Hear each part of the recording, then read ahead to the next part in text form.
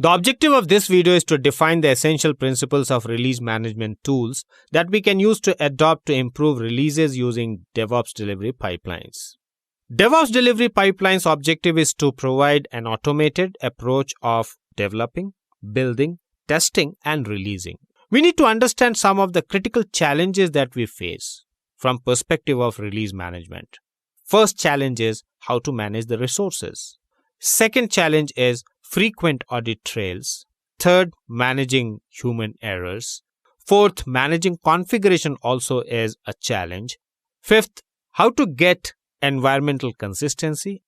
And finally, when you have to handle multiple technologies in a single project, what should be your release policy? In order to take care of those challenges, we can adopt certain principles. And first principle is your release must be traceable. Objective of making your release traceable is to ensure that you are able to see one piece of information, that is a requirement, a story, a Git commit, an automated test run, or any concept that is relevant from perspective of release. It can be either upstream or downstream in item hierarchy. Second principle is all about reproducibility. It is one of the core principles that you need to adopt in your release management policy. It is all about the ability to generate an exact copy or have capability of reproducing a release. Release is made up of multiple components, including binary artifact, deployment scripts, documentation, and environmental configuration. You need to ensure that your release policy takes care of implementing artifacts which are reproducible. And finally, your release must be measurable. It is the ability to determine the state of a release at any critical moment, whether it is in development or in production. There are a number of tools that exist today in order to help us in doing monitoring and provide critical values of all the measurable elements. Now we need to derive a release process. Release process includes planning, which is all about agile portfolio management, adopting Kanban or Scrum, and working with item tagging. Then comes develop. Develop is all about identifying the tools like Git, code information indicators, local testing implemented as a service. And then you have operate. Operate is all about identifying the center of operation, which includes integration, along with performance event capture. And finally, you have release. Release is all about managing the artifacts and bringing the artifact in deployable environments. After we understand the steps that we need to follow, we need to identify best practices that we have to adopt for release management. And first is we need to define criteria for success. Now, criteria for successful release can't be subjective. If it is, you can't learn from mistakes and continue to iterate on the release management process. Product owners, quality managers, and release managers need to define the success criteria, which is made possible by identifying key release metrics and agreeing to acceptance criteria before moving forward in any new project. Second best practice is to decrease user impact. Good release managers will constantly work to reduce downtime and customer impact. In other words, you need to adopt proactive testing, active monitoring, and real-time collaborative alert system in order to help you to identify issues during a release. Third principle is you need to use staging environments. Constant upkeep of staging environment and keeping it as close as possible to the production environment will definitely ensure for more successful releases. And finally, you need to streamline your CI/CD and QA process. After understanding best practices, we need to understand release management lifecycle. Release management lifecycle is an iterative task. You'll be starting up with version control management, where your codes will be versioned. Then you need to manage the build. Build will give you artifacts which can be stored in binary repository. From binary repository, your build images will move to deployment. And then you need to focus on environmental provisioning, configuration management by using configuration repository, where you will have all your infrastructure as code present. Then identifying the right deployment framework. After you have identified right deployment framework, it becomes easy for making your code available in production from staging environment. And we need to also adopt right change management policy in order to capture the changes, version the changes in order to have a smooth release.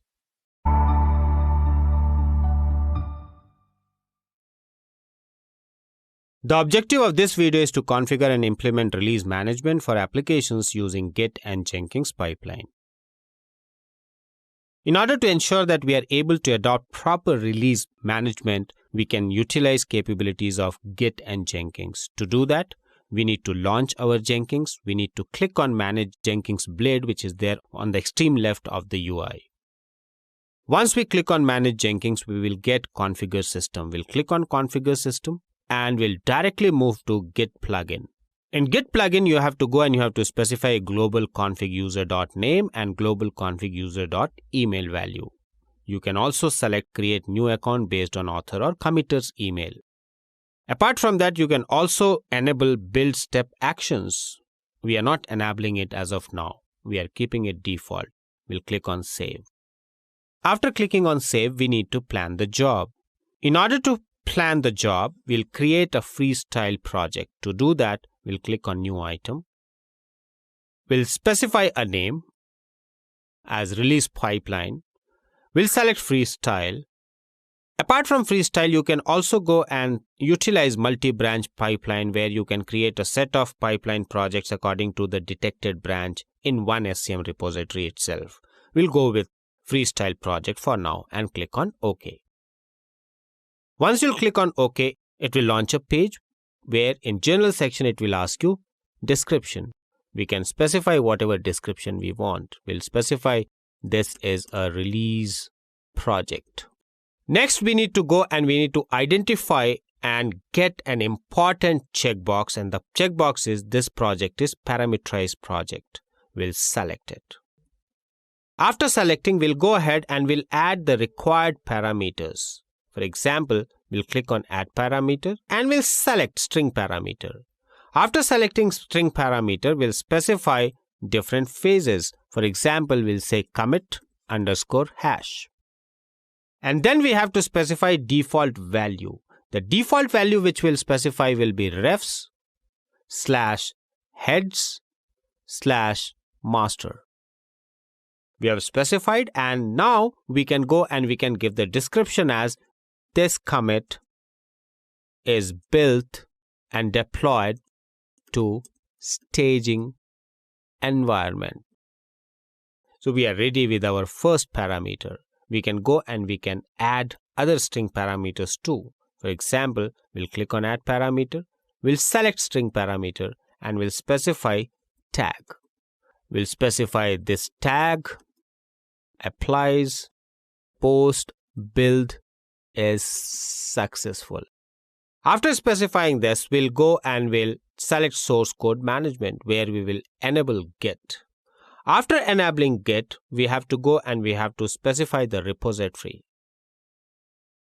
Now we have specified the repository URL. Once we have specified the repository URL, we can go and we can specify the branch. Branch that we will specify is the string variable that we have declared there, which will be passed as a parameter now. We'll write commit _hash. After specifying, we'll go to post build actions. Under post build action, we'll have a drop down button. We'll click on add post build action. Once you click on add post build action, in case if you want to publish it to Git, you can select Git publisher, which will help you in releasing it to Git. If you want to send email notification, you can select email notification. In other words, you can plan what task you want to do. For example, we'll say push only if build succeeds, merge result. Depending on your need, you can select force push. You can add tags, you can add branches of your choice, where you want to push, what is the remote target name. So depending on your need, you can go and you can configure it. Once you have configured your post build action, which is Git publisher, you can add many other too. For example, you want to notify. To notify, you will select email notification and you will specify the email. For example, we'll specify email as Cody. We'll click on save. Now your pipeline is ready. This pipeline will read commits which are made to the reference which is created using commit_hash, and it will be deployed to the environment. Post deployment, it will go and it will send an email. This is how you will be building your release using Git and Jenkins. Finally, you can click on build with parameters and you can specify the real value of commit hash where you want to release your product.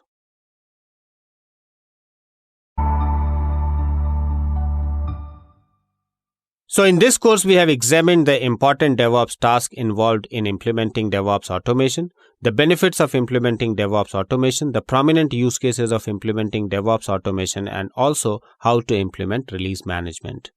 We did so by exploring how to implement DevOps automation, the benefits of DevOps automation, the tools and tasks involved in implementing DevOps automation, the best practices that organizations can follow in order to adopt CAMP's principle for DevOps automation, the prominent use cases that demonstrate the implementation of DevOps automation for virtualization, deployment, release, and cloud management, how to automate creating EC2 instances, and how to use infrastructure as code to set up RDS, the use of Git and Jenkins pipeline to configure and implement release management for applications.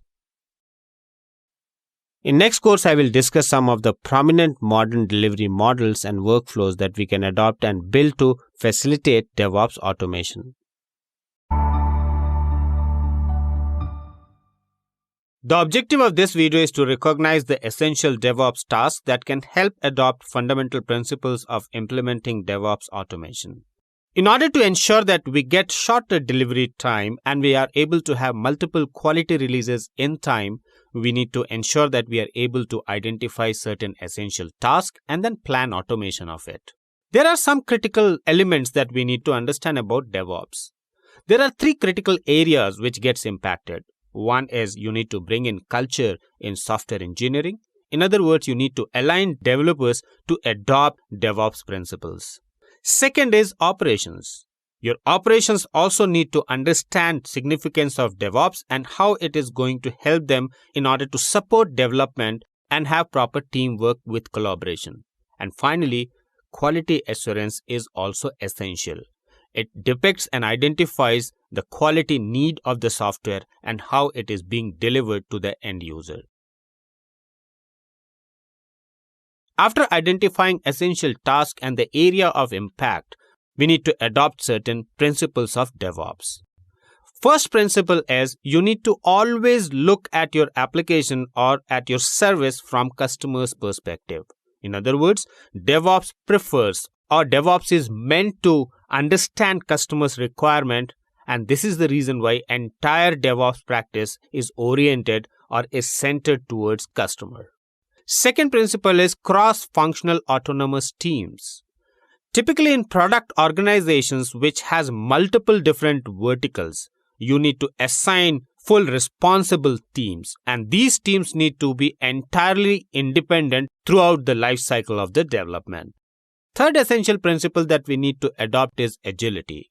Organizations need to let go the waterfall or the primitive model of process management and adopt agile principle in order to ensure that bugs are identified quickly and they are eliminated in next iteration, where each iteration is production ready.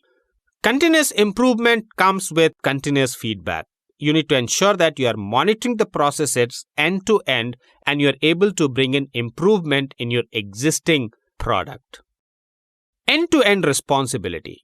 You might have seen in traditional organization that develops IT solution and then hand it over to operations in order to deploy and maintain. This practice should go because DevOps prefers collaboration of development and operations. In other words, everyone is fully accountable to deliver the product. And finally, maximize automation. You need to eliminate manual interventions. And this is what is one of the cultural change that you need to bring in, along with tools and technology that helps you to automate various different steps of DevOps lifecycle. Now we need to focus on automation in DevOps lifecycle and what should be our objective as a DevOps engineer. We need to start with development environment. You need to identify the right development environment, which should adopt continuous integration. In other words, you can have multiple different teams which will work on a particular project. That project will be divided into multiple different issues where different teams will work on different issues. They need to ensure that after they have developed the code that takes care of that issue, it is sent to a centralized repository which initiates continuous integration process. You need to adopt automation when it comes to automated build, automated test. Your test environment must be agile. You need to do all different type of testing. For example, you should have functional tests done, then integration test also done, and you can adopt solutions that automates it. Next comes your stage environment. In stage environment, we need to do proper acceptance testing, which is also called as user acceptance test. And once it passes user acceptance test, you need to move to production environment, and you need to keep the artifacts in production environment that can serve to end user. And we need to understand that this entire life cycle must adopt continuous feedback and continuous planning. Now let's understand principle of automation. There are various different principles that we can adopt in order to ensure that our automation is proper. And first principle is you need to ensure that your developers understand what they are automating and how they are automating. They need to be aware about various different tools that they can use, frameworks that they can use in order to implement automation. You need to also train your operators in order to adopt build automation rules. Next, have your automation list ready. For example, sometimes it is difficult to automate when you are using commercially owned softwares. You need to try finding a way in order to ensure that you are able to identify and maintain a critical list of what all components can be automated. Automation must be governed by right SLA. In other words, you need to have service level agreements in order to drive critical automation path. In order to ensure that entire team is aware about what you have automated and what is your approach of automation, try to simplify automation steps instead of making a complex automation cycle. And finally, you need to adopt exception-driven notification. Exception-driven notification is handy in order to ensure that continuous feedback is implemented, and whenever there is issue, triggers takes responsibility of automatically notifying.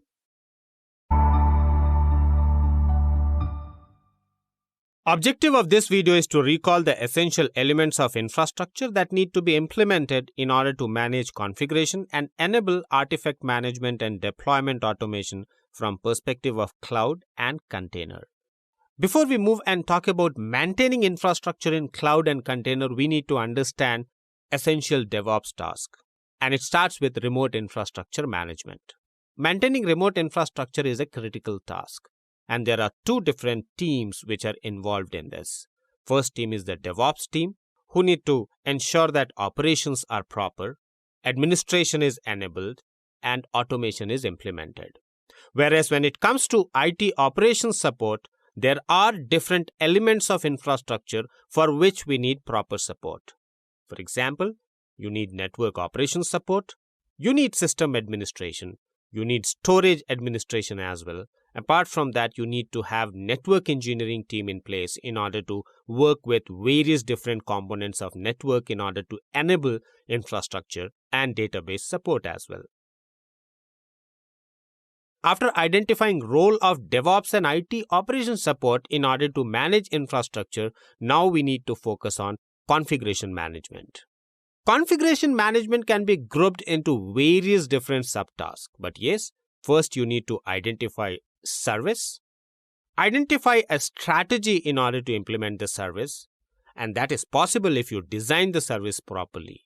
After designing the service properly, you need to plan service transition, and there comes role of release and deployment management. Now you have service transition which is going on in order to ensure that service can be made operational. there will be changes which will be required in infrastructure, and there comes role of change management. And finally, in order to ensure that your infrastructure is in tune with the application and need of the processes, you need to do proper configuration management. After completing the task and identifying various different strategies that you have to adopt in order to manage release and deployment, in order to manage change, and in order to manage configuration, you have to plan deployment pipeline. Deployment pipeline is built using DevOps principles, which includes continuous integration, continuous testing, and continuous delivery. As a product engineer, you have to do product planning, you have to plan sprint, and as part of sprint, you will adopt continuous integration, continuous testing, and continuous delivery. Now we need to understand different approach which can be adopted in order to automate deployment.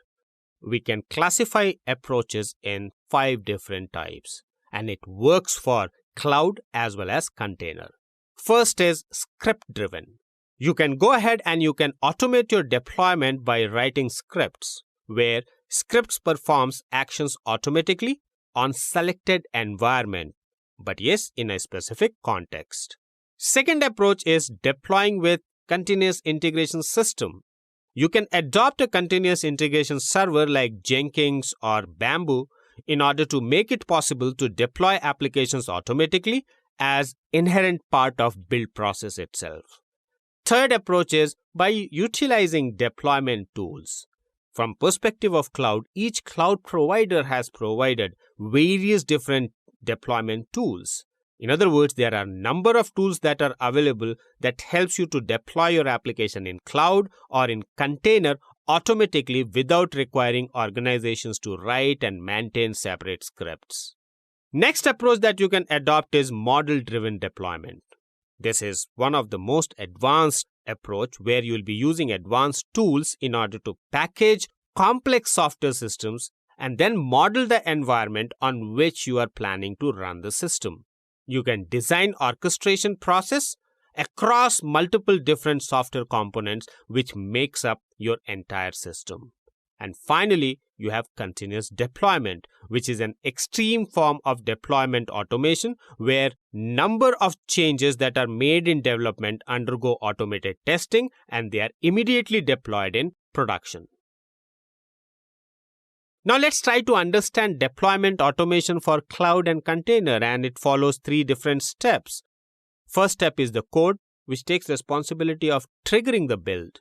In other words, developers will commit code to a centralized repository like Git or Bitbucket. Once they have committed, it triggers automated build. Automated build will create artifacts which can be again stored in registry. And in order to conduct the deployment, deployer can configure different deployment strategies and can adopt the right strategy depending on the situation. For example, they can go with A/B testing approach, they can go with rolling upgrade, or they can go with automated base updates. Configuration management has been driven now by infrastructure as code. In other words, similar to developers' code in order to drive business logic, now concept is of writing code to drive infrastructure. Infrastructure as code needs application packaging, which becomes the basic unit which will be used by infrastructure as code in order to do infrastructure provisioning, configuration management. In other words, infrastructure as code is responsible to manage 2 important tasks. First is the provisioning and second is the configuration management. Application packaging is automated as part of CI, that is continuous integration, and once configuration management is done, it will be applied on operational system which will be under continuous monitoring. In short, if we want to adopt infrastructure as code policy to take care of configuration management and infrastructure provisioning, we need to adopt an approach. And that approach is you'll be writing the code, you'll be submitting the code to version control system, then you need to have a proper code review. Post code review, it will pass through code integration and finally it will be deployed.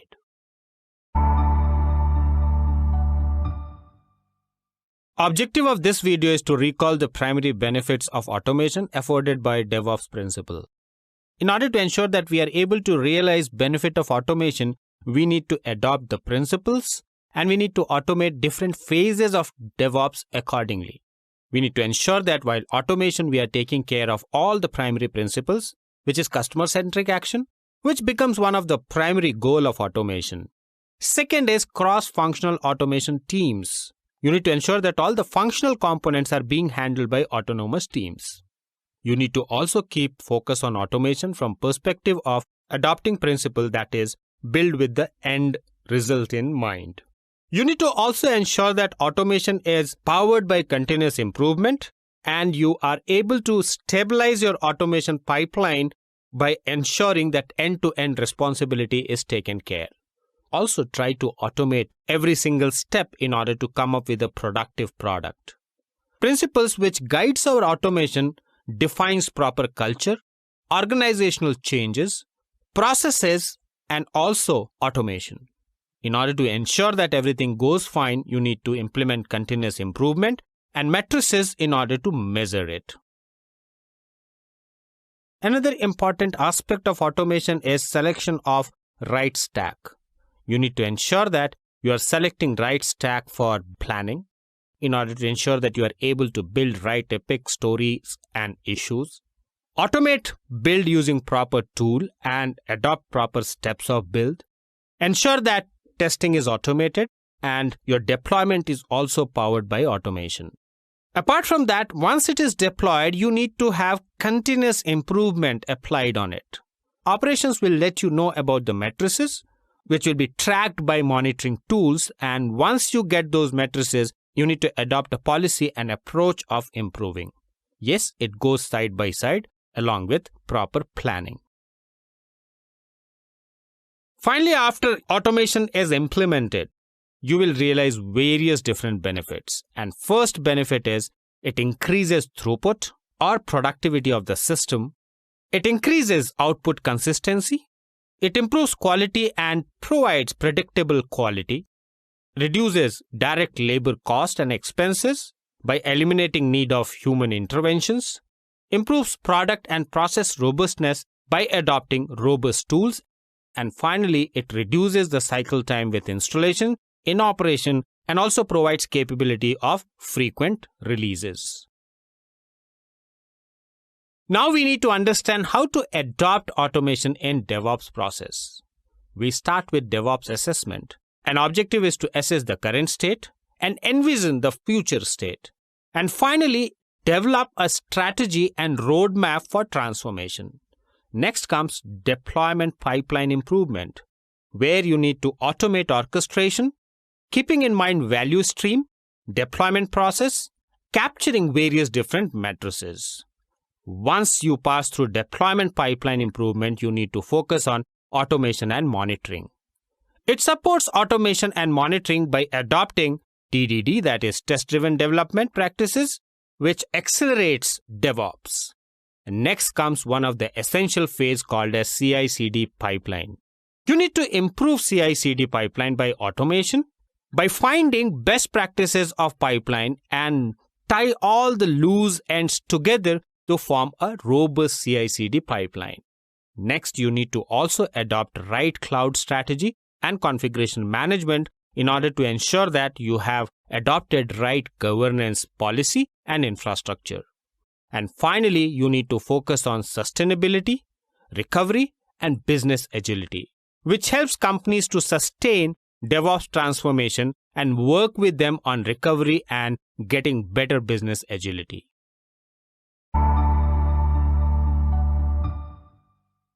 The objective of this video is to list the best practices that we need to adopt in order to ensure organizations adopt CAMP's principle for DevOps automation. We need to first understand why do we need to adopt DevOps principle.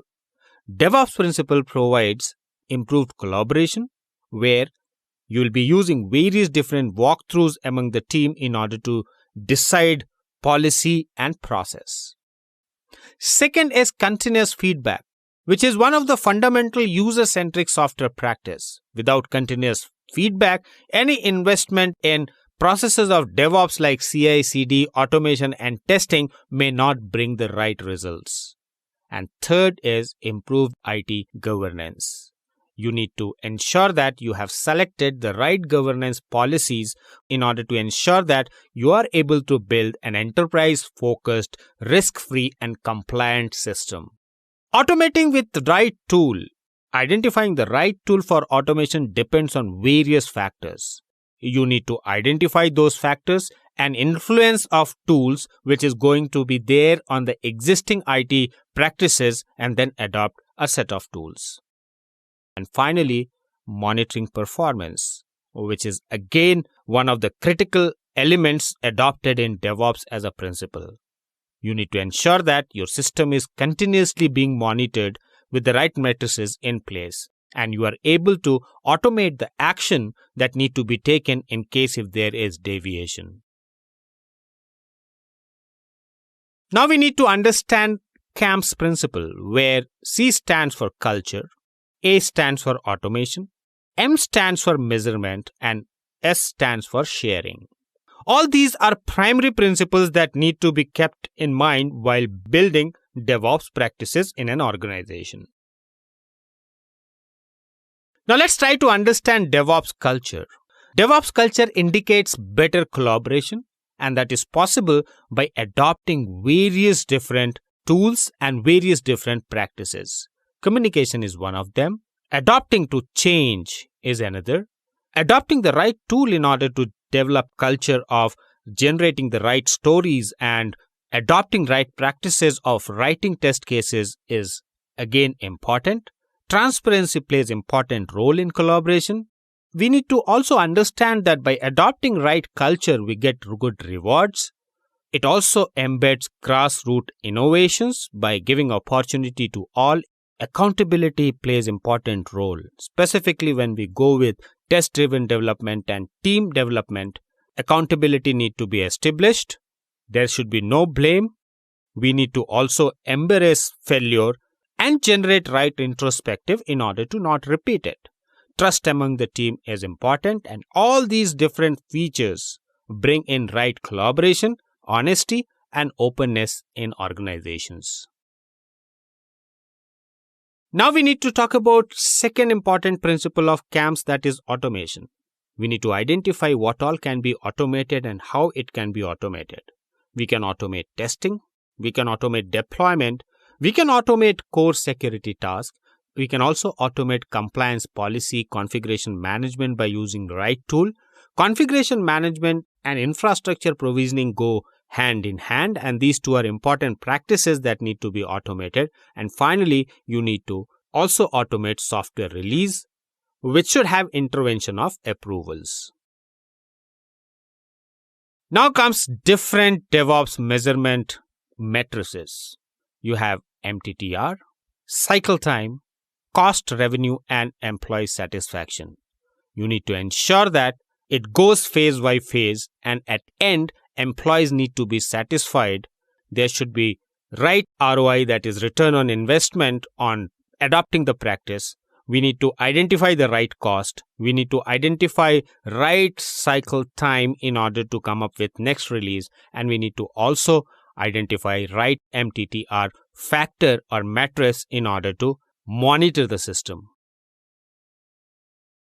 Sharing is important, and it becomes important specifically when you discover some bottleneck. You need to have good communication system in place with objective of continuous improvement to fix the bottleneck. And this can also be automated. It can be automated by doing proper integration in DevOps lifecycle and having the right approach of communicating with the team. The objective of this video is to specify the steps involved in implementing DevOps with focus on practices and technologies that are used for each step. Let's try to understand what steps we need to follow in order to implement DevOps. You may find various different reference models. What we are going to discuss here is from perspective of implementing DevOps in practical scenarios. We need to start with studying the existing culture and preparing the team for a cultural shift. That is possible by grooming or by training them and by generating faith in DevOps practices. Second is we need to establish continuous deployment system in order to ensure that we are able to automate and facilitate quick deployments in various different environments. Third, we need to focus on creating continuous integration and delivery platform, and that is possible by adopting the right build and automated testing. Next, we need to also utilize blue-green deployment. Objective of blue-green deployment is to ensure that you have a system always ready to serve where you can commit no downtime and better response time. You need to also create continuous testing environment depending on tools and functional elements that you are using in application development. And finally, you need to focus on continuously monitoring the performance and having the right strategy in order to auto-scale and downscale your system depending on various matrices, which includes traffic. Now let's try to understand practical implementation of DevOps. We start by managing the code, and that is done by selecting integrated repository. Once your code moves to repository, task of continuous integration starts, where it takes responsibility of triggering auto build, test, code coverage, and it's an iterative process until and unless we don't get a stable release. Your deployment need to follow with acceptance testing. Acceptance testing is all about bringing in all the stakeholders and ensuring that it fits the need. And finally, you'll go for deployment in production. Next, we need to also understand practical implementation from perspective of development, operation, and quality assurance. Development includes tasks like writing the code, saving the code, versioning it, having the right unit to measure it, and code need to always evolve. Then comes your quality assurance. Quality assurance is all about writing test script, writing test deployment, writing load and soak test, provisioning data, identifying the baseline benchmark, and preparing test report. When it comes to operations, operation is all about image management, patch management, auto environment deploy, having provision to start and stop the script, adopting the right deployment strategy like rolling upgrade and blue-green deployment, and finally managing security configuration. And all this is automated. For example, you need to have automated build and deploy of the developed code, you need to have automated testing using the scripts, and you need to have automated provisioning in order to manage operations. And finally, let's talk about some of the important tools which can be used in order to implement DevOps. Source code repository can be Git, CloudForce, TFS, or Subversion. Build server can be Jenkins, Artifactory, or SonarQube. Configuration management can be done by using Puppet, Ansible, Salt, and Chef. Test automation can be done using tools like Selenium and Water. And finally, virtualized infrastructure can be built on cloud like Amazon Web Services, Microsoft Azure, or you can also go with VMware vCloud. The objective of this video is to list the prominent use cases that demonstrates implementation of automation for virtualization deployment, release, and cloud management. In order to ensure that we are able to adopt automation of virtualization deployment, release, and cloud management, we have to adopt certain principles. First principle is you need to have dedicated automation engineer or team. Selection of automation tool is essential. You need to always select applications that need to be tested. Identify the benefits that you want to realize out of automation. And finally, automate and verify the outcome. Next, we need to understand how automation can be implemented in practice. We need to start with plan. You need to have robust plan, which can be done by identifying the stories, epics, and issues. Then you need to identify the algorithm that will help us to implement the solution, and that need to be coded. Once it is coded, unit testing need to be done. After testing is done on the local system of the developer, you need to check in the code. And once you check in the code to repository, build starts. This is an iterative process which need to be done for each and every feature that is being implemented by developer. Now let's try to understand where automation can be implemented. You can have automated build. You can go and you can use provisioning tool in order to do automated environment setup, automated configuration management, and automated build deployment. Verification process can also be automated by selecting the right build verification tool. And finally, we need to hand it over to QA team. Now, how actually containerization is utilized in DevOps? There are 4 different components that are used in containers workflow. We start with identifying the local development environment and tools in order to help us in communicating with the container. For example, here we are using Docker tool. Next component is source control and CI tool.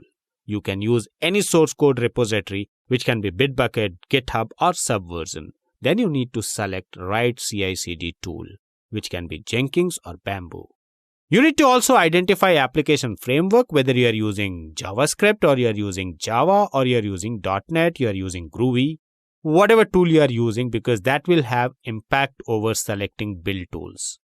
Then you need to also install Docker tool for CI/CD in order to do automated provisioning.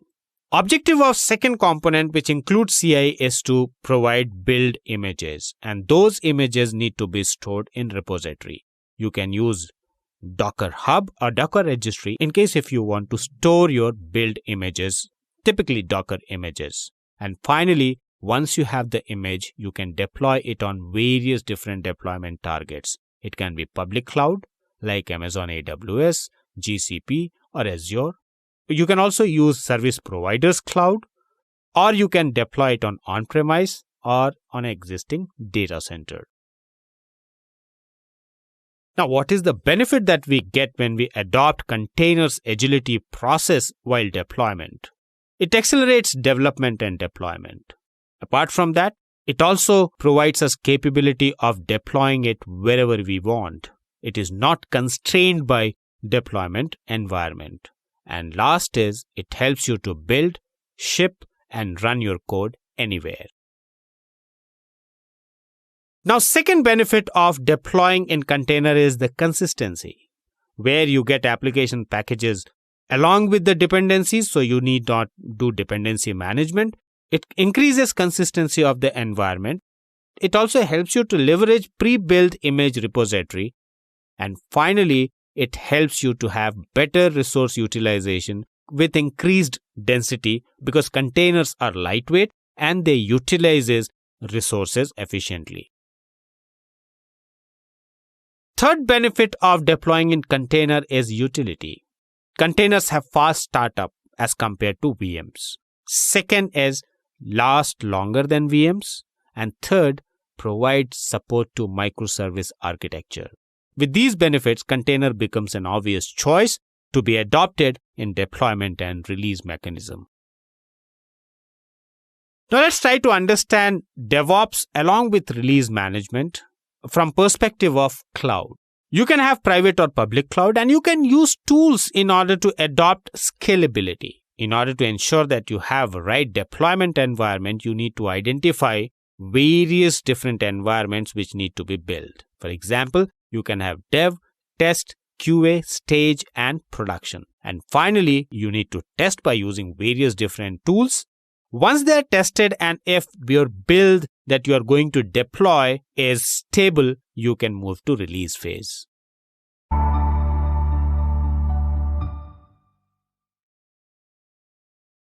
The objective of this video is to demonstrate how to automate creating EC2 instances and set up RDS with the use of infrastructure as code.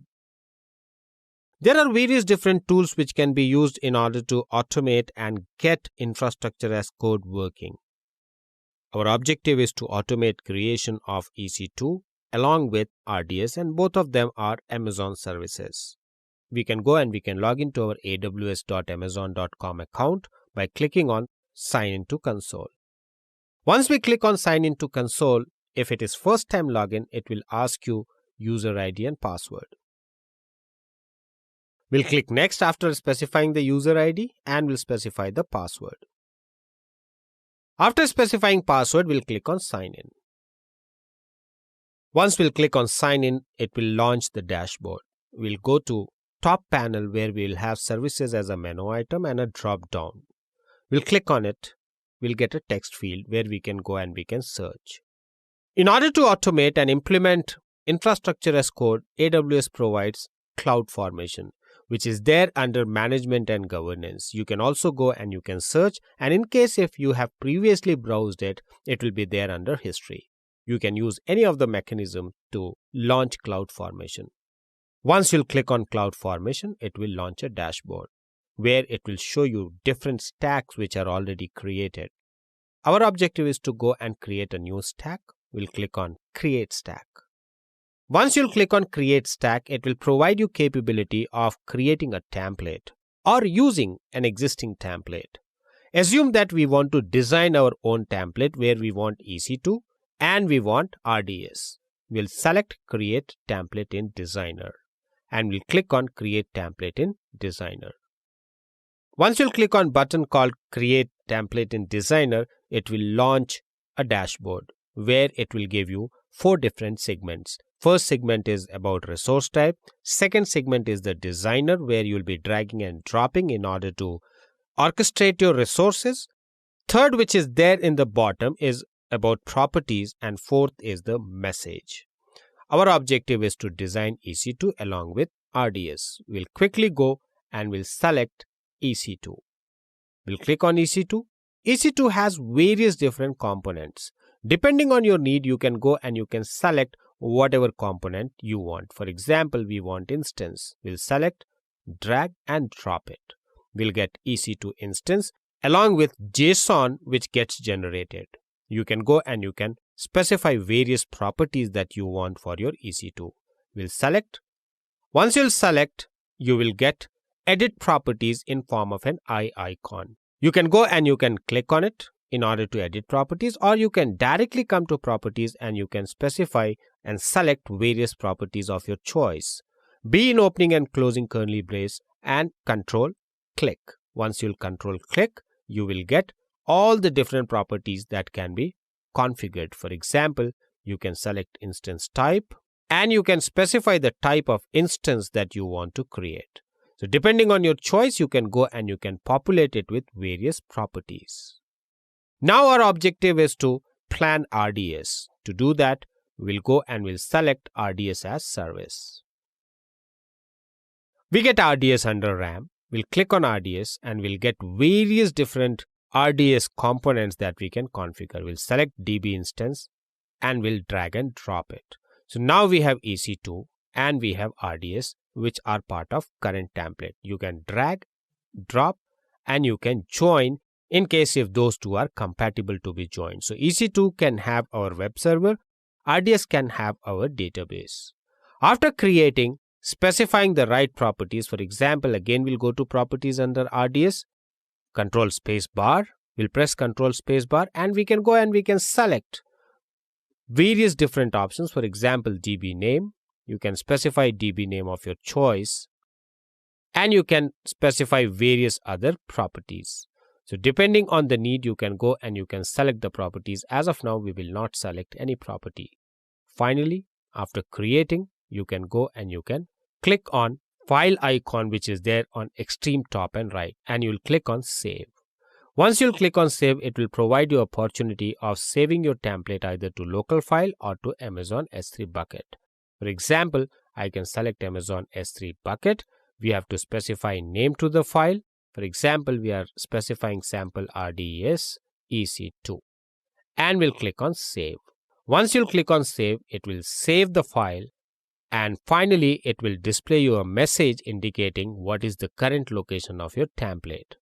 We can select the URL and we can go to a tab where we can directly get access to it in case if it is publicly exposed.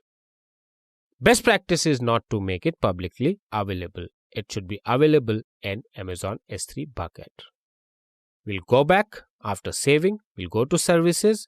We'll come to CloudFormation. We'll click on it. And once CloudFormation is launched, we'll click on Create Stack. And now you can go ahead and select your S3 URL that you have generated and where you have saved your last template. You can click View in Designer or click on next in order to build the stack. This is the process what you have to use in order to build EC2 instance along with RDS.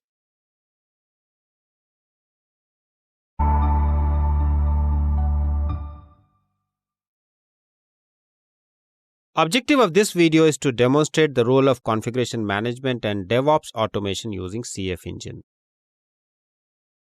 In order to ensure that we are able to utilize a fast and highly scalable configuration management tool in order to build infrastructure, CF Engine is one of them. It provides various capabilities, and apart from that, it provides a DSL, that is domain-specific language, that can be used in order to design your DevOps configuration. In this particular video, we are going to specify how we can utilize CF Engine in order to use it for various different tasks, where one of the tasks can be automation of infrastructure as well. In order to ensure that we are able to use it, we need to first install it. Depending on the operating system, we'll conclude with the installation of CF Engine community version. Once you have installed successfully, you need to go and you need to test. For example, if you are getting a system and if you want to find out whether CF Engine is installed or not, you will launch the instance, and after launching instance, you will write CF agent --version. Once you specify this, it will show you the version of CF Engine which is installed. The most important task that you have to ensure that you are doing is to start the policy hub. To start a policy hub, you need to use sudo on Ubuntu, followed by CF-agent, followed by --bootstrap, and you have to specify the IP address of your server and press enter. Once you'll press enter, it will show you certain messages which indicates that your policy server is up and running. For example, in our case, we can clearly see in the console that it has completed successfully. Now, once it has completed successfully, you are ready to use the server by creating policy files and specifying the configuration that actually you need. For that, there is a different DSL itself. We are going to see how actually we will use CF Engine in order to invoke and run a policy file. To do that, first you have to write a policy file. I'll clear the screen and we'll go and we will show you a policy file. To do that, we'll move to TMP folder, though you can write it wherever you want. In TMP folder, we have written some policy files. Let's go ahead and check what is role of those policy files. Before we move further, we'll remove the file called hello.txt. To do that, we'll write sudo rm-r hello.txt. We'll again do ls in order to ensure that it is removed. You may not have this file when you launch it for first time. Now let's go and see a basic policy file. To do that, we'll write sudo vi test policy.cf and we'll press enter. As already told that CF Engine provides its own DSL. Our first task is to go and write a simple bundle. There can be multiple different type of bundles that you can use in CF Engine. We are using a simple bundle that we are writing. In order to write a bundle, you will be using a keyword called bundle, followed by agent, followed by the name. Name that we are giving here is greet all.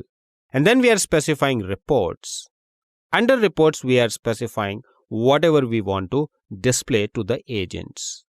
After writing the file, we'll save it. To save, if it is VI editor, we'll press escape, followed by WQ. Now we are out of the file. Our next objective is to run the policy file.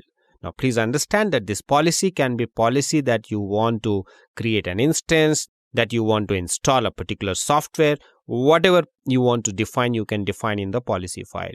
In order to run the policy file, you will be using sudo, followed by CF agent, followed by -b, and then you need to specify name of the policy file.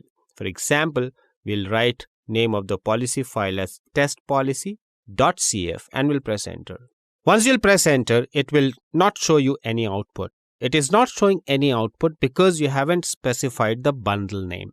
To do that, now we'll go and we'll write sudo, followed by CF agent, followed by -b and specify the name of the bundle.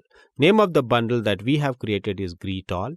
And then we need to specify the policy file where this bundle is defined. We'll press enter. Once you'll press enter, you'll find that it reports and it displays the message that you want. Our next objective is to write more intuitive policy file and serve the policy file to policy server. To do that, we'll be creating a file. We'll write sudo vi. Name of the file that we'll specify is createfile.cf, though you can specify whatever you want. Next, we will create a bundle. In bundle, we are using agent, and then we are giving a name to it, that is create sample file, followed by files and reports. Now we have two different segments. One is files and second is reports. Files contains attribute, where first attribute is the name of the file and second attribute is create, followed by whether it should be created or it should not be created.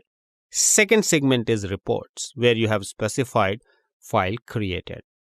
We'll go ahead and we'll save it. To save, we'll press escape:_WQ if it is VI editor. Now we have already saved the file. Our next objective is to run the file. To run the file, we have to specify sudo, followed by cf-agent, followed by -b, and then we have to specify name of the bundle that we have specified in createfile.cf.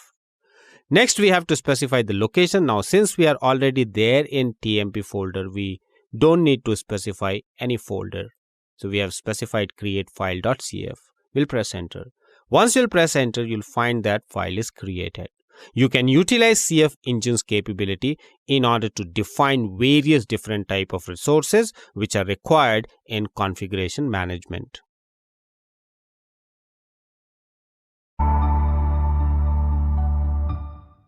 Objective of this video is to recall the steps involved in implementing single source of truth, with focus on managing development and deployment artifacts.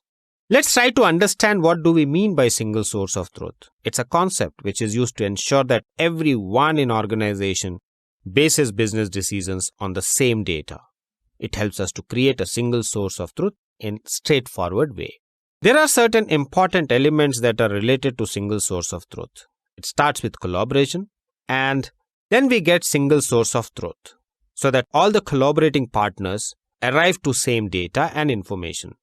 In other words, information developed by knowledge engineers are provided through API, which is consumed by developers. In order to enable it, there are three important elements that you need to take care of. First, problems must be shared. Second, you need to adopt a standard, and that is done by working together and adopting a standard.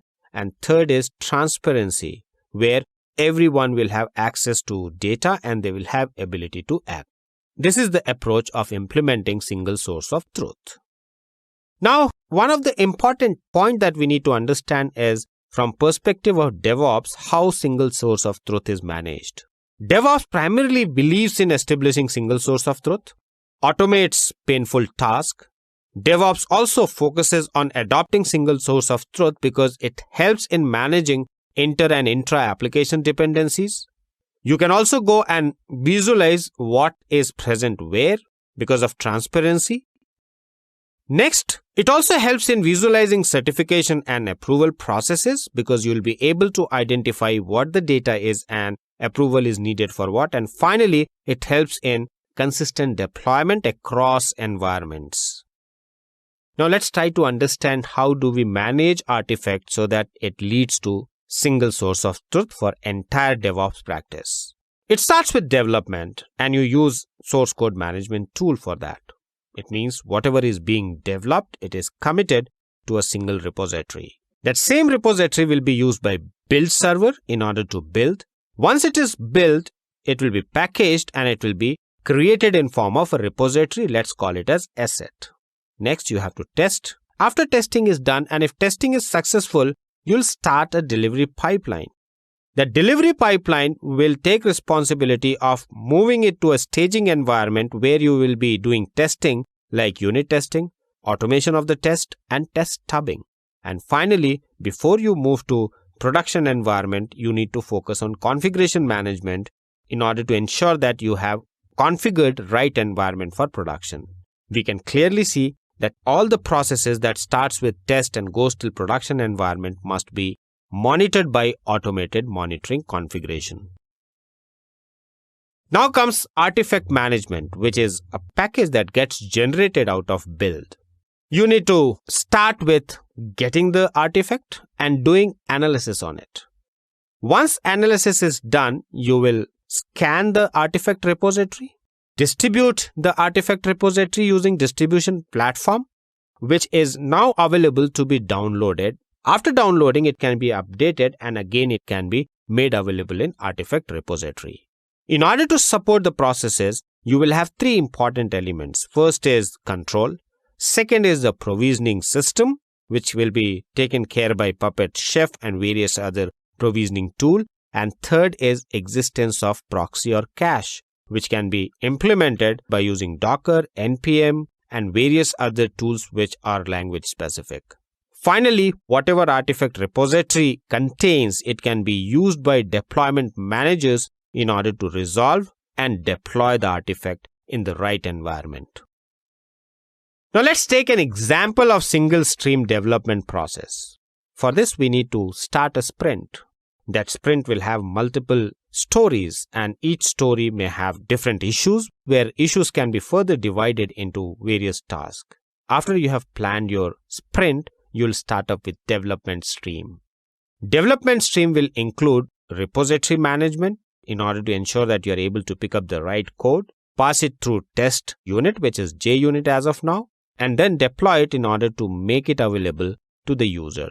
But yes, you need to understand primary objective of development stream is to potentially provide you a shippable release, provide a baseline and snapshot, and once code of each story is delivered, it should end the iteration and it should start next stream with enhancements.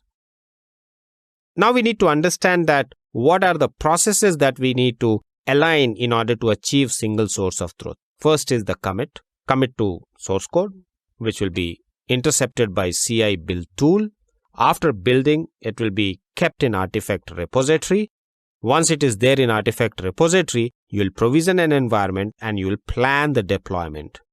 After provisioning the environment, you will identify the right target and you will deploy it. In other words, developer starts by writing code and putting it in a single source of truth, that is repository, and then from there, CI server takes the code and produces a build which is stored in another single source of truth, that is artifact repository, which will be used by operation guys in order to provision, deploy it to the right target.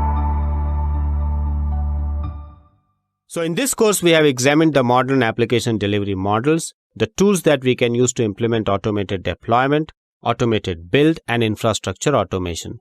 The test automation workflows that are adopted in DevOps pipelines, learn to manage development and deployment artifacts, automate build workflows, and develop test automation frameworks. We did so by exploring the prominent application delivery models and the benefits of adopting modern application delivery models and platforms. The critical tools that we can use to implement automated deployment, along with the essential benefits afforded by automated deployment. The test automation workflow adopted in DevOps pipeline, along with the DevOps testing strategy that we can adopt for automated testing.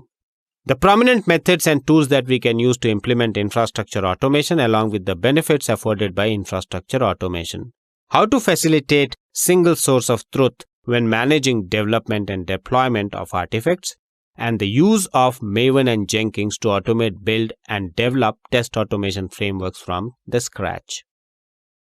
The next step in our journey as DevOps engineer is to learn advanced Docker skills that we can use to enhance or take DevOps to next level. The objective of this video is to identify prominent delivery models with focus on the benefits of adopting modern delivery models and application delivery platform.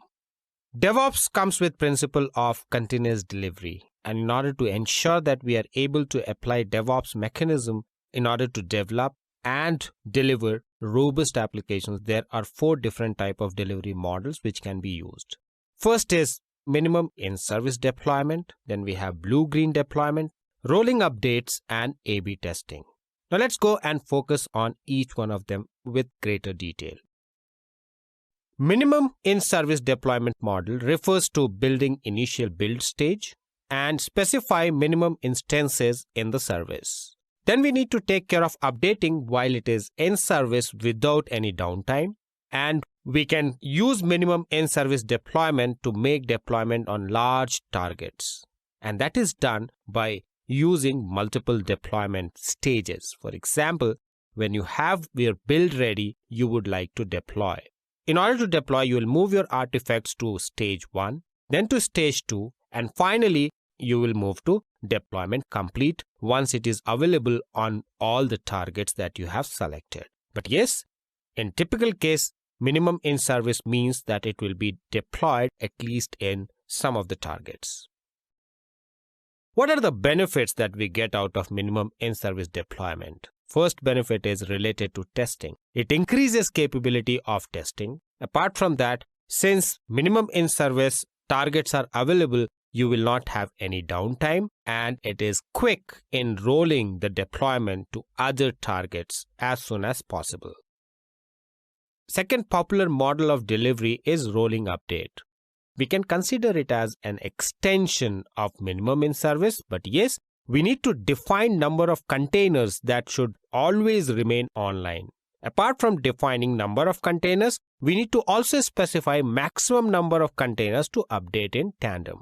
We'll start with deployment stage 1, then we'll move to stage 2, and followed by stage 3. We'll do this until and unless it is not deployed in all the containers. Benefits of rolling update is no downtime, but yes, you have capability of pausing the deployment. And rolling update provides support to automated testing. Third and most popular delivery model is blue-green deployment. Objective is to replicate entire infrastructure, but yes, for a shorter period of time. Now, what to do with old infrastructure? Old infrastructure will continue until and unless testing is not completed of the new replicated infrastructure and new stack is not completely adopted. You need to ensure that you replicate infrastructure and host new applications on it.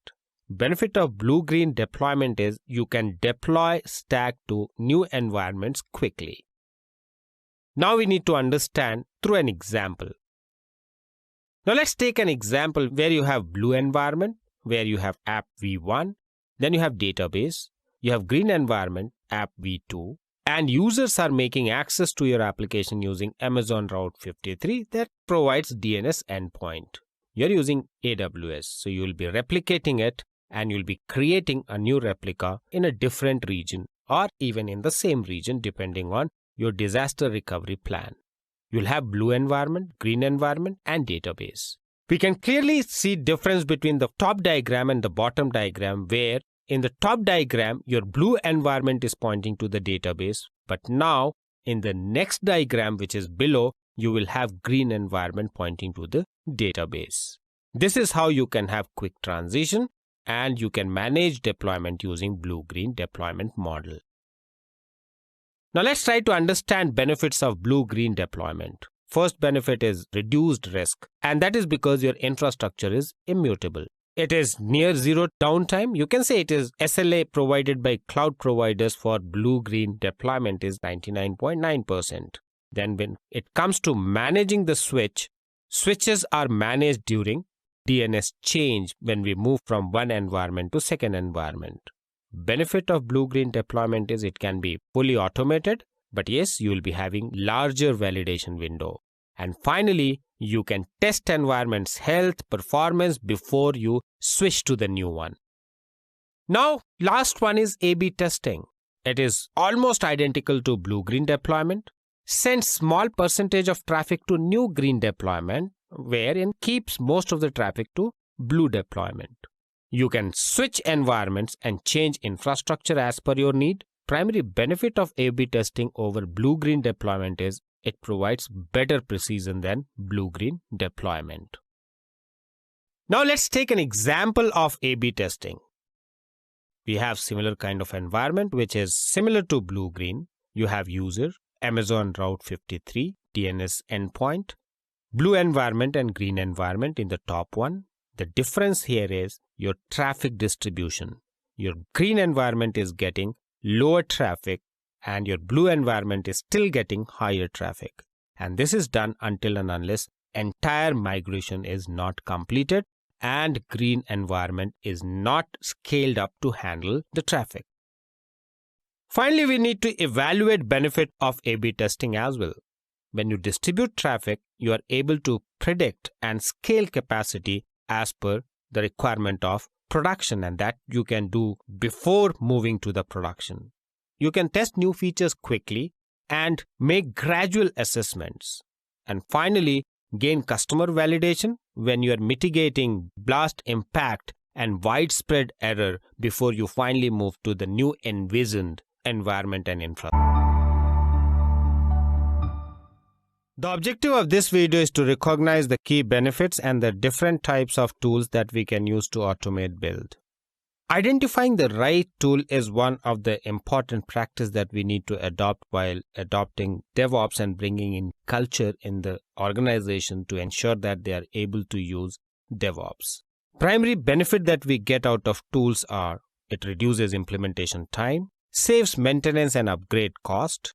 Apart from that, tools can be handy for the team in order to increase productivity of business and IT teams. Tools also helps us to adopt a standard process which can be easily replicated in order to enable faster delivery of the products. Some of the popular tools which can be used in order to implement DevOps are collaboration tool. This type of tool is critical to help team in order to work together and collaborate with each other in order to ensure that communication is enabled, and it helps in saving the time. Planning tool helps us to design the overall plan of the project, which can be presented to stakeholders and also elaborated to participants. Then we have source control tools. Source control tools are used in order to manage assets, which includes code assets as well. Then we have issue tracking tools. These tools will increase responsiveness and visibility of issues which need to be handled. Then we have configuration management tool. Without using configuration management tool, it will be difficult to implement or enforce consistency at scale. Next, continuous integration tools are used in order to provide end-to-end implementation of tasks which can be automated in order to give artifacts that can be quickly deployed. Automated testing tools will offer tasks in order to verify code quality before it moves into build. And finally, you have deployment tool, which are used in order to have effective application deployment. Now let's try to understand DevOps tools benefits, and that we can understand by elaborating the phases. We start with planning, which helps in deriving the plan. We define the code base by using code-based tools. Then we automate build by using various build tools, and we automate testing by using automated test tools like JUnit and Selenium. Integration comes into picture once we have the build ready. We can deploy the build, and while deploying, we can manage configuration using Puppet and Chef. And then we can start operating and keep the system in continuous monitoring. For monitoring, we can use tools like Nagios and Senso. Now let's try to understand prominent automation tools which are used in order to automate configuration as well as the entire DevOps lifecycle. We can use Puppet. We can use Docker, which takes responsibility of providing us capability to manage containers. Dockers will allow quick deployment, and one can create their own images or modify the existing ones as per the need. Finally, we can use Jenkins, which provides capability of automating regular tasks. It enables CI/CD for any combination of coding language and source code repositories by providing flexibility to design pipelines. Now let's try to understand Puppet for automation, which contains various different components. For example, assume that we are talking about server automation. We'll provide a comprehensive depot for it, which will contain automation content. That automation content from Puppet perspective would be Puppet agent bundle, various Puppet modules, various different jobs which are written using DSL, that is domain specific language. It is read by server automation system, and then task is completed by using agent bundle, executing the content, transferring the content package, and transferring Puppet agent in order to ensure that server is able to communicate with Puppet server.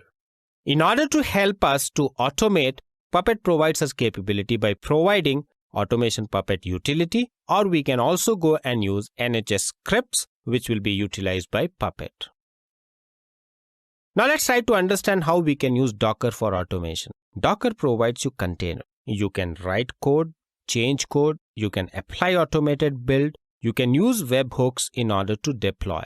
But yes, your artifact that gets created is contained in a container that is provided by Docker, which can be finally deployed in application deployable environments. Now let's try to understand how Jenkins can be used for automation. We can use Jenkins for automation by building a pipeline. And that pipeline will provide us not only continuous build, but also continuous test and shifting the code from the right branch of code base to production environment.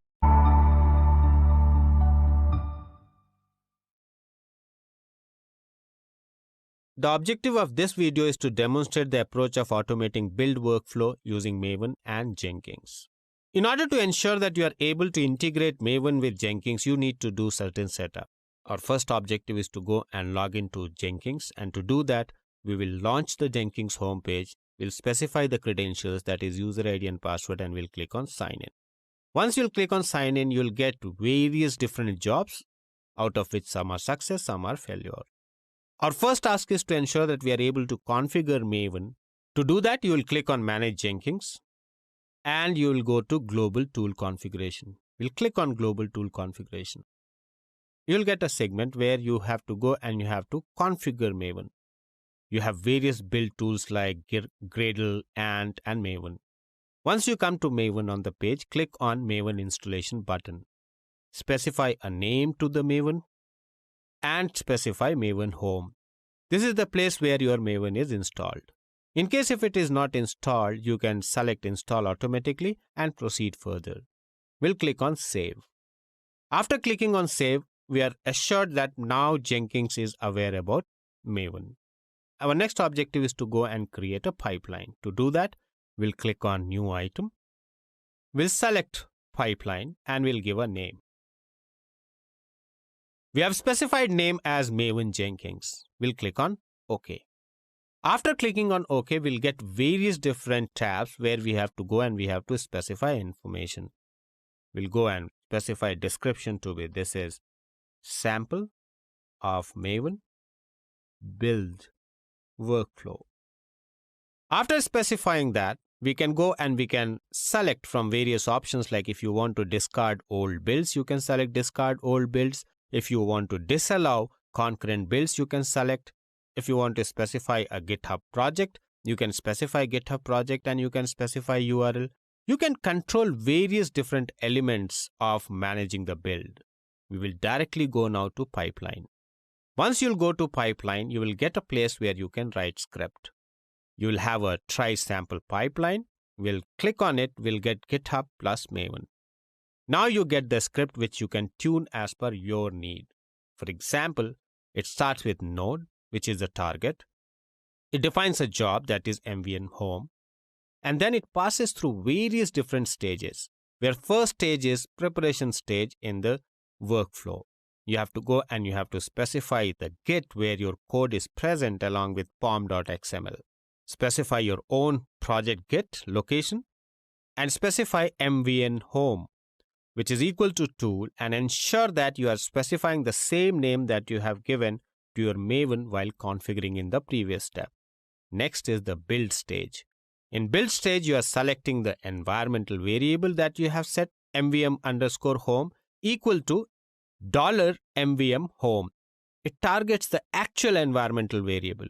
If it is Unix, it will run sh command, else it will run Windows command. We are doing it on Windows, so it will run Windows command. Once we have specified the build stage, our next objective is to go and click on save. Now we have saved our pipeline. We'll go and we'll build it. To build, we'll click on build now. Once you'll click on build now, it starts building and it shows different stages of the pipeline.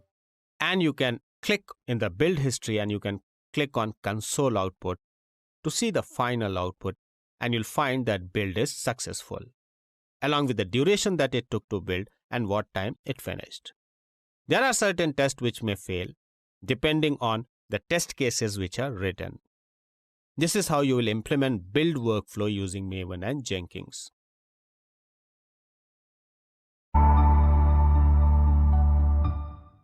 Objective of this video is to illustrate the process of deployment automation using deployment workflows and recall the key benefits of automated deployment.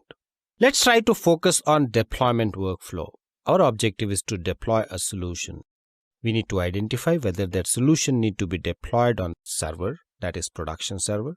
If no, then we need to use Insight Designer, build the deployment configuration, export it in form of a solution deployment artifact, and finally deploy it on local or remote deployment server. But when it comes to production, you'll be using Insight Designer, export the solution deployment artifact, and then identify the production server runtime, their inbound services, and deploy the solution. After deploying the solution, you need to activate it and make it available for access. Now let's try to understand deployment workflow from perspective of DevOps. We'll be using build automation. Build automation refers to utilization of continuous integration tools in order to manage source code. Then comes your deployment automation, which is all about using configuration management in order to configure environment and make the application available in form of integrated deployment artifact. That helps you to build integrated deployment model. Next, you need to go and plan test automation. And this planning is all about getting continuous testing feature. Then you have to provision the platform. Platform provisioning can be on cloud or even on premise. Platform which you have provisioned will get artifacts for deployment from repository, and this repository would be artifact repository. It also helps you to derive a Cicd pipeline which is consistent and automated. Now let's try to understand process of continuous deployment workflow. First is you need to configure issue tracker. For example, we can use Jira in order to configure the issue. Then create a branch for the issue. By creating a branch for the issue, you are isolating that particular work, tagging it with the issue number. Next, you have to develop on the branch in order to ensure that continuous integration tool is able to listen to the branch, and whenever changes are committed, it activates. Next, after build is done by your continuous integration tool, it has to push those changes to UAT, that is user acceptance test environment. After testing is done, you need to incorporate the feedback and you need to create a pull request for the branch. Finally, you need to merge, create a package, and make it ready for release. Once you have packaged and release is ready, you need to document release note and you need to deploy it to staging environment. Staging environment is fully automated and it helps us to build a release version of the software in order to trigger an automatic deployment to final, that is production environment. So staging can be considered as pre-production staging environment. Now let's try to understand benefits of automated deployment. First benefit is releases are fast and frequent, and that makes product delivery faster. Errors are reduced because they will be managed by continuous integration tool. It's one-time configuration task, and that same configuration can be used in order to promote to various different environments. And finally, you will get immediate feedback in order to work on issues that you have identified. The objective of this video is to illustrate the test automation workflow adopted in Devops pipelines with focus on DevOps testing strategy. In order to understand complete DevOps workflow, we need to understand pipeline. Pipeline contains all different steps that are required in order to enable an application to be deployed in production and end user starts consuming that particular application. We start with managing the code, and that is done by code repository. Dev environment will pull the request, and after pulling the request, they will make changes and they will finally commit it back to the remote repository. Then build starts. Build is again automated, which will be taken care by various different tools like Jenkins, Docker, Bitbucket. Next stage is automated testing, where we do the code testing and we also do code analysis by using tools like Selenium, Chai, Mocha, JUnit and others. Finally, we need to plan our release, for which we need to prepare infrastructure and document the changes. Once release plan is ready, we'll go and we will do deployment, which can again be automated. Then comes operating on the environment, where you need to ensure that you have provisioned automated recovery and logging. Communication becomes essential part because developers and operation guy has to communicate, and for that you need proper planning. Planning can be done using sprint, or you can also go and use various other ideologies in order to build your plan. And finally, once your applications are deployed and it is available for end user, you need to implement continuous monitoring depending on identified metrics. Now let's try to understand test automation pipeline, which starts with user checking in the code for build. You'll start with unit test. Once unit test is done, you will deploy the code. Next, you will be preparing sampling of the test. After you prepare sampling of the test and verified test result, you need to plan for release, where you deploy the code, do functional testing in development environment. Once functional testing is done, you will deploy the code in staging environment, where you can do quality analysis, and that is where you will be doing integration test as well. Post all these testings are done, you will deploy it in production. Now let's try to understand how test automation frameworks works. And for that, first we will classify types of test automation frameworks. We can divide it into various different categories. First is modular testing framework. Second is data-driven testing framework. Third is keyword-driven testing framework. Then you have hybrid testing framework. And finally, you have BDD or behavior-driven test development framework. Now let's try to understand modular testing framework. Modular testing framework is all about dividing your larger script into various different modules, and then you can do testing at module level. Then you have data-driven testing framework, where data becomes important.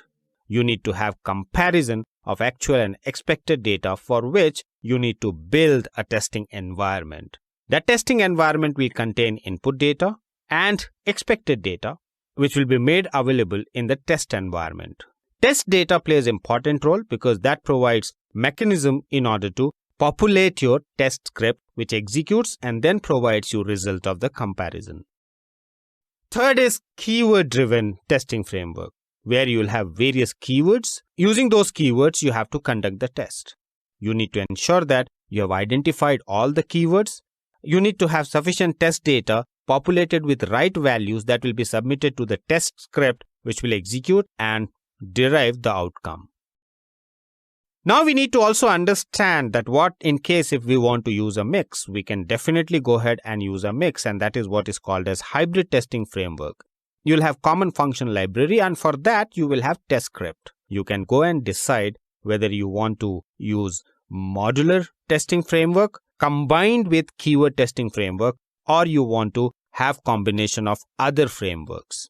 In the current exhibit, we are trying to demonstrate how actually you will be writing test script, which includes power of modular testing framework as well as keyword-driven testing framework.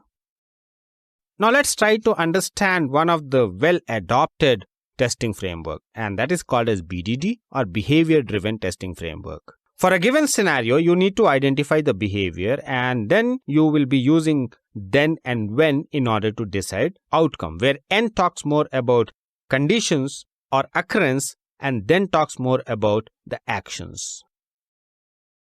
Finally, let's try to understand components of testing framework from a broader perspective. You'll have automated testing framework, which will be made up of various different components. First, you will have build tool and continuous integration, where you need to have test execution reports, exceptions that are generated. You can send email notifications, and you can also have logging system in place. Then you have execution environment, which need to be built for testing environment.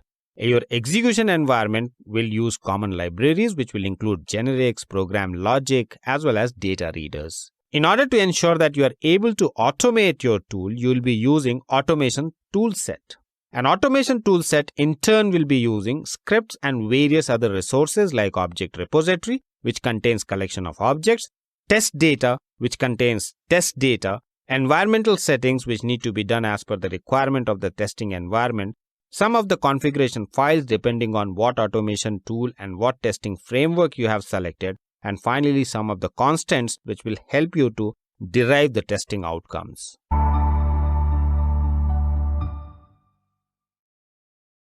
The objective of this video is to demonstrate the approach of developing test automation frameworks from the scratch. In order to ensure that we are able to develop test automation framework from scratch, we need to ensure that we have selected our language and we have written all our test script. After doing that, we should have committed the code in GitHub repository.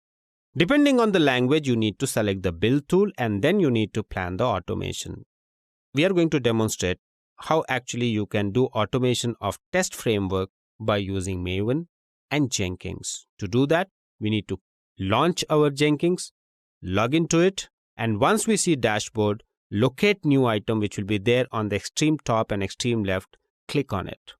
Once you'll click on it, it will launch a page where it will ask you to create a pipeline or a job, which is referred to as item in case of Jenkins. We'll specify test pipeline. We have specified test pipeline too. We need to select pipeline and we need to click on OK. Once you'll click on OK, it will launch a page where it will ask you to specify various different entries. Let's go ahead and write this is test automation sample. After writing, we can directly go to pipeline. After we go to pipeline, it provides us various different ways of specifying the pipeline or the workflow. We can select pipeline script from SCM if we have already written Jenkins file and if it is located in one of the SCM that you have selected and configured. As of now, we'll select pipeline script. We are assuming that you have already configured Maven. We'll go to script section and on the extreme right, we'll find a drop down. We'll select GitHub plus Maven. Our next objective is to go and define the pipeline. For that, we need to ensure that we have our code repository available so that we can define it in our stages. Now we are taking target as node and we are defining a pipeline which represents workflow as MVN home. First stage is preparation, where we are getting the code which is present in GitHub repository and it contains test cases as well. Second stage is build. You need to configure your Maven. In order to configure your Maven, you need to ensure that you have configured MVN_home, which is pointing to MVN home of Jenkins. Then you need to write statement in order to decide what is the execution environment. Our execution environment is Windows, so it will execute bat. Our next objective is to plan the automation. Since we have already written the test cases, it will point to JUnit target surefire -report/test-star.xml. This is the file which will contain the automated outcome of testing. Archive artifact will be present in target/star.zar. Assuming that you have written all the test cases, you need to make one more change, and that change is you will go to line number 9 and you will ensure that tool that you are using is the tool that you have configured in your Jenkins. We have configured Maven, so we are specifying Maven. Post doing that, we'll click on save. Once you'll click on save, your pipeline is ready, which is utilizing test automation framework. We'll go and we'll click on build now. Once you'll click on build now, it will start building. You can go to build history, click on the current build, go to console output, and you'll find that it runs the build, and after running the build, it compiles various different plugins, runs the test. We have knowingly kept one test as failure so that it can be reported in the test, and it generates surefire report for individual test result. By doing this, you are able to automate your test when code will be corrected, and again if it will pass through the test, you'll find that all the test has executed successfully. As of now, we have executed two different tests. One is other test, second is sum test, where we are trying to demonstrate one failure. In case of sum test, all are passed. So this is how actually you will be able to automate your testing.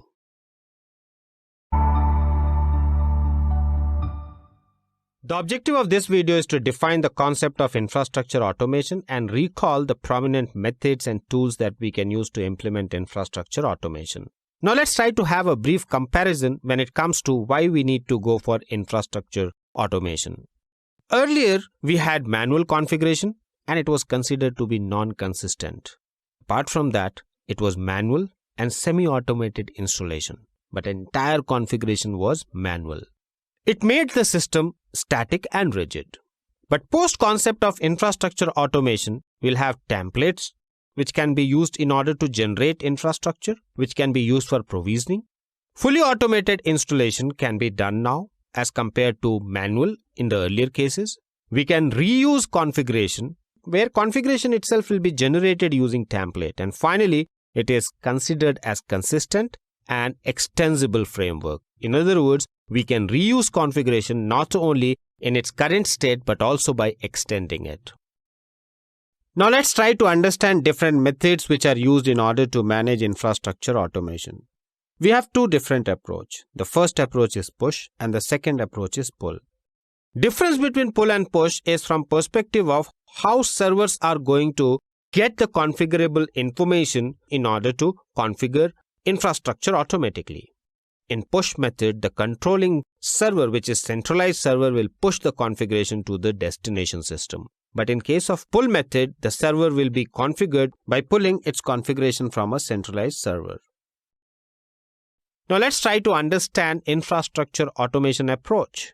It can be of three different types. First is the declarative approach, which defines the desired state and the system executes what need to happen to achieve the expected or the desired state. Then we have imperative. Imperative defines specific commands that need to be executed in appropriate order to end with the desired state.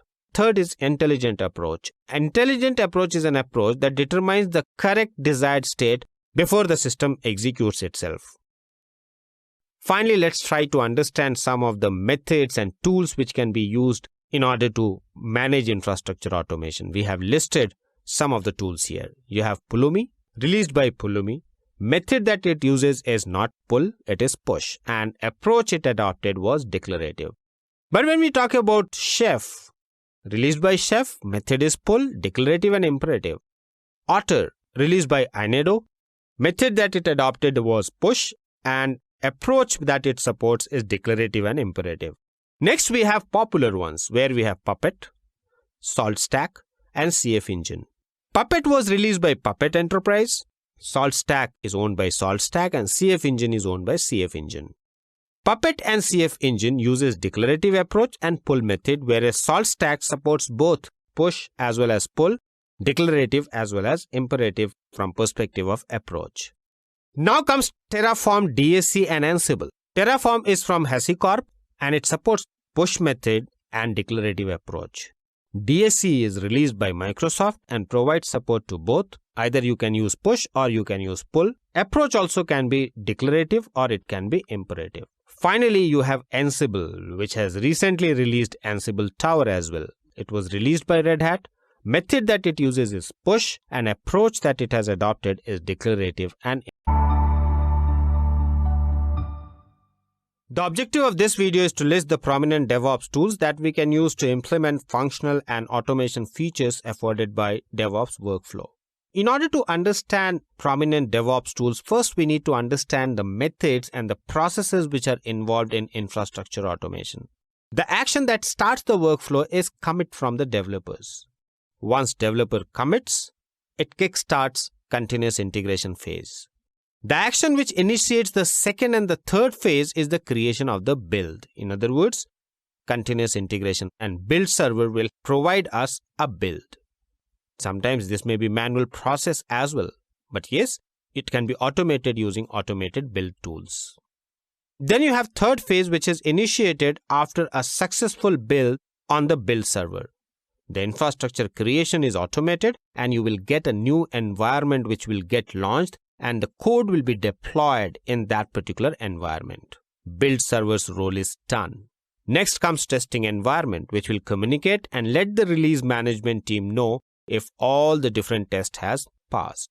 If the team is satisfied with the build, they would decide the release process. There are various different types of release processes which can be adopted. But yes, upon creating a release, a new environment is created, the application is deployed, and smoke testing is done. Now let's try to understand implementing automation workflow using various tools. We'll start with development. You'll have GitHub or any other CVS, that is Code Version Repository Manager. You'll have multiple different types of branch with which developers will work. You'll have master branch, you'll have feature branch. Developer will also go and create pull request. Then comes peer review, where again you will have GitHub version control, from where code will be fetched and peer code review will be conducted. It is conducted in order to discover bugs, do security analysis, and parse the build. Once build passes, which can again be manual, but it's better to have automated, it goes for QA. QA will do bug analysis, security analysis, code quality analysis, and then comes pre-prod deployment, where you can use AWS, on-prem, Azure, or GCP. Pre-prod is created with basic objective of ensuring that all the functional units are working as per desired behavior. And finally, once pre-prod functionality is accepted, it goes to production. Again, your production environment can be cloud-based, on-prem, or even container-based. You can use Docker for container, you can use AWS or Azure for container, and in on-prem, you can go and you can use various different tools which are used in order to set up on-prem environment. Now we need to understand what tools will be used in what automated lifecycle of DevOps. Let's start with configuration management. Tools that we can use are Chef, SaltStack, Puppet, and Ansible. Then comes continuous integration. You can use Jenkins, you can use Circle CI, you can use TeamCity, you can use CodeShip. Once you have planned your continuous integration tool, you need to plan for microservice deployment, which can be done on Docker, Mesos, or even Elastic Box. Collaboration becomes essential when we are working on large projects. You can select tools like Jira, Slack, HipChat, or Trello in order to enable collaboration across teams.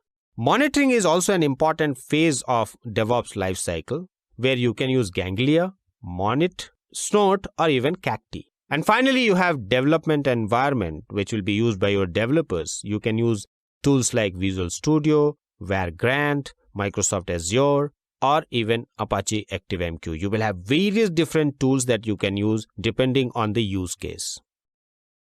Now let's try to understand what are the benefits that we get once we automate infrastructure. You get benefit from perspective of managing the errors. It removes manual errors, empowers the team, removes any dependency because everything is scripted and automated, removes latency, and obviously it increases number of deliveries.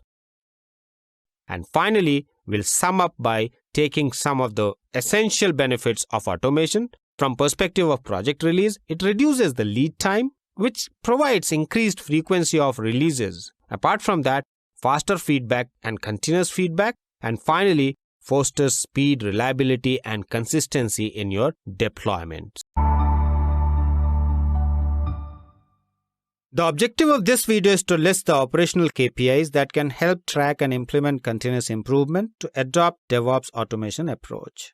Let's try to understand automation maturity model. Automation maturity model is driven by various different mindsets. Their first mindset is bicameral mind, which means that you have two schools of thoughts. First thought is all about identifying the positives, and second school of thought is all about identifying the negatives. You need to collaborate both, and you need to derive right combination that may provide benefit of automation. Second element that plays important role in adopting the right automation maturity model is self-interest, where you are driven by automation and you want to adopt policy of automating everything. Third is improvisation, where your focus is to identify those processes which can be improvised in order to give benefit of automation by adopting various different mechanisms of automation. And final element that plays important role in automation maturity model is memory, which helps to keep all the automated tasks in memory, and whenever required, it can be rescheduled. Now, how we will track the maturity of our automation? To do that, we need to use certain KPIs. Let's list down certain KPIs that helps us to track automation. And first KPI is business disruption hours, which is one of the basic metrics that tracks how much downtime is experienced by customers and users. Second is to handle technical debt, and that you can do by keeping track of technical debt status, which refers to reducing or even sometimes eliminating the negative impact of poorly written code. Third KPI is mean time to discovery. It is all about the amount of time it takes for an issue to occur for a DevOps team to discover the source of the problem and then automate. Fourth is mean time to recovery, which is amount of time required to repair an inoperative system. Fifth important KPI is mean time to failure. It is all about finding out amount of time a system component takes to fail. And finally, it's mean time between failures, which is a reliability metric which helps us to identify how long a critical subsystem or the system will be available. In order to implement solid automation, we need to work with automation mindset. And in order to apply DevOps automation, we need to have a predefined approach. Let's talk about DevOps automation approach using an exhibit currently displayed on the screen.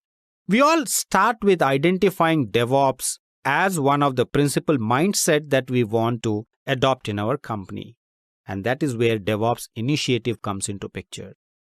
Post initiation of DevOps, we need to adopt the right DevOps strategy with objective of utilizing best practices and enhance overall team collaboration to facilitate new way of infrastructure provisioning and software development.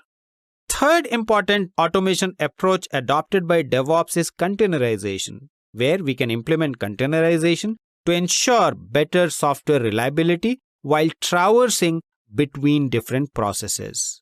Containerization is followed by integration of infrastructure utilizing appropriate CI/CD tools. Once integration is done and continuous integration approach is adopted, we have to plan test automation, where more test automation and QA-driven alignment need to be automated. And finally, your application must be under monitoring in order to monitor performance and usability of applications. After going through KPIs of DevOps, we need to understand KPIs for DevOps automation, which we will discuss using an exhibit currently displayed on the screen. There are three important DevOps metrics which has impact over overall DevOps implementation. We'll classify it into performance, speed, and quality. Performance is all about uptime, resource utilization, and response time. Speed captures lead time, cycle time, and also measures frequency of release. And finally, quality is derived using metrics like success rate, crash rate, and open-close. The objective of this video is to specify the essential IT tasks that can be automated and describe how small automation steps provides big wins and positive business impact. Let's try to understand why do we automate IT tasks, and that we will do through an exhibit which is currently displayed on the screen. We'll automate IT tasks to get better speed because it provides us innovation, rapid delivery. When we implement automation using DevOps mindset, it helps us to frequently deliver solutions. Third is reliability. Automation powered by continuous integration and continuous delivery practice of DevOps ensures functional, safe, and reliable output. Scale is another important factor of automating IT tasks. Operating and managing infrastructure and development processes are key to DevOps. We need to focus on how to adopt and build processes that can be automated at scale. Improved collaboration is another reason of automating IT tasks. It is powered by DevOps methodology to build cultural philosophy that has development and operations working in a collaborative environment. And finally, security, where automation achieves the factor through configuration management automation techniques and automated compliance policies. Now we need to understand some of the processes that can be automated. As an automation support engineer, I need to know what all are the tasks that can be automated. Let's try to understand what to automate. First, password reset. Second, service restart. Third, execution of SQL query. Fourth, file monitoring and automation. And fifth is Active Directory account unlocking process. Now we will focus on IT support tasks that can be automated. It starts with automation of event log monitoring, automation of freeing up disk space on server after identifying what can be erased, shutting down remote computer in case if it is non-usable. Next is VM provisioning. Automation of VM provisioning helps us to adopt right scale which is needed for the application. And finally, changing service account and password. These are the tasks which can be automated and it helps IT support to minimize the load. Now we will talk about automating support IT tasks, where we have classified it into 4 important tasks. First is break fix, which means troubleshoot and investigate all the incidents. Second is proactive monitoring automation, which means monitor specific events, all the attacks, outages, and alerts. Third is operational visibility. Objective of operational visibility is to discover new operational insights from existing data and end-to-end situational awareness. And fourth is real-time business insights, which helps to discover new business insights from existing data to help in making better decisions. Finally, we'll be taking up an automation scenario. We'll assume that we are supporting an Unix machine. There are certain operations which can be automated. Let's try to understand the current scenario using an exhibit which is currently displayed on the screen. We have Unix machines, which is decoupled into 2 different types of support. First is operations, second is automation system. Automation system can take responsibility of executing the same task on multiple different machines, whereas operations will invoke system support where you will have intervention of a human in order to take care of incidents and issues which are raised from various different Unix machines. We need to focus on how actually we can automate various different machines, in the current case Unix machine, from support perspective. We have to include manual as well as take support of an automation system like Splunk, which follows principle of self-healing your existing system. The objective of this video is to describe the evolution of software in automated production system along with the process of deriving automated production system. Production system relates to how actually a product is built, and when we automate that particular task, we call it as automated production system. Let's try to understand what role software can play in automated production system. When we look at production system from software perspective, we need to focus on 4 important elements. Let's try to understand those important elements, which are also tasks, by using an exhibit which is currently displayed on the screen. We always start with requirement analysis. Post requirement analysis, we focus on system realization and implementation. Once implementation is done, we would like to derive various variants and will manage various versions of that particular product. Finally, a product must always be tracked and traced, and that can be done by adding extra task of tracking and tracing. Now let's try to understand requirement analysis. Requirement analysis is a phase where our focus is on engineering the product. While engineering the product, we'll look for all the software updates which are required in order to ensure that the current need from that particular product is met. We need to realize the requirements properly, and for that we need to build requirement specification which contains detail about what application need to do or what is responsibility of that particular product. Post requirement specification of the product is ready, we need to focus on system specifications which is needed in order to provide runtime to the product.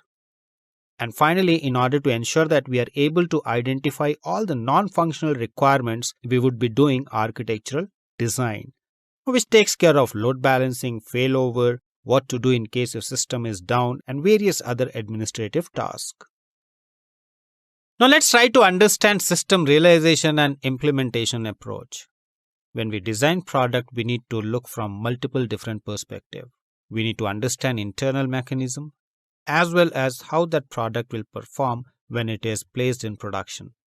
From perspective of software as a product, we need to always start with software design once requirement is ready. Requirement gives us multiple different views: functional view, non-functional view, implementation view, as well as monitoring view. We need to ensure that we are able to translate functional view into actual software implementation. Post-implementation, we need to focus on engineering design, where we will decide what should be the hosting environment. If it is cloud, we need to come up with cloud engineering, identifying best mechanism of making the application available on cloud. Next is construction. Construction is from perspective of identifying appropriate elements of implementation and creating instances in order to ensure that we are able to deploy elements. Post which, we need to focus on architectural design, where we need to consider scale and availability. And finally, we need to combine all and we need to come up with an implementation guideline. Third important phase is tracking and tracing, where you need to ensure that you have integrated the entire system and you have done all the tests that provides you independent as well as integrated outcome. To start with, let's try to understand tracking and tracing using an exhibit which is currently displayed on the screen. We have to do component test, where each and every component need to be tested properly. Post components are tested, we need to assemble them to build actual product. Once product is built, we need to ensure that we are creating right environment by doing engineering and software integration. And finally, we need to conduct integrated test, derive right KPIs, and ensure that all the KPIs are as per expectation before releasing the product. And finally, we need to discuss about variant and version management. Business changes, and whenever business changes, there should be some change that need to be managed in the product. And there comes variant and version management. You need to version each and every component. And to do that, you need to follow a step-by-step approach of variant and version management. Let's try to understand variant and version management using an exhibit which is currently displayed on the screen. There are various different activities that we need to do in order to manage multiple variants and versions of your existing product. You need to be careful when you go ahead with system delivery. What version of product need to be delivered to what client? Commissioning the product is important because there you can go and you can close on the features that can be expected from a particular product. You need to do proper startup and input and output check, followed by system handover and acceptance test that need to be done by client. Once acceptance test is ready, it means now your product can be made available in production environment where you need to do continuous operations and maintenance. Whenever there is a change in variant or version, you need to upgrade. But yes, you need to always keep in mind that there should be backward compatibility to the existing product. The objective of this video is to compare the who will do it and how can we get this done more efficiently approaches by specifying case studies to evolve the right automation mindset. There are two different approaches that we can adopt. First, delegating it to someone, that is, who will do it. Second, participating and getting it done more efficiently along with all the stakeholders. Let's try to understand characteristics of automation and where actually we can adopt who will do it and how can we get this done more efficiently. We need to focus on various different components that we need to use in order to implement the right automation using right automation mindset. We have four important elements. First is the framework, where we use automation tools and various different utilities. We need to identify the right automation tool and utilities to implement who will do it approach. But when it comes to design, we need participation. That is, we need to ensure that we are participating, coming up with the right repositories, conducting right automation test by identifying the right automation use cases, applying the right specifications, and also scripting implementation to derive right steps of automation. In short, when we go with design data, where we focus on repositories, automated test using specification, applying specification in various steps and storing it in repository along with script implementation, it indicates that now we are participating to get automation done efficiently. Now we need to understand get it done using automation framework. And to do that, we'll be using an exhibit that is currently displayed on the screen.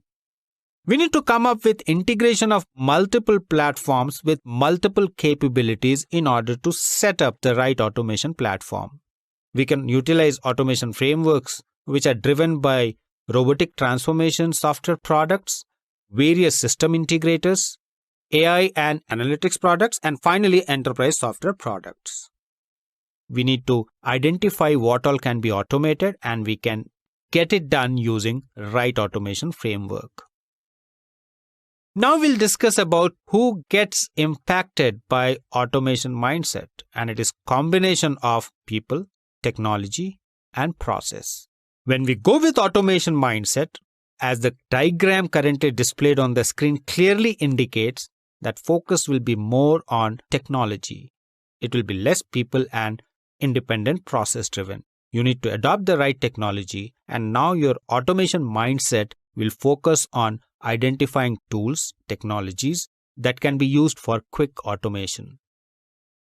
Finally, we need to focus on ecosystem for automation so that it becomes easy for us to decide the right approach. We'll focus on data infrastructure, where you will have various different approaches to manage data infrastructure.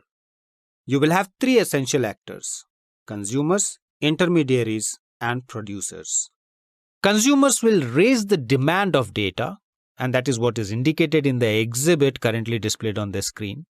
We need to come up with right data ecosystem governance, focusing on consistency, reusability, and productivity that will be driven by data in our existing system. And finally, as a producer, we need to ensure that we do regular data supply, and that data should be quality data, which must be able to participate in deriving right digital transformation and provide us a way to automation. The objective of this video is to describe the general architecture of CI/CD automation along with the best practices that need to be adopted to build productive DevOps CI/CD automation pipelines, applying the automation mindset. Process is critical element that need to be planned for automation. Let's try to understand some of the automation process elements.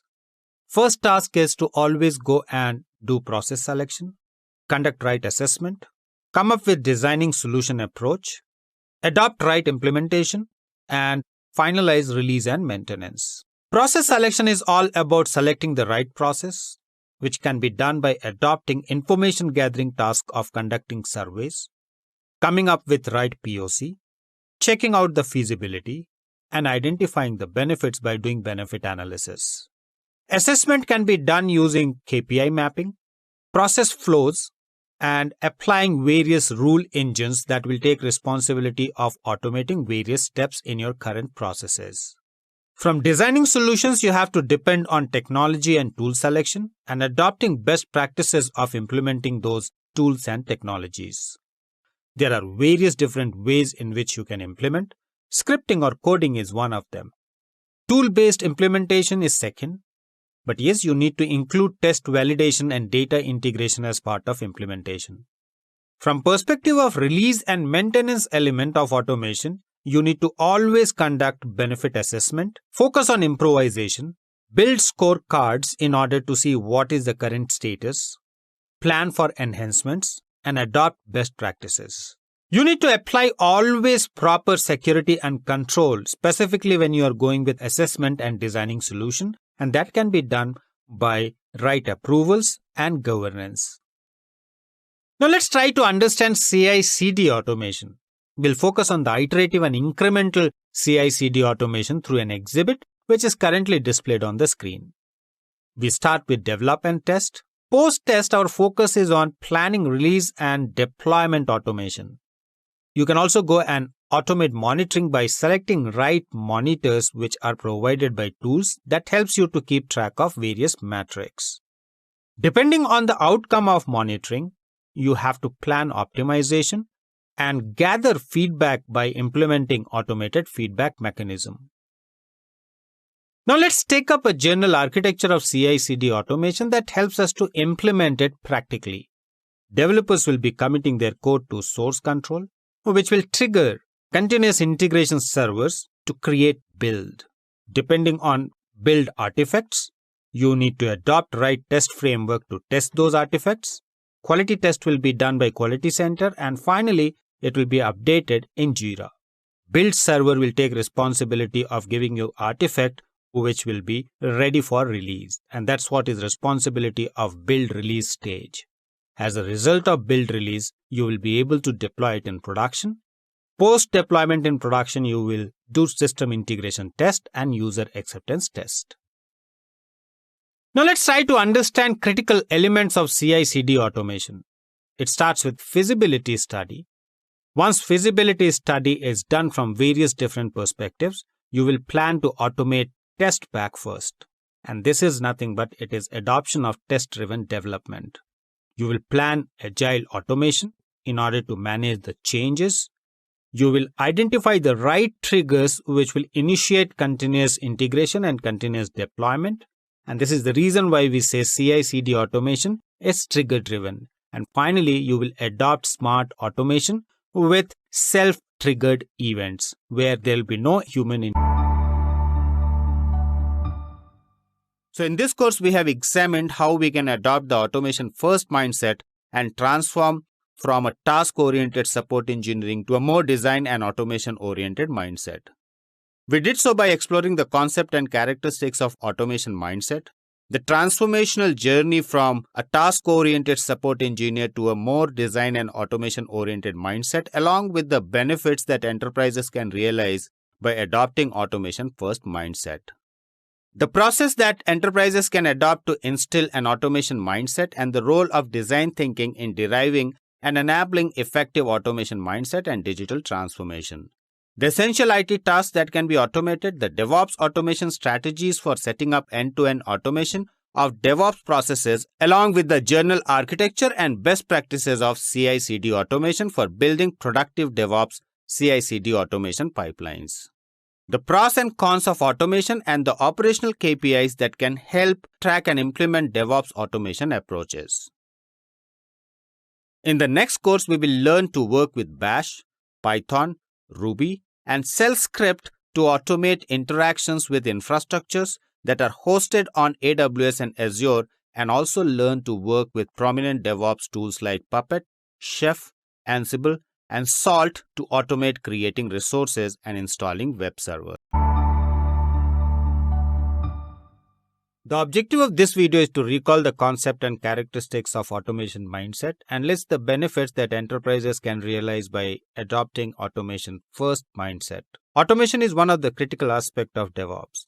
In order to ensure that we are able to derive quick release cycles, we need to plan automation properly. And for that, we need to have automation mindset. Automation mindset is all about focusing on eliminating all the manual interventions which are part of your application development and delivery. Automation mindset comes with objective to enable goal-oriented automation, where you need to have a predefined goal and also you need to have reason why actually you are adopting automation. And finally, automation mindset also need to focus on automating critical tasks, for which we need to identify the task and we need to do research in order to identify what mechanism can be adopted to automate. Once you have adopted automation mindset, you'll be realizing certain benefits. Let's list down certain benefits which you will realize as a result of automation mindset. First benefit is you'll be able to create better process orchestration, where one process will connect to other process automatically. Second benefit that we get out of automation mindset is elimination of all the rework that need to be done in case if task is manual. You need to always keep in mind that automation mindset prefers automation of small tasks, and that increases reusability. But yes, you will also realize another benefit, that is, it helps you to avoid all the redundancy of tasks. All the automation mechanism is well tested, and this is the reason why benefit that you realize is increased efficiency and productivity. And finally, Due to automated tasks, you don't need to spend time and effort, and that ultimately reduces operational cost. Let's try to understand characteristics of automation, and that we will do from perspective of 4 important parameters. First is batch size, second is flexibility, third is production volume, and fourth is variance. Let's try to understand different level of automation and the characteristics of those levels by using an exhibit which is currently displayed on the screen. Let's start from right to left. At the extreme right in the diagram, we have manual. Manual indicates that you will have very small batch size. Flexibility will be high because everything will be in your control. Production volume will be less because time that you will take for production will be more. And you need to manage multiple different variants. When we move to first level of automation, which is also called as semi-automation, you'll find batch size increases. Flexibility further decreases because you will be passing on control to automated systems. Production volume will increase. Variance will also reduce. Better level of automation is flexible automation, where you'll find that further batch size increases. But yes, you lose on flexibility because control goes inside automated systems. Production volume increases and number of variants that you have to manage will be further less. And final level of abstraction is fixed special purpose automation, where you'll find that batch size will be large, flexibility will further reduce, production volume will be high, and further it will reduce number of variants that you have to manage. Finally, let's try to compare manual versus automation. When we adopt manual process orchestration, you'll find manual to be more error-prone and tedious. We build manual system at low speed, so it is relatively slow and it requires lots of repetitive efforts. But in comparison, when we go with automation, it ensures that you have a system which is error-free, performs faster than manual tasks and processes, and it requires only one-time effort. Depending on need and depending on use cases, you have to identify the right task that can be automated, applying automation mindset. The objective of this video is to describe the transformational journey from a task-oriented support engineer to a more design and automation-oriented mindset. As a support engineer, we need to play critical role of supporting execution of processes, and many a time you'll find that processes are linked to each other. In order to ensure that we are able to realize benefits of automation-oriented mindset and include them as part of our task-oriented support, we need to understand transformation steps. Business analyst and IT architect will sit together and they will try to identify the right path in order to do transformation from current state to expected state of the system. Let's try to understand what steps are essential during the transformation. We need to always start with identifying the critical business values. And these business values will have direct impact over return on investment. After deriving critical business values, we need to derive right scope of automation. Once we have derived the scope of automation, in order to ensure that we are following principle of small task automation, we need to decompose those tasks that need to be automated. After decomposing tasks to automate, we need to define the right automation strategy. Once our strategy to automate is ready, we need to go ahead, select all the tools, adopt the right scripting language, and utilize the tool to implement automation of the current task-oriented processes. Why do we focus on transformation? Digital transformation powered by automation is important. It is important because we realize certain benefits of transformation to automation. And first benefit is increased efficiency and productivity. It also provides us faster delivery by adopting accelerated cycle times for key processes. Third important benefit that we realize out of transformation is improved delivery model because most of the tasks will be automated. And going by principle of DevOps, we need to maximize automation in our transformation. And finally, it helps us to have better and enhanced engagement with all the stakeholders. One of the transformation that we need to focus is from task-oriented to automation-oriented, where we'll be using various different ingredients. let's try to understand how to have transformation from task-oriented to automation-oriented systems. And for that, we will focus on actuarial work. And actuarial work is composed up of 4 important dimensions. First dimension is adopting standard automation, which is applied on processes. And that can be implemented by automated scripts which complements traditional tasks. Second is we need to focus on creation and communication. When we talk about focus on creation communication, it means that we need to have actual business insight and also try to derive higher value analytical tasks. Third is collaboration.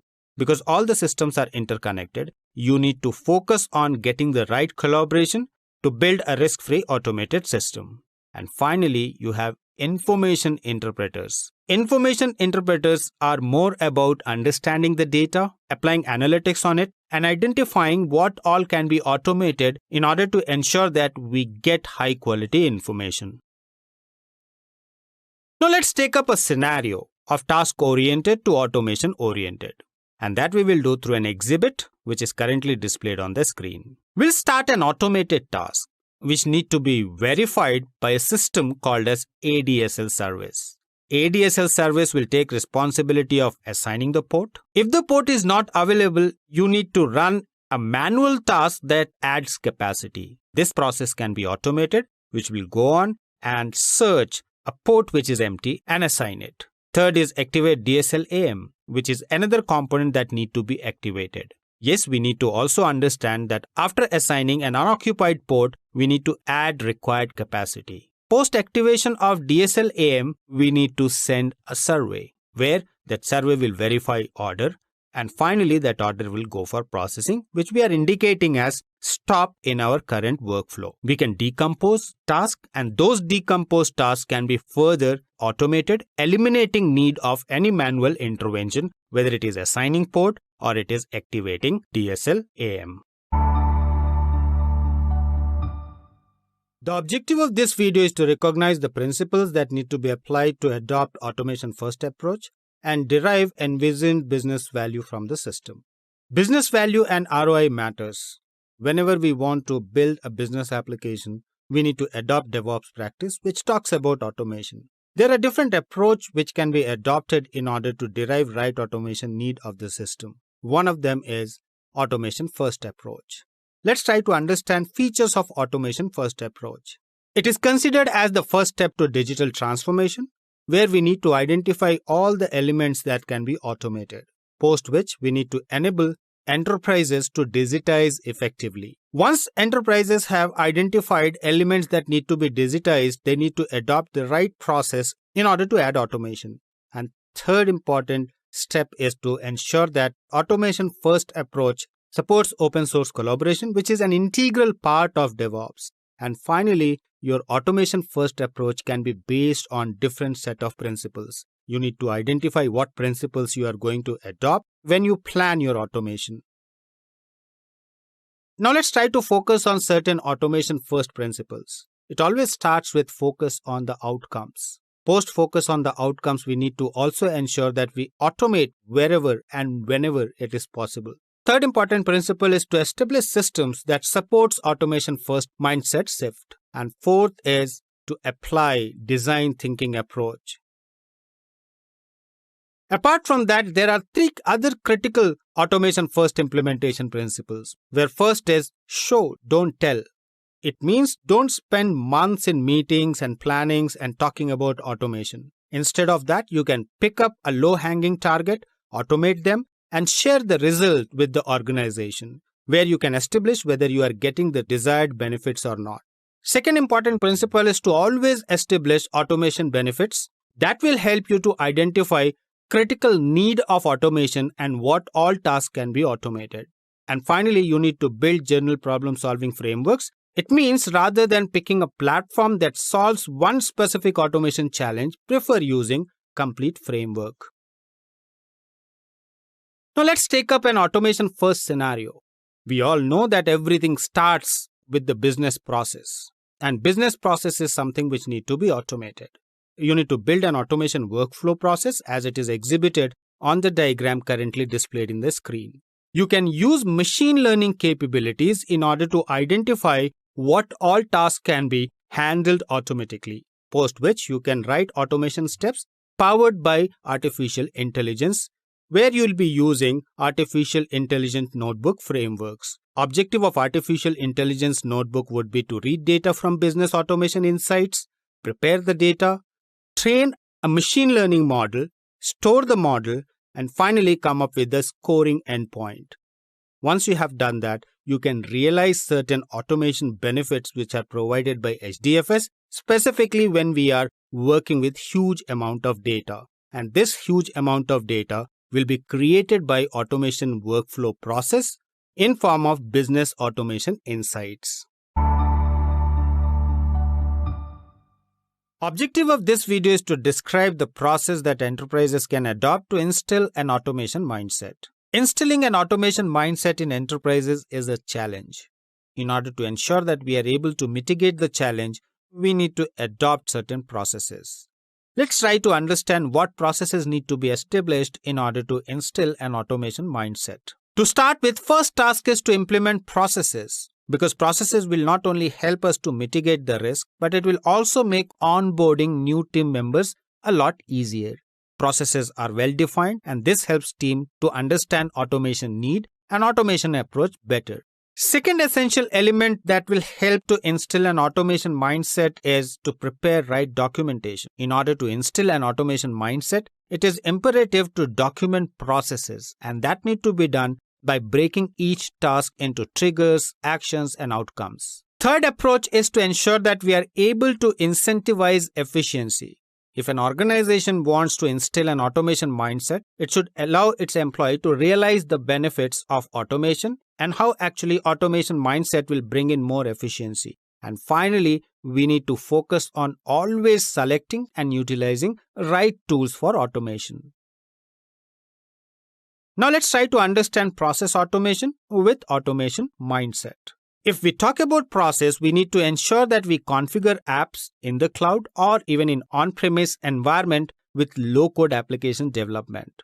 Second, you need to focus on developing, executing, and monitoring enterprise-scale process automation. Third is you need to always define set of rules which should guide process automation. And finally, you need to have objective of reducing workload using process automation.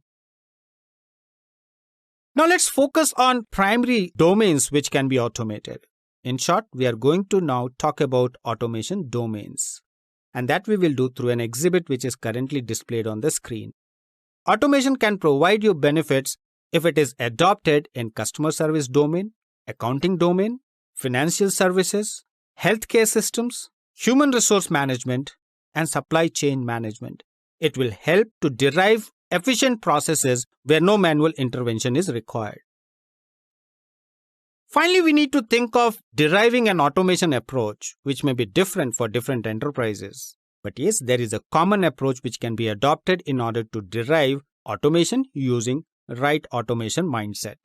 First step is always to discover, which is currently displayed on the exhibit on the screen. Objective of discovering is to do mining of processes that helps to identify the most business relevant automation potential. Second, after you have discovered, you need to analyze, where you need to do intelligent task mining, which can be powered by machine learning to derive right approach of automation. Once your analysis is over, you'll move to third step, which is design, where your objective is to map automation solution and embed it in your process choreography. Once you have designed, you need to focus on develop, which should be one-click automation in order to ensure that you are able to realize real benefits of automation. Post-develop, you need to deploy and operate your automated task. And finally, you need to ensure that you are capturing the benefits in order to validate that you have achieved what you intended as a result of automation. The objective of this video is to recognize the role of design thinking in deriving and enabling effective automation mindset and digital transformation.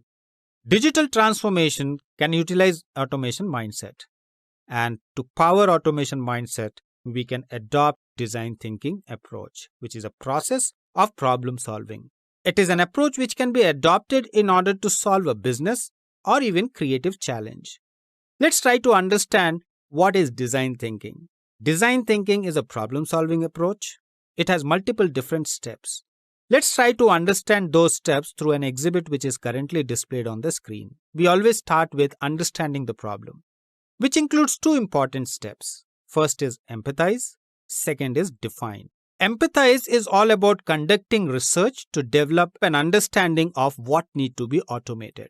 Followed by empathize, we need to go and we need to define, which combines all the research and provides various different solutions. Next step is to ideate, which will generate a range of creative ideas that may come through walkthrough within the team. Ideate and define will help to come up with various different derivatives of automation. Next, we need to prototype. In short, we need to build real automation system. Once prototype is ready, you need to test the prototype to see whether automation is meeting defined objective or not. Finally, we need to go and we need to materialize by implementing it. In short, you have to put automation into effect. When we adopt design thinking, we derive stages of automation mindset. There are 4 different stages of automation mindset. First is early stage, which means that you are still evaluating tools, use cases, and strategic fits within the organization. Second is mid stage, where at least one automation use case can be actively deployed in production. Third stage is growth, where you have multiple disjointed automation use cases in production, but yes, it may sometimes lack enterprise cohesiveness. And finally, you have mature stage, which means you have a centralized program of automation which is ready to scale. Now we need to understand what activities are conducted during various stages of automation mindset. And to do that, we'll be using an exhibit which is currently displayed on the screen. In the early stage, we focus on use case identification. We adopt automation operations and strategy. We derive change management need in automated tasks. When we move to mid stage, our focus is more on planning and fusion of multiple different automation elements. In short, we derive an automation delivery mechanism. When we move to growth, we include power users in order to identify critical automation tasks. And we do focus on how do we manage in case if there is a change in architecture or application from perspective of automation. And finally, in mature stage, our objective is to ensure that we are able to derive automation portfolio from management perspective and adopt all the available best practices of automation. In the graph which is currently exhibited on the screen, we can make out that what amount of effort and engagement of stakeholders are required in various different stages. It indicates clearly that during mid stage and growth, your engagement with stakeholders will be maximum. As we already know that design thinking can play important role in deriving right automation strategy with automation mindset. Let's try to identify design thinking derivatives for automation. To start with, you have use case identification, followed by coming up with right operations and IT strategy and conducting cost-benefit analysis. We need to focus on certain other critical design thinking derivatives for automation, which starts with what automation delivery mechanism or methodology has been selected, how you are planning to optimize basics and gaps after doing gap assessment, how to assess approach to scale and reduce the cost, and finally, we need to also keep in mind advancing from Kpis to business intelligence.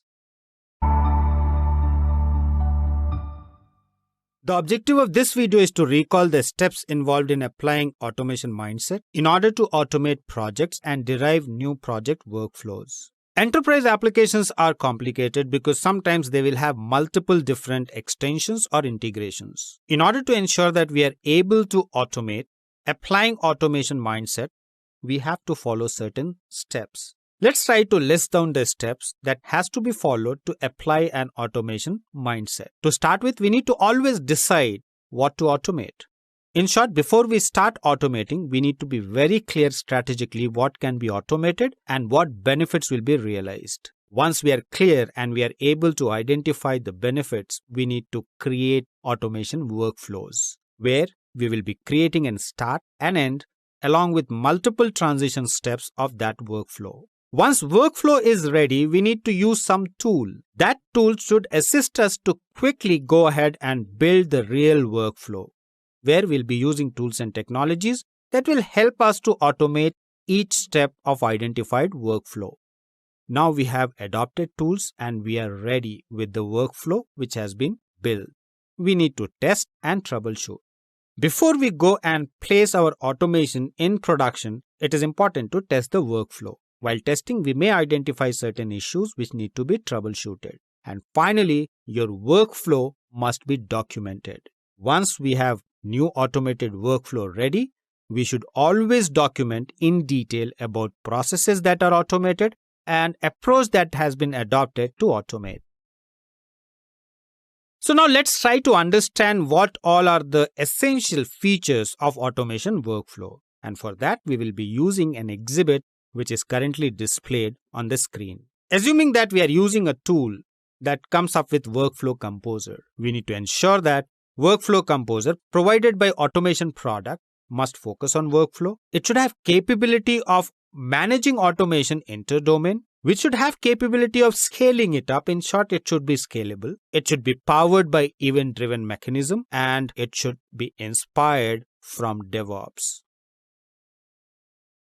Now let's take up an automation workflow scenario. We'll take up automation workflow scenario using an exhibit which is currently displayed on the screen. Our first critical elements are the workflows, which will be powered by various different rules. Those rules will get initiated and executed as a result of some event which may be generated because of sensors or actions. These sensors and actions will provide services to various different components of IT domain. It can be network, it can be compute, it can be storage, it can be infrastructure, or it can even be application. Finally, let's try to understand essential elements that are needed in workflow automation. We will list down workflow automation elements, where first element is workflow engine, which receives all the events from adapters and it should send it to correlation engine for evaluation. Post-evaluation, workflow engine should initiate work items from process workflows and execute workflow activities. Second component is workflow automation correlation engine, which is used by workflow engine, where workflow automation correlation engine will take responsibility of receiving events from the workflow engine and decide whether the event matches any automated trigger or not. And third is the workflow automation activity broker, whose responsibility is to allow workflow engine to execute all the workflow activities. And this service heavily depends on workflow automation namespace provider, which helps to resolve the names of the activities which are automated. The objective of this video is to specify the pros and cons of automation from the perspective of business and process. Any IT application is powered by business needs, and in order to ensure that we are able to meet business need, we need to derive right IT business processes. And then we need to focus on automation. Let's try to understand business process automation using an exhibit which is currently displayed on the screen. Scope of business process automation can be divided into two important tasks. First is business process analysis and planning optimization, and second is solution implementation. Business process analysis and optimization includes process of documenting, taking decision whether we will build or will buy, and then coming up with solution design. Solution implementation includes two important elements. First is software development and second is focus on system integration. This approach of business process automation will allow us to manage data and processes, ensuring that we have reduced cost, resources, and investment. Now let's focus on process of automation. It comes with efficiency, which is one of the major benefits of automation. When we implement automated processes with business insight in mind, It can eliminate most time-consuming and repetitive tasks. Second is reliability and consistent output. We all know that manual processing of any task is prone to error, no matter how much we dedicate. But yes, when we go with automation, we can test automation multiple times in order to get greater accuracy. Third is lower production cost.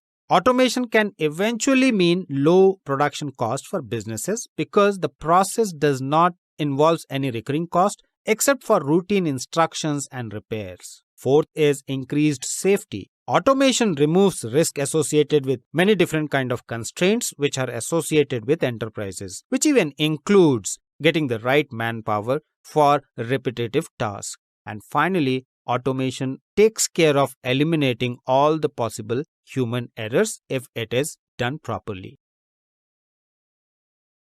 Automation is associated with certain disadvantages or cons as well. Let's list down cons of automation. First is automation sometimes may need initial investment, followed by incompatibility with customization. Automation is not very flexible from perspective of customization. And finally, job uncertainty, which can create a concern for business owners and employees. Finally, we need to derive an approach of automation to eliminate all the existing cons of automation, and that can be done through various different stages. Let's try to understand what approach can be adopted. It can be different for different organizations. We'll understand one of the approach using an exhibit which is currently displayed on the screen. We start with brainstorming, followed by proper design and coming up with right automation. We need to keep measures in order to identify the Kpis, need to have future plan of optimization and control mechanism. It helps us to take care of all the cons which are associated with automation. The objective of this video is to list the benefits of applying automation mindset, to derive DevOps automation and describe the DevOps automation strategies for setting up end-to-end automation of DevOps processes. One of the essential components of DevOps mindset is to adopt automation mindset. Let's try to understand characteristics of automation when it is applied to DevOps. DevOps fundamental includes cross-functional teams, continuous improvement, and increased collaboration. Let's try to understand characteristics of automation when it is applied to DevOps processes. And that we will do through an exhibit which is currently displayed on the screen. We need to start with planning, which is again a continuous task. Planning need to keep in mind organization's business goal. After identifying organization's business goal, we need to set up the right development environment and pass all the development artifacts to build, which has to be an automated process. Followed by build, once artifacts are ready, you can automate process of testing, where you can identify various different type of tests that can be automated. Post-automation of test, you will get tested artifacts which need to be released, and that can also be automated by applying automated release process. Once it is released, users can use the product and every user activity must be under continuous monitoring, which can be again automated. As a result of monitoring, we'll get certain issues identified which need to pass on to planning phase. Now let's try to focus on benefits of DevOps automation. And first benefit is when you adopt DevOps automation, it reduces development and deployment time. Followed by reduction in development and deployment time, it also facilitates us to test larger volume faster as compared to manual processes. Third benefit is it lowers down the change failure rates and provides faster time to recovery. Now we'll focus on various DevOps automation strategies. We have classified these strategies into three different categories. First category is systems audit, which we need to perform to identify repetitive activities within the continuous improvement and continuous deployment pipelines. Second is cost-benefit analysis. Cost-benefit analysis will help us to derive the cost and compare it against benefits that we realize. And finally, continuous improvement KPIs.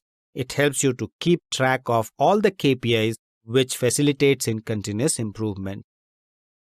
Now let's try to understand systems audit, which helps us to identify what to automate. there are 4 important features. First feature of systems audit is it classifies all the occurrences of repetitive tasks with medium to high frequency. Apart from that, system audit also requires 3 or more people to complete the same task manually, which can be automated. Third, it uses time-sensitive steps. And finally, systems audit impacts multiple different systems which exist in your architecture. Now let's try to talk about cost-benefit analysis strategy. Objective is to check feasibility, and there are 3 important metrics that we need to keep in mind. First, automation time overhead, which is combination of initial development hours plus ongoing maintenance hours per year. Second approach of implementing cost-benefit analysis is to calculate automation time savings, which is equated by using hours to do task manually minus hours to do task with automation multiplied by number of times task is done per year. And finally, we can also use net hours benefit per year, which is computed using automation time savings minus automation time overhead. Finally, we need to understand continuous improvement KPIs, which helps us to continually monitor automation tasks, helps to maximize resource allocation. It also helps us to prioritize the processes that need to be automated. And entire focus of continuous improvement is to focus on meeting business performance goals. The objective of this video is to recognize the future of platform automation tools with focus on DevOps deployment and delivery automation processes. Once you have automated infrastructure, you need to think of platform automation. Now we need to know reason why automate the platform. When you automate the platform, you realize various different benefits. First benefit is it helps create quality-driven software, helps in reducing overall development cycles, it increases deployment frequency. Apart from that, it also provides capability to streamline the development and release pipeline, which can be reused again and again. And finally, it creates knowledge base which can be used while supporting DevOps processes.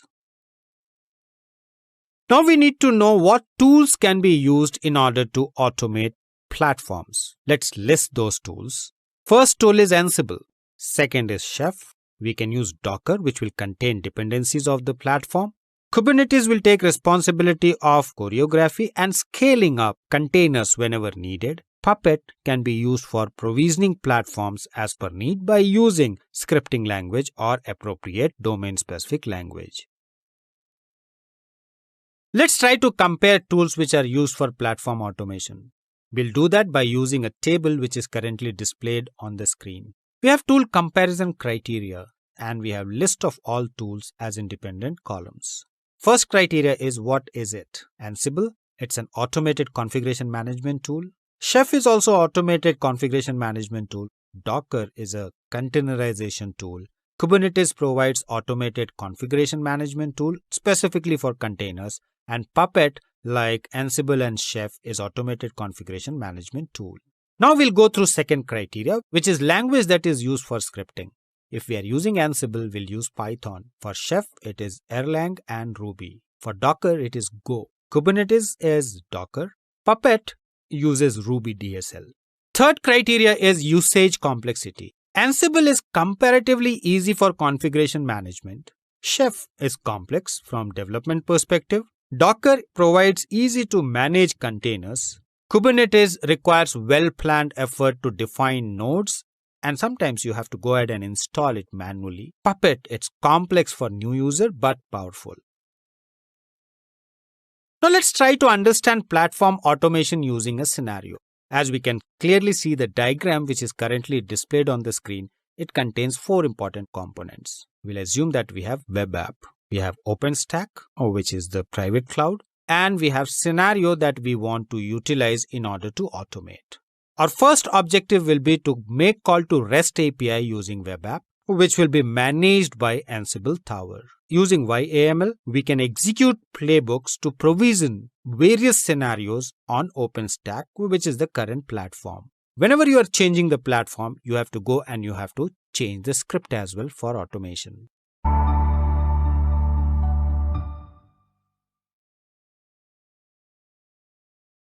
The objective of this video is to work with declarative language of Puppet to write scripts to automate the creation of resources and installing web server for web applications. Before you start the lab, you need to ensure that you have Puppet installed. You have identified all the hosts where actually you wish installations to be done and configuration management to be controlled. Post-installation, as a DevOps support engineer, you have to go and you have to write a script in order to automate the task. To do that, we'll be adopting declarative language provided by Puppet. Let's go and see where to write the script and what would be the content of the script in order to facilitate automation. To do that, we'll first explore the directory structure. We'll move to the directory where we have our Puppet installed. We have etc. Under etc, we have Puppet.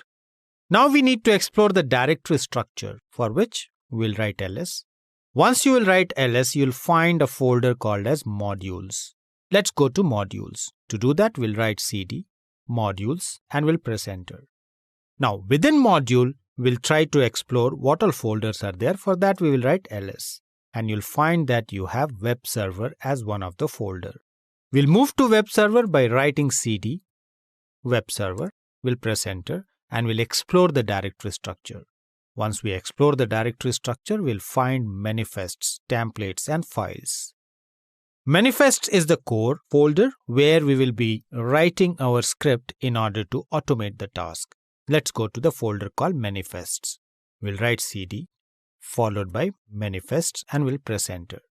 Within the file, we have init.pp, which is a Puppet file powered by script to automate installation of web server, which will be used for deployment of web application. All these tasks can be automated using declarative language capability of Puppet. Let's go and write ls. Once you'll write ls, you'll find init.pp. Now we need to open the file. To open the file, we'll write sudo followed by vi followed by init.pp. Now we need to explore the script that need to be written. There are various different elements that need to be customized as per your requirement. First element is hosts, where we have specified test.server. IP is allocated as 127.0.0.1. You need to ensure that you are specifying the right IP. We are also specifying file, which is marked as /custom/path. You need to ensure that you are specifying directory which is present on the host that you have configured in the previous step. Next is file. We are specifying /custom/path/include. Ensure present content #additional_includes. In order to ensure that whatever you want to include as part of your current directory structure, which will be created on the host where you are going to execute it, and ensure that you have virtual host installed, these includes must be part of your existing directory structure. Then comes the core, where we are trying to configure Apache, which is one of the web server. One of the configuration that we are specifying is virtual host. We have specified vhost followed by test.server within opening and closing bracket. Doc-root, where actually all the deployed documents need to be placed. You have to change /custom/path to your path where you have your resources that you want to deploy and make it available for public. _includes, you are specifying the path where you have additional includes that need to be made available as part of vhost, which is getting installed on test.server. Post configuration of all these essential elements and ensuring that you have replaced host, IP, file element which is include, as well as doc-root and _includes to your customized folder, you need to save it and exit. After saving and exit, you are ready and set to do automated installation of web server as well as deployment by just placing the element in the doc-root. This is how you will be using declarative language of Puppet to write script that facilitates you to automate creation of resources and installation of web server for your web applications.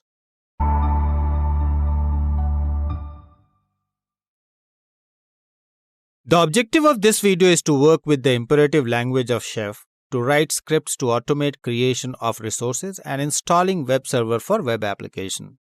Before we start this lab, we need to ensure that we have our Chef environment ready. In order to check whether we can utilize Chef cookbook and recipes or not, we need to write Chef at the command prompt of your current terminal to which you have connected. After writing, we'll press enter and you'll find that it displays various different commands, ensuring that Chef is installed. We'll clear the screen by writing clear. After writing clear, we'll press enter. Now our objective is to ensure that we are able to use imperative language to set up web server for web applications and also creation of resources. To do that, we'll first create a directory.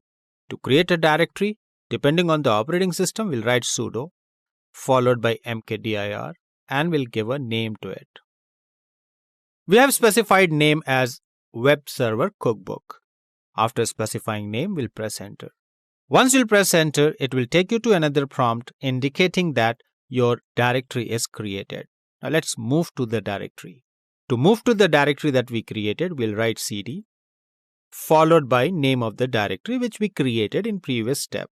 We'll press enter and we'll ensure that our present working directory is the directory that we created in previous steps.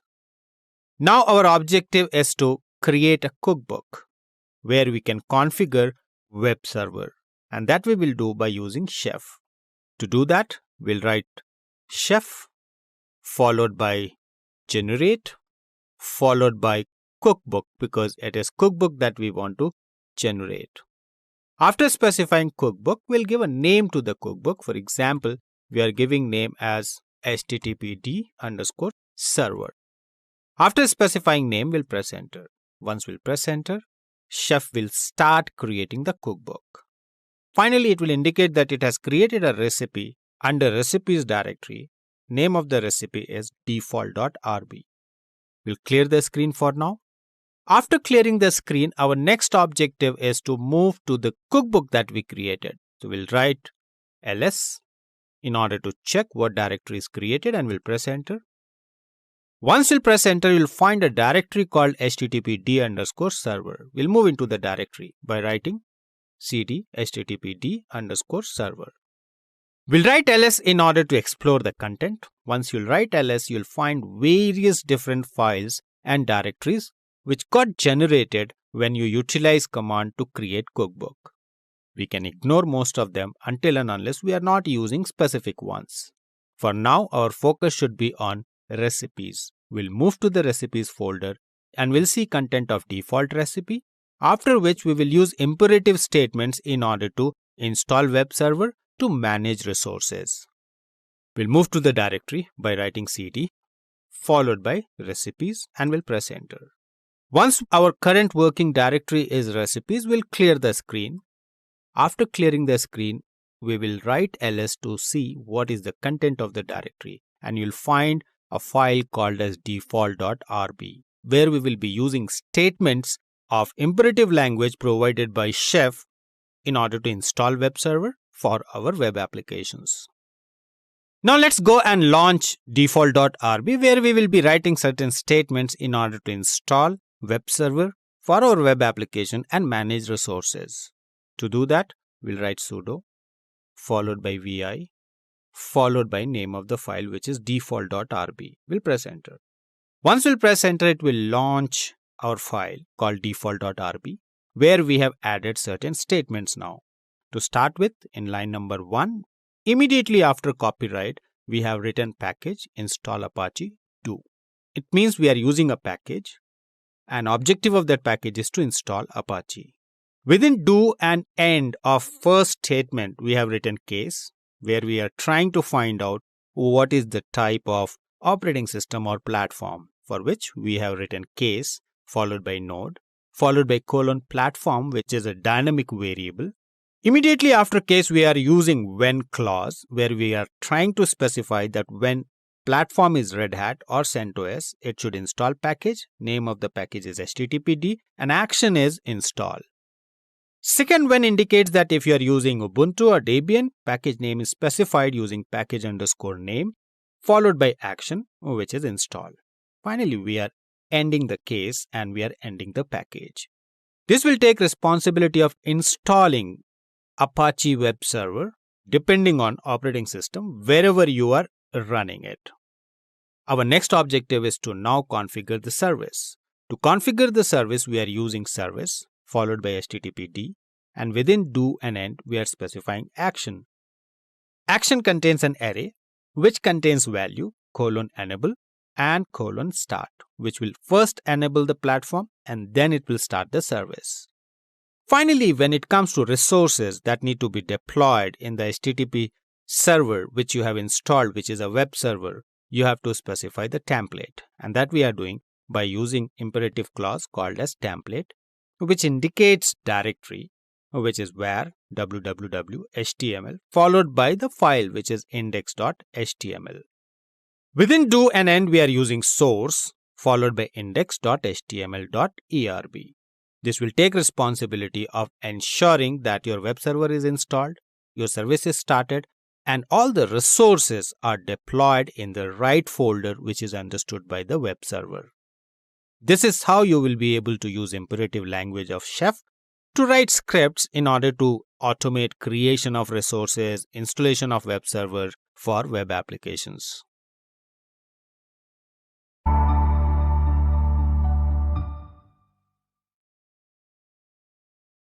The objective of this video is to create Ansible playbooks to automate the creation of resources and installing web server for web applications. Before you start the lab, you need to ensure that you have installed Ansible and you have configured Ansible properly.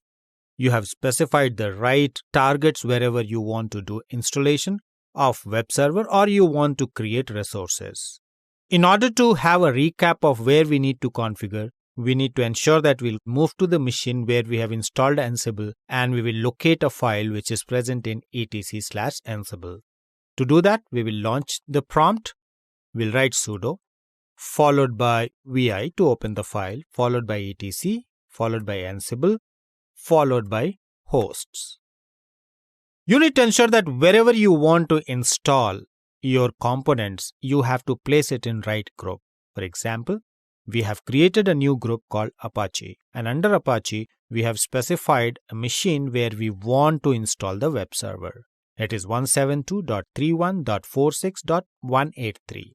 We are also specifying Ansible_SSH_user equal to Ubuntu. You need to be careful when you are configuring the file. You need to ensure that installation and configuration of Ansible is proper. You have the right user and authority in order to do SSH to those machines. Once you are sure that everything is fine from configuration perspective, you'll focus on writing the playbook, for which you will exit from the current directory.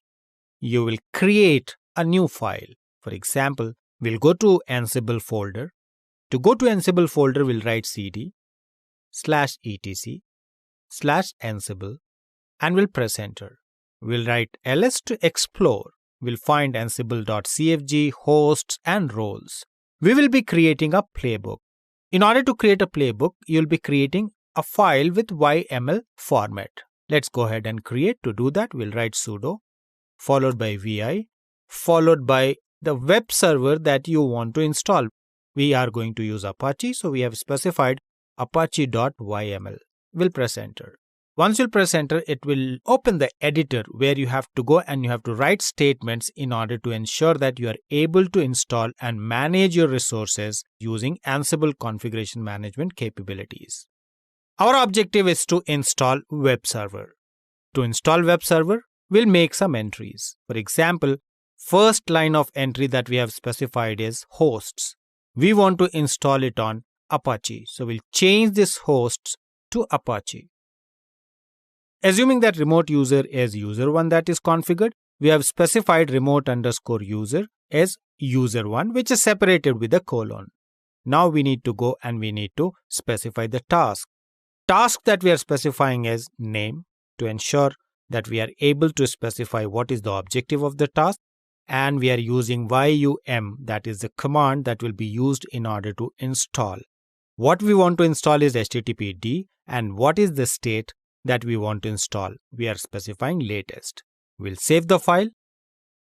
After saving the file, you need to go and run the playbook. To run the playbook, you'll be writing Ansible playbook followed by name of the playbook. Name of the playbook that we have created is apache.yml. Once you'll press enter, it will start reading your YML file and it will ensure that it has installed the required software on the required hosts, ensuring that you have configured it in hosts file.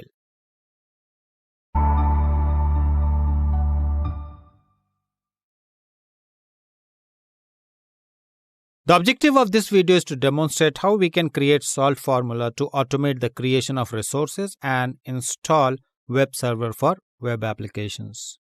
Before you start working, you need to ensure that Salt Master and Salt Minion is installed and they are running. To do that, we will get into the machine where we have installation done and we'll be using system ctl status Salt Master command in order to check the status. You'll find that Salt Master is running. We'll press Ctrl C and we'll do similar kind of test for Salt Minion also. After writing systemctl status followed by salt minus minion, we'll press enter.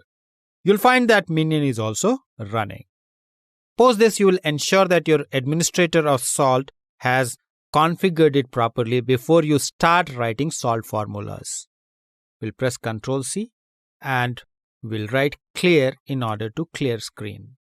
Now we are there at the top. We need to now focus on how actually we can use Salt in order to write salt formula. Salt Stack is an open source tool. You can use Salt Stack to manage resources and automate installations by writing salt formula. It will help you to configure your web server and also create resources of your choice, for which we need to create a file with extension SLS. Extension SLS means it's a salt formula. Let's go ahead and open a salt formula that we have written for installation of web server. You can use salt formula to create various other different type of resources. We'll write sudo followed by vi followed by web server dot SLS. We'll press enter. After pressing enter, you'll be giving a name to the formula. We have specified web server underscore stuff followed by pkg that you want to install. Post installation, it should have packages which includes Apache 2, PHP 5 as well as PHP 5 minus MySQL. You need to ensure that you are specifying all the elements that you want to be dynamically and automatically configured when you execute your formula on various different minions. You need to have a list of minion before you go ahead and execute it. Once you'll execute, you'll find that the content is installed on the designated minion. For example, if we want to install it on one of the minions, we'll move out of the file by quitting using appropriate command of the editor, and we'll use salt followed by where we want to install. For example, we want to install on minion 01 followed by name of the SLS file, which is webserver.sls followed by web server, which is the component. After writing the command, you'll press enter and you'll find that components which are present in webserver.sls is installed on minion 01. This is how you will be able to create salt formula in SLS file and automate creation of resources along with installation of web server for web applications that you want to deploy.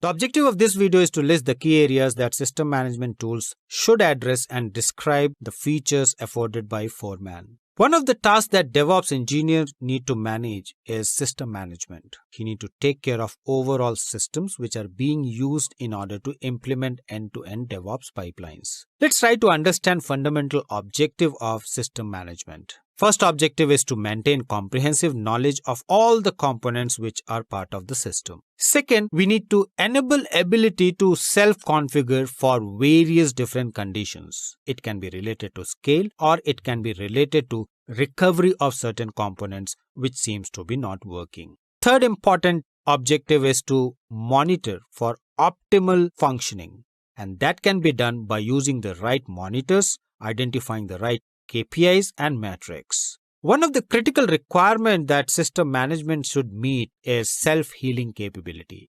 For example, it is provided in big data. Whenever a node fails, you'll find that one node is automatically created, replacing the node which failed to start. We need to also ensure that system management provides capability to adapt to environmental conditions as environment changes frequently. And finally, we should focus on use of open standards in order to ensure that we are not caught in frequent updates that are made by commercially available tools.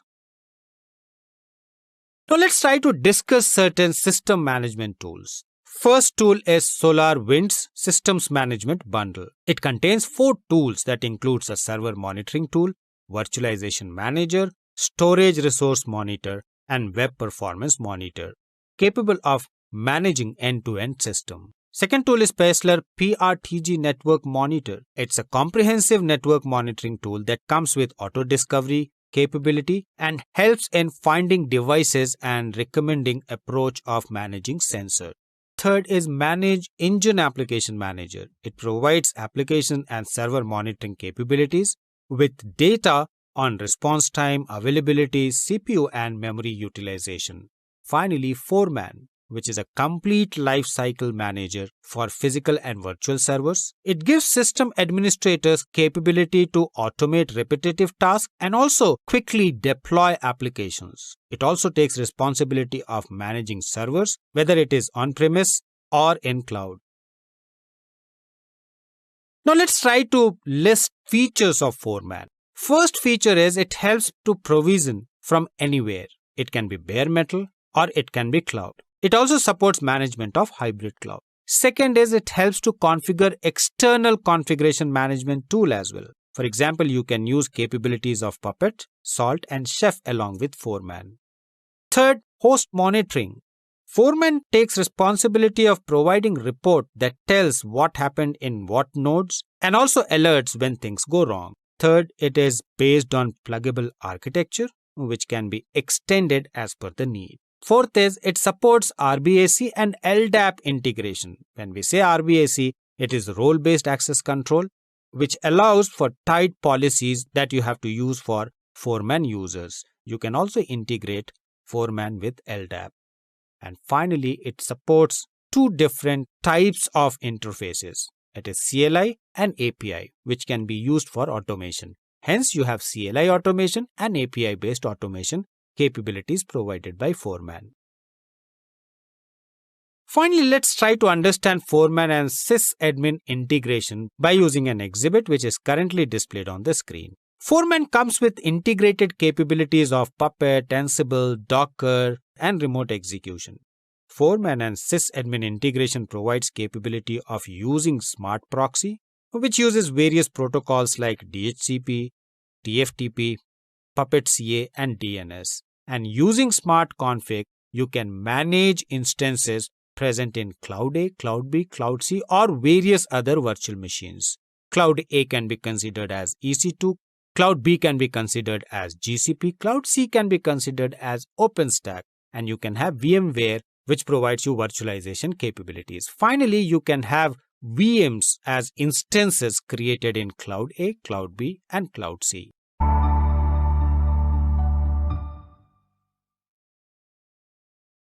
The objective of this video is to install Foreman and evaluate the features of Foreman UI that can be used by support engineers. In order to ensure that we are able to install Foreman, which is a free open source tool for configuration management, first we need to do some initial configurations. To do that, we'll open hosts file and we'll make one small entry.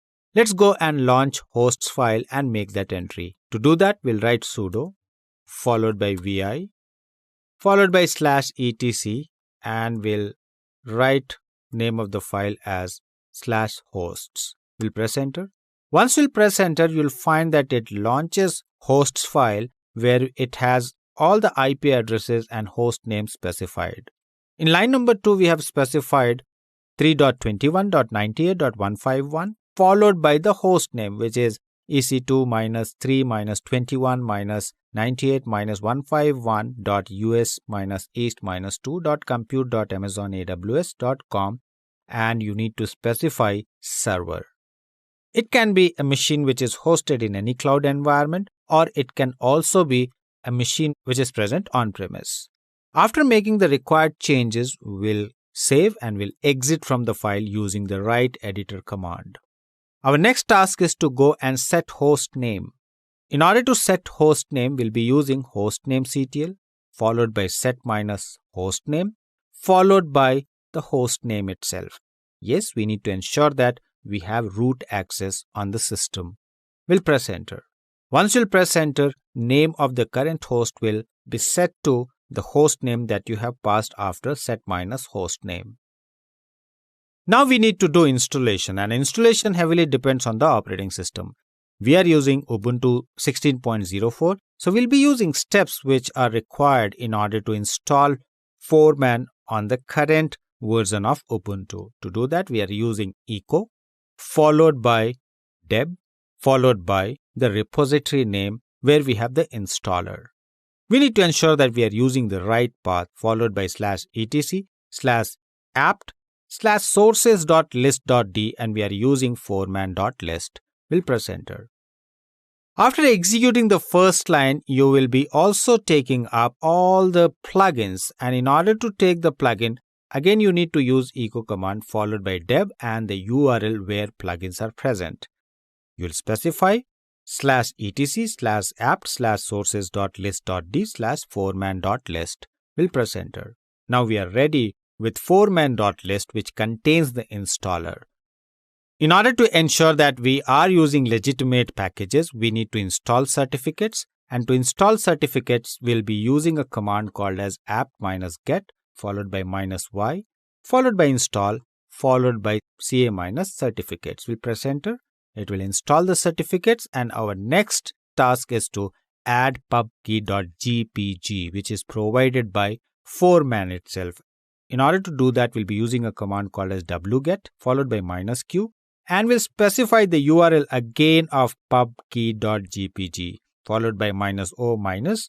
We'll specify a pipe symbol and we'll use apt-key command followed by add to add the key. After writing the command, we'll press enter, and once you'll press enter, you should be notified with OK. Now let's go ahead and clear the screen. After clearing the screen, we need to install. In order to install the installer first, we'll be using a command called as apt-get followed by update followed by $& because we are joining two commands to get executed together. Second command is apt-get followed by -y followed by install followed by foreman-installer. We'll press enter. Once you'll press enter, it will download the installer and it will make the installer ready. Finally, once installer is ready, we'll clear the screen. And after clearing the screen, we need to go and we need to install. To install, we'll be using foreman-installer followed by -foreman-admin-password equal to my password.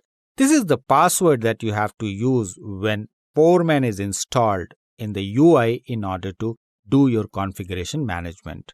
We'll press enter. Once you'll press enter, it will start installation of Foreman. It will check the prerequisites and it will complete the installation. We'll wait for 100% and success. Once we get success, we can go and we can browse web application provided by Foreman for configuration management. Let's wait for installer to completely install Foreman. Post you get message indicating that 100% is installed and success along with the information of the endpoint where Foreman UI is running. You can go ahead and you can copy. Remember admin and password. Launch your browser. Since it is not secure, you will get a warning message. You can click on advanced. Once you click on advanced, you will get opportunity to accept the risk and continue. Click on the button that indicates accept the risk and continue. Once you click on continue, it will take you to login page of Foreman where you can specify your user ID and password. After specifying the username and password, we will click on the login button. It will launch a UI where it will facilitate you with various different configuration options, which includes monitor, hosts, configure, and infrastructure. You can click on provisioning setup in order to explore how actually you can provision. There are 5 steps that you have to follow. First is prerequisite. Meet all the prerequisite. You will find prerequisites which are currently not matching. Then you need to go for network config, followed by foreman installer. Then you need to select installation media, and finally go through the 5th step, which is completion. Following this step-by-step approach, you will be able to provision your infrastructure.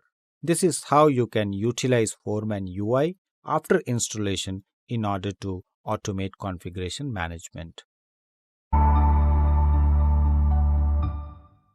So in this course, we have examined how to work with Bash, Python, Ruby, and Shell scripts to automate interactions with infrastructures that are hosted on AWS and Azure, and also learn to work with prominent DevOps tools like Puppet, Chef, Ansible, and Salt to automate creating resources and installing web servers. We did so by exploring the features of major scripting languages and the prominent DevOps automation tools that we can use to help automate development, operations, and delivery of IT solutions. The features of platform automation tools along with the key areas that system management tools should address. How to use Bash, Python, and Ruby scripts to automate interactions with infrastructures hosted on AWS, and how to use Shell, Python, and Ruby scripts to automate interaction with infrastructures hosted on Azure. How to work with declarative language and the imperative language of Puppet and Chef to automate the creation of resources and installing web servers for web applications. How to create Ansible playbooks and solve formula to automate the creation of resources and installing web servers for web applications. In the next course, we will learn to manage AWS S3 buckets and retrieve AWS EC2 information using Python for AWS and Python codes. Set up automated deployments in AWS, create Azure automation account, create and publish PowerShell runbooks and Python runbooks, execute scripts using Bash interpreter in Chef, and use Chef recipe to run scripts and handle configuration changes in AWS. The objective of this video is to recall the features of major scripting languages that can help achieve DevOps success through automation. Using script is one of the popular ways of automation. Let's try to understand why use scripting for automation.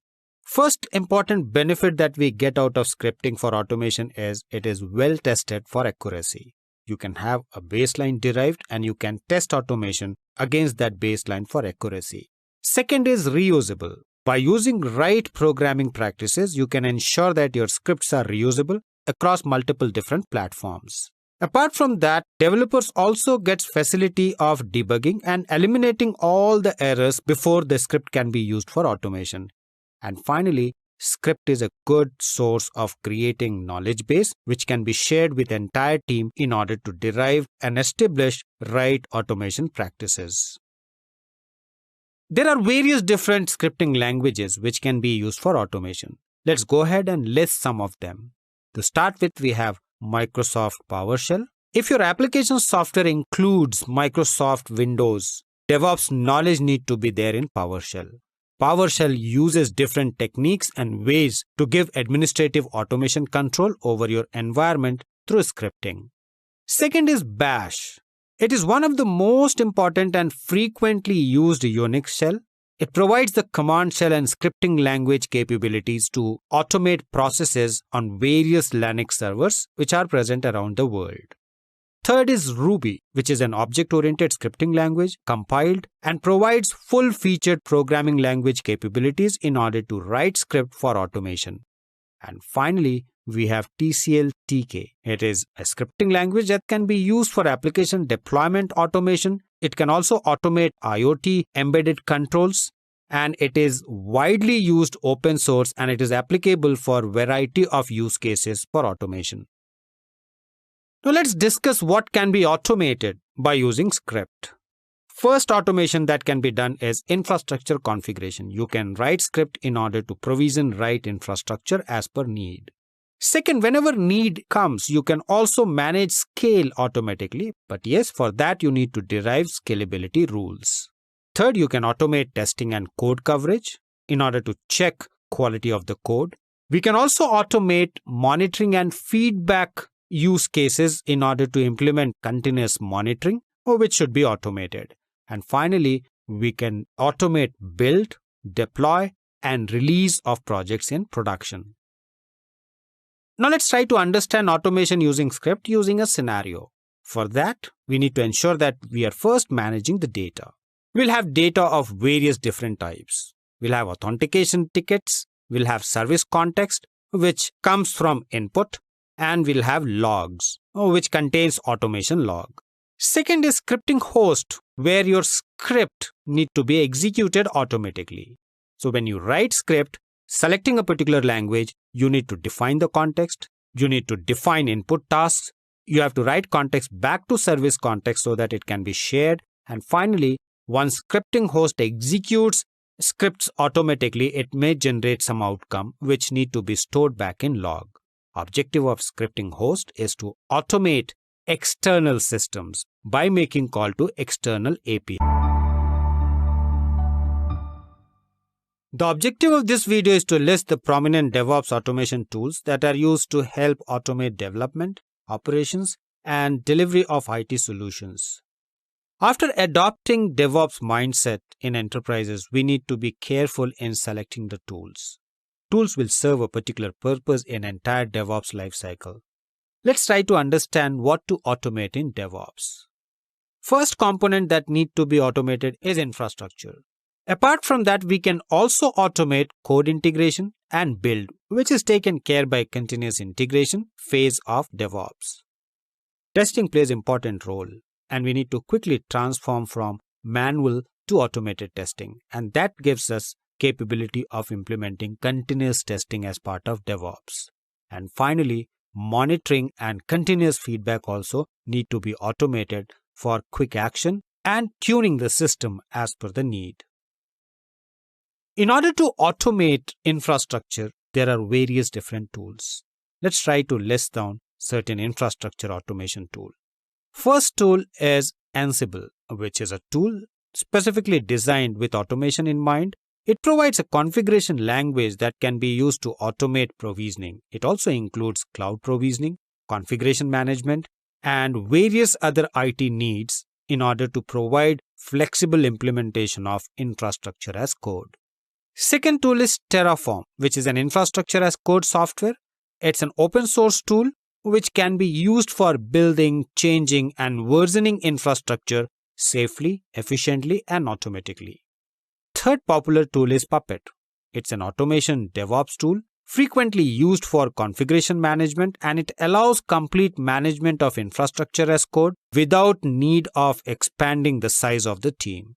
Internally, it uses master-slave architecture for configuration. Finally, Chef, which is an automation DevOps tool that again helps in achieving speed, scale, and consistency. It is frequently used for defining infrastructure as code.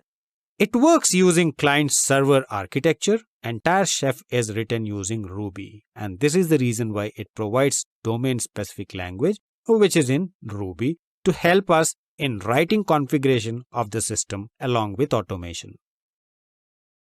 Post-infrastructure automation, we need to focus on continuous integration, and that can be done by using various different tools which are there. Let's list down certain continuous integration tools. First tool is Jenkins, which is an open source automation tool.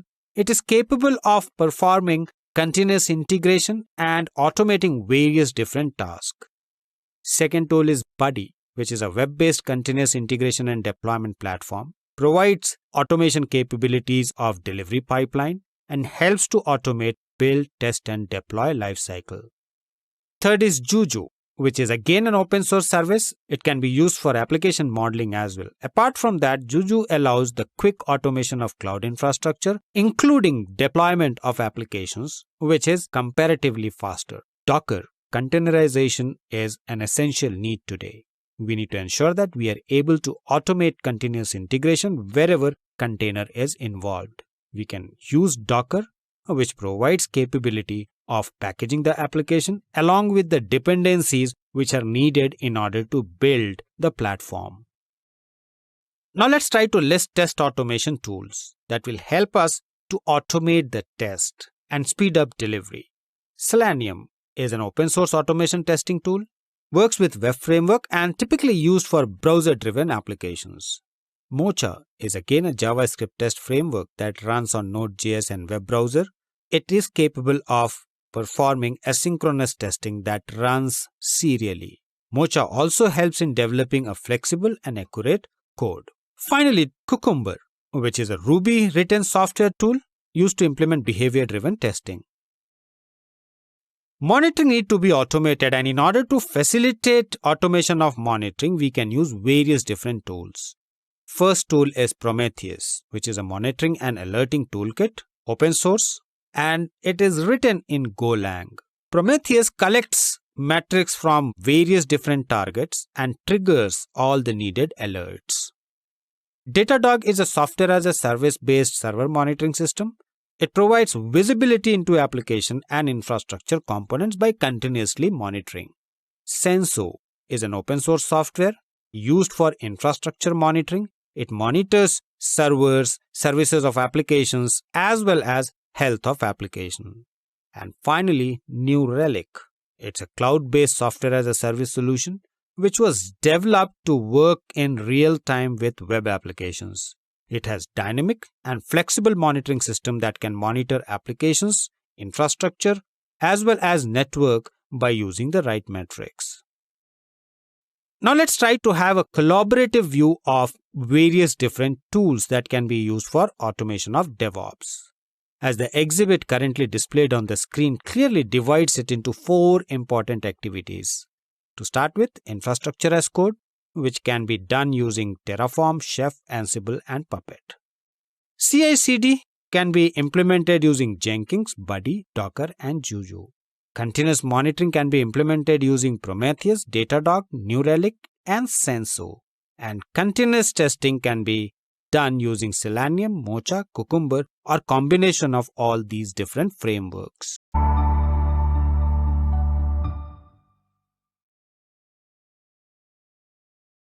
The objective of this video is to use bash scripts to automate interaction with infrastructure hosted on AWS. Let's try to demonstrate how we can use bash scripts to automate interaction with infrastructure which is being hosted on AWS. For that, we need to first log into our AWS account. Once we will log into our AWS account, it will launch a landing page which will be AWS Management Console. After launching AWS Management Console, we'll click on Services, which is there at the left of the top panel. Once you'll click on it, it will provide you a list of various different types of services. Let's try to click on EC2 because that is what is going to help us in creating infrastructure. We'll click on EC2. Once we'll click on EC2, it will launch a dashboard from where we can initiate creating and hosting infrastructure on AWS. Once EC2 dashboard is launched, we can scroll down and locate Launch Instance button, which will be there on the content pane. We'll click on Launch Instance button. Once you'll click on Launch Instance button, it will display a drop-down. We can click on Launch Instance, which is the first option in the drop-down. After clicking on the Launch Instance, it will help us to create and host infrastructure, selecting kind of instance that we want using a particular image. We'll go with the first image, which is being displayed on the Choose an Amazon Machine image. Once we click on Select, it will show us various different type of instances. By default, it will select T2.micro, which is free tier eligible. We'll select the default and we'll click on Next Configuration Instance Details button, which is there at the right bottom of the current page. Once we'll click on Configure Instance Detail, we need to go and we need to decide whether we want number of instances to be 1, what would be our network, what would be our subnet, whether we want auto-assign public IP, what would be the placement group, what should be the capacity reservation, IAM role, followed by shutdown behavior, followed by various other options in order to manage stop or enable termination protection. Apart from that, you can also go and enable monitoring. You can select tenancy type that you want. You can also go and you can decide whether you want to add an elastic inference accelerator or not. Next, you can decide T2, T3 unlimited. You can enable it if you wish to. Finally, we'll go to Advanced, and in Advanced, we'll get one of the option as user data. That is the place where we have to plan our automation. In order to plan our automation, we would be writing bash script which we want to get executed on the instance which will be hosted in AWS.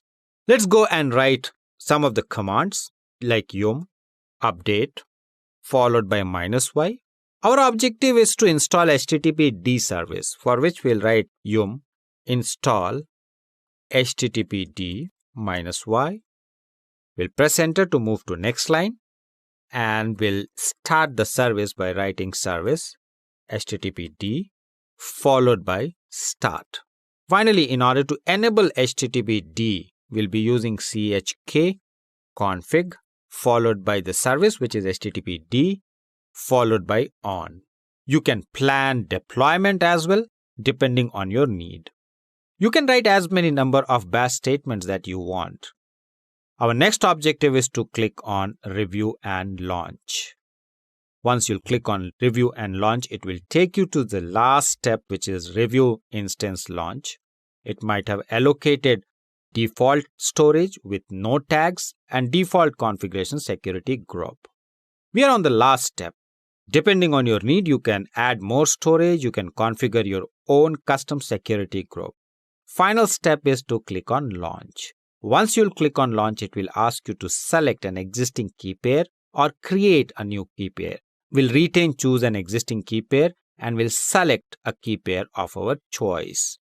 After selecting key pair of our choice by clicking on drop down of select a key pair, we'll check the checkbox which is to acknowledge, which indicates that I acknowledge that I have access to the selected private key.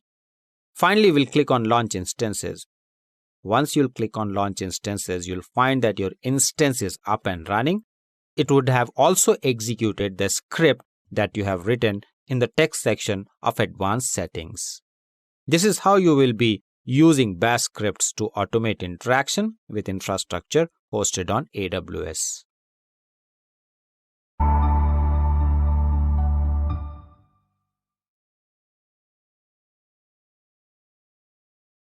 The objective of this video is to demonstrate how to use Python scripts to automate interaction with infrastructures hosted on AWS. In order to ensure that you are able to interact as an administrator to automate the management of Amazon Web Services, Elastic Compute Cloud infrastructure, you need to explore Python scripting environment, for which let's go ahead and set Python scripting environment first. Our first task is to ensure that we have configured AWS credentials. You need to collect credentials like access key ID and secret access key from your AWS administrator. Once you have collected it, you need to now set up the automation environment where you will be using Python script to automate interaction with infrastructure hosted on AWS. To configure, we'll be using AWS followed by configure and we'll press enter. You need to specify the access key ID that is given to you by your administrator and you'll press enter. Next, you have to specify secret access key. After specifying secret access key, we'll press enter. You have to also specify default region name. By default, first time configuration will show you none. You have to set it to the region which you want to use. Finally, you can also set default output format to text or JSON depending on your requirement. We'll press enter and now we are assured that AWS configuration is done. Our next objective is to ensure that we have the libraries installed which are required to write Python scripts to automate interaction with infrastructure. To do that, we'll be using pip3 followed by install followed by boto3. Boto3 is a specific library that is used by Python developers in order to interact with AWS hosted infrastructure. We'll press enter. Once you'll press enter, if it is installed, it will show requirement already satisfied, else it will complete the installation. After installation is done, we'll write clear. And now we have to go and we have to write script that helps us to automate infrastructure which can be hosted or which is hosted on your AWS account. Let's go ahead and open the script that we have written for automation. To do that, we'll be using the VI editor followed by AWS infra.py. We'll press enter. In line number 1, we are importing Boto3, which provides us capability to connect to AWS resource. Line number 2, we are specifying EC2 equal to Boto3.resource, followed by name of the resource, which is EC2. Now our objective is to create a file that can store the key locally, for which we are writing out file equal to open. We are giving a name to the file, which is ec2-tempkey.pem, and we are specifying the permission as W, which indicates that this file can be written. Now we'll be calling the Boto EC2 function that will help us to create a key pair, for which we are using key_pair equal to ec2.create_key_pair, and we are passing key name as ec2-tempkey as an argument. Now we need to capture the key and store it in a file. We have already created the file in the previous steps. To capture, we are using key_pair_out equal to str to convert it to string, and we are passing key_pair.key_material. We are printing key_pair_out by using print and passing key_pair_out as an argument. And finally, we are writing key_pair_out to a file named ec2-tempkey.pem, which we have created in previous steps. That we are doing by writing outfile.write and passing key_pair_out as an argument. You can interact with any AWS infrastructural resource by using Boto3. After writing, we'll save it. To save, we'll use the editor command. Since we are using VI editor, we are pressing escape to move to command mode, and we are specifying : followed by WQ. We'll press enter. Now we are out of the file. Your next step is to execute and ensure that whatever infrastructure resources you wanted to create is created and is part of your AWS account. To do that, we'll write Python 3 followed by AWS infra.py and we'll press enter. Once you'll press enter, it will execute the script and it will create infrastructure, populating that infrastructure with key pair that we created using script itself. Finally, you'll find that it has printed the key which it has generated. This is how you will use Python script to automate interaction with infrastructures hosted on AWS.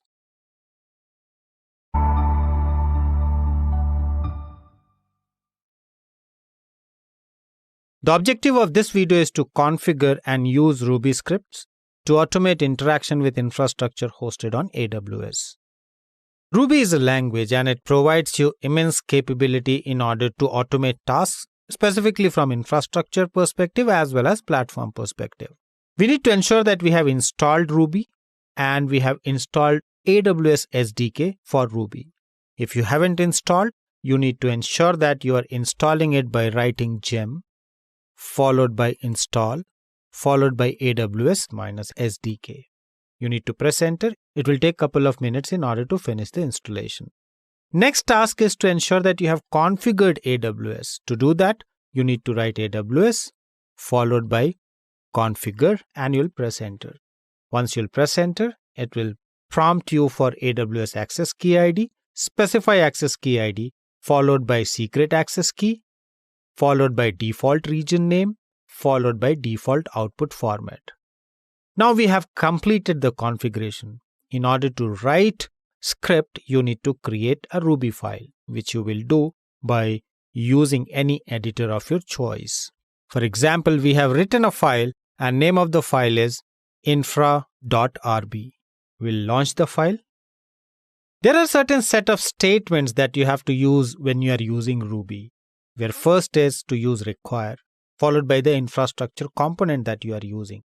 We are using EC2. This is the reason why we have specified AWS-SDK-EC2. Next, we are initializing EC2 by using AWS EC2 resource.new, passing the region information which is US-East-1. : will provide the reference of resources. Now, if our objective is to get details of 20 or 30 or 10 instances, we will be using ec2.instances.limit. We'll limit it to 20, .each, and then we'll start execution of certain statements. We have specified .each do I, then ec2.instances.each do I, and we are getting ID and state of the instance. You need to ensure that you are ending the process by specifying end. You need to be good in Ruby language in order to utilize immense capabilities of AWS SDK for Ruby. It provides you components of each type which you can refer by using language capabilities. Once you have written, you need to save the file by clicking on File, Save, or using editor's command depending on what editor you are using. Finally, you will move back to your prompt and you will write Ruby followed by infra.rb.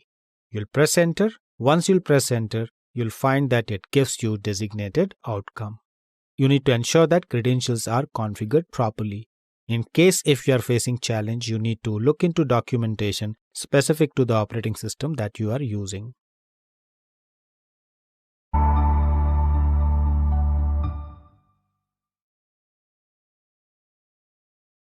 The objective of this video is to demonstrate how to use shell scripts to automate interaction with infrastructure hosted on Azure.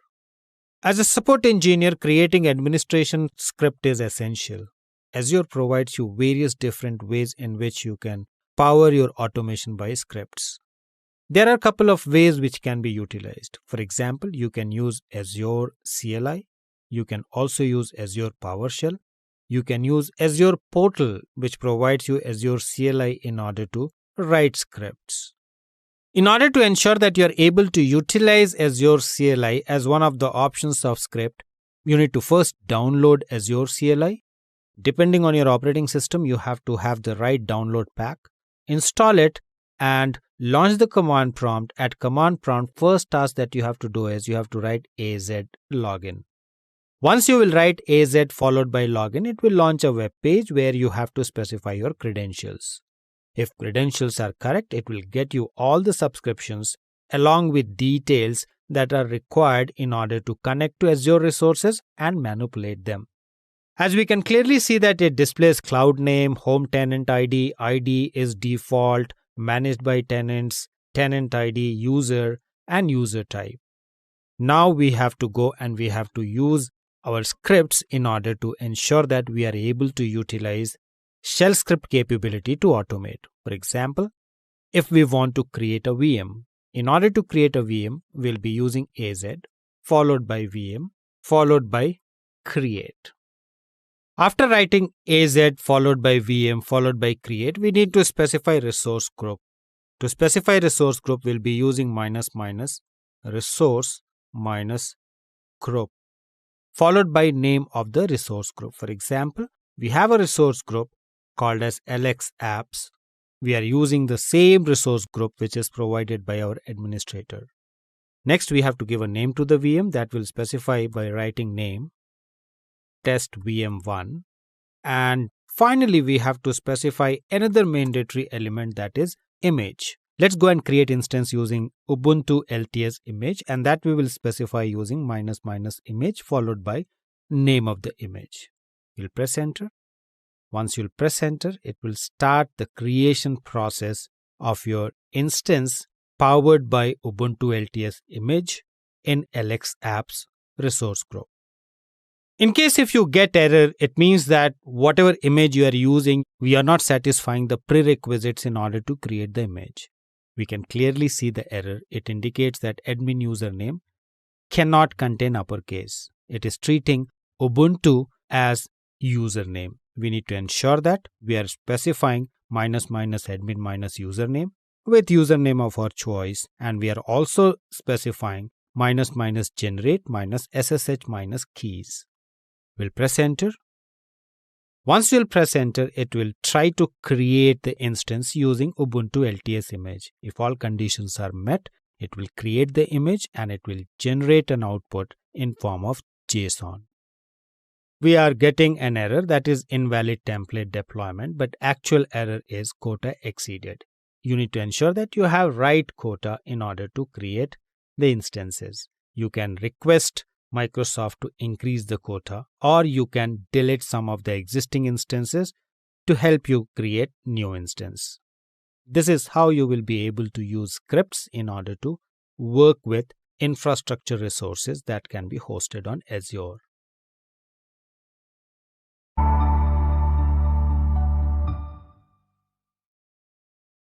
The objective of this video is to demonstrate how to use Python scripts to automate interaction with infrastructures hosted on Azure. There are various different tools that can be used in order to quickly connect to Azure and write scripts using Python in order to automate infrastructural tasks for those elements which are hosted in Azure. Our first task is to ensure that we are connected to Azure and we have logged in. That you can do using various different IDs.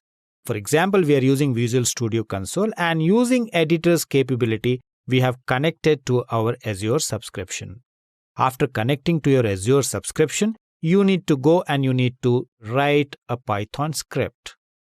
We have written a script which is currently launched in the editor part of the content pane. Name of the script is azure_python.py. Line number 1 and line number 2 are imports in order to get OS capabilities.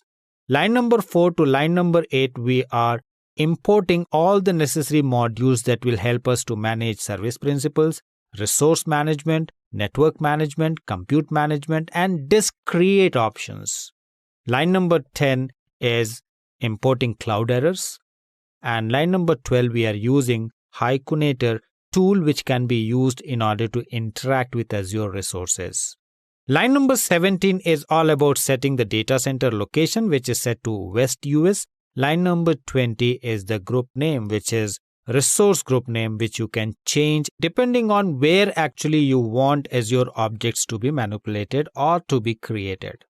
Then you have to specify network, which includes vnet_name and subnet_name specified in line number 23 and 24. Now we need to think about objects, and first object is VM, where we are specifying os_disk_name, and we are also getting storage account name in line number 27 and line number 28. Line number 30 to line number 34 is all about setting up network, credentials, and virtual machine details, which includes IP_config_name, NIC_name, username, password, VM_name for virtual machine name, and reference to the virtual machine image, which we have specified Linux, publisher is canonical, offer is Ubuntu server, SKU is a particular LTS, and version is latest. This we have specified from line number 36 to line number 40. For Windows as well, we have specified the reference, that is VM reference.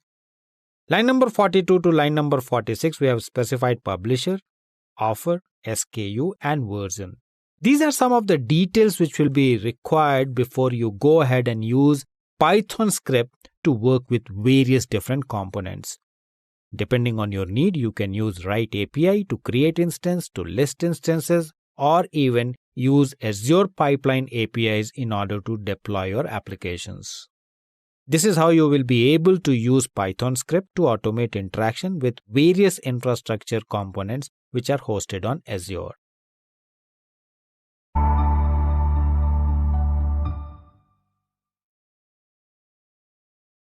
The objective of this video is to demonstrate how to use Ruby script to automate interaction with infrastructure hosted on Azure. As a support engineer, there are certain set of instructions that we need to follow in order to set up Ruby environment so that we can write automated script to manage infrastructure hosted on Azure. Your first task is always to ensure Ruby is installed. Depending on the operating system, you can install Ruby as well as developer kit of Ruby. Then you need to select the bundle that you want to install. In order to ensure that you are able to interact with Azure, you need to install bundle. There are various different bundles which are provided by Azure. In order to first install bundle, you need to have bundler installed in your current environment. To install bundler, we'll be using gem followed by install followed by bundler, and you'll press enter. When you press enter, it will take few minutes in order to install the bundler. Then you can go and you can locate on the Microsoft site repository that you have to clone in order to manage a particular type of resource. For example, you'll be using git followed by clone followed by https and the location where you have compute -ruby -manage -vm.get repository. You'll press enter in order to clone it. Once you have cloned, you need to move to the folder and you need to install the bundle.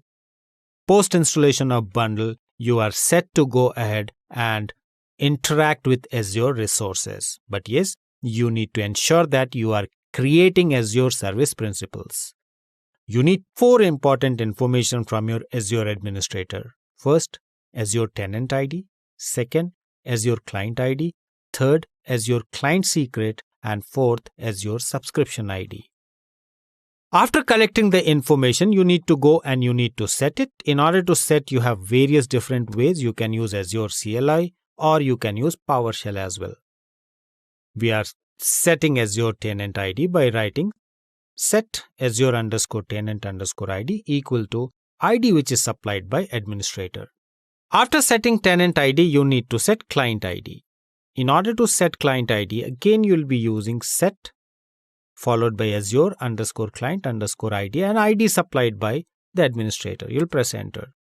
Third important ID that you need to set is Azure client secret. And in order to do that, you'll be writing set followed by Azure _client _secret and you'll specify the supplied value.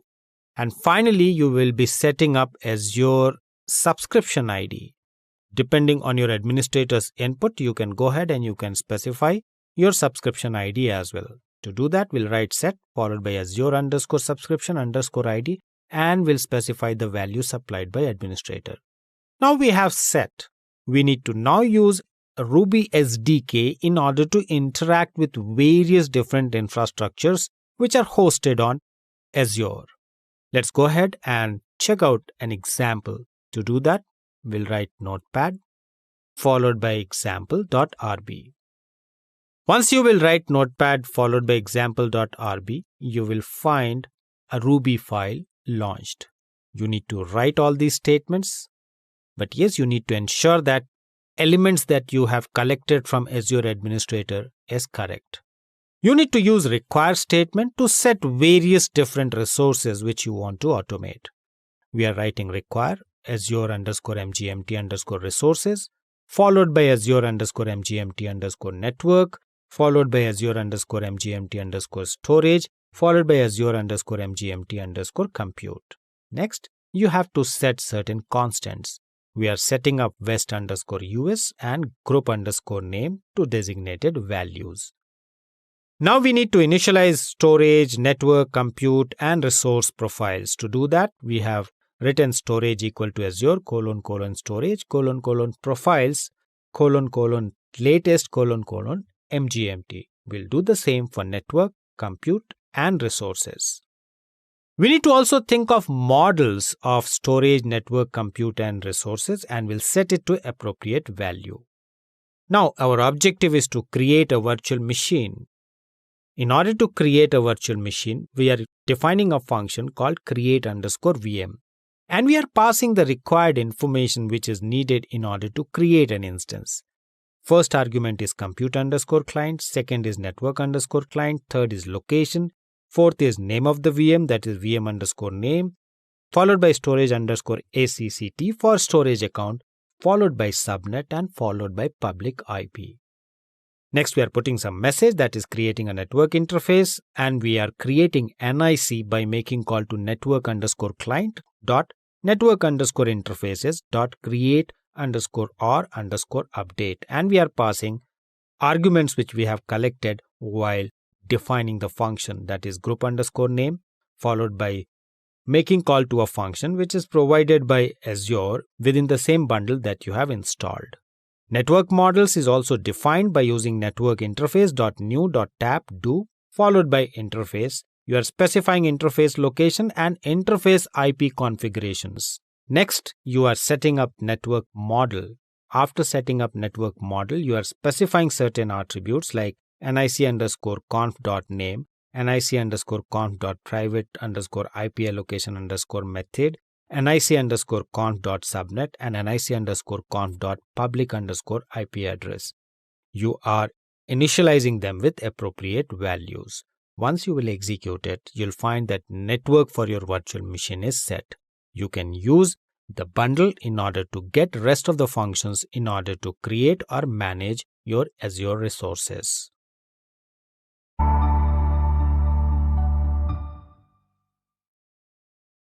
The objective of this video is to create PowerShell runbooks and add codes and publish them in production to facilitate task automation. Azure Automation runbooks can be created using Azure.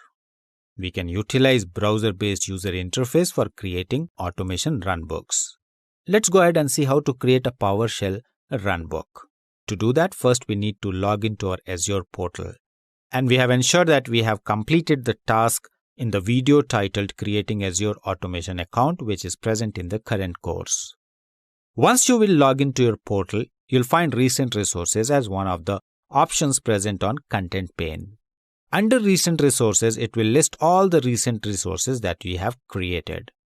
After completing the video titled Creating Azure Automation Account, we'll find that we get Azure Automation ACC, which was the name of automation account under Recent Resources. We'll click on the hyperlink, which is present on the name of Azure Automation account, which is Azure Automation ACC in current case. Once you'll click, it will launch Azure Automation ACC, that is Azure Automation account, on the Content pane. It will provide you a list of various different navigation tabs in the left-hand corner of your current Content pane. Our objective is to create PowerShell runtime. To do that, we'll scroll down in the navigation bar which is present at the left of the Content pane and we'll select Runbooks, which will be present under Process Automation. After selecting, we'll click on it. And once you'll click on it, it will list all the different runbooks which are already created and published. Our objective is to create a runbook. To do that, we'll move to the top of the Content pane, locate Create a Runbook button and click on it. Once you'll click on it, at the right-hand corner of your current page, you will get Create a Runbook dialog. You have to specify name of the runbook. For example, we are specifying sample 1. Next, you have to select runbook type, and that you will do by clicking on the drop-down and selecting appropriate type of runbook that you want to create. We want to create PowerShell, we'll select PowerShell. You can specify brief description in the text area which is present under description. After specifying description, your objective is to create, for which you will go to the bottom of the current dialog called Create a Runbook and move your cursor to the bottom, locate Create button and click on it. Once you click on Create, it will launch an editor where you can go and you can edit your PowerShell runbook by writing certain simple commands. Let's go and write simple PowerShell command, and that we are doing by specifying param, which is there in line number 1, opening and closing bracket, which is present in line number 2 and line number 5, using parameter specifying mandatory equals to $false, followed by string $name, which is the variable, in line number 4, and we are initializing it with test. Here you can use any PowerShell command to manage various different type of resources. In line number 7, we have written sample followed by the variable using $name and exclamatory mark. After writing it in the editor pane of the current PowerShell runbook, we'll click on Save. Once you'll click on Save, it will be ready to be published. To publish, we'll go on the top of the Edit PowerShell runbook, locate button called as Publish and click on it. Once you'll click on it, it will launch a dialog where it will ask your confirmation to ensure that you are ready to publish, and it also tells that this will publish this version of the runbook and it will also override the previously published version. If you want to proceed, we can click on Yes. We'll click on Yes and you'll find that it starts publishing, and post publishing on the Content pane, you'll find a button called as Start. Clicking on it, it will start execution of the current runbook. This is how you will be able to create PowerShell runbook, but yes, you need to understand that you need to be an expert of PowerShell in order to manage various different resources.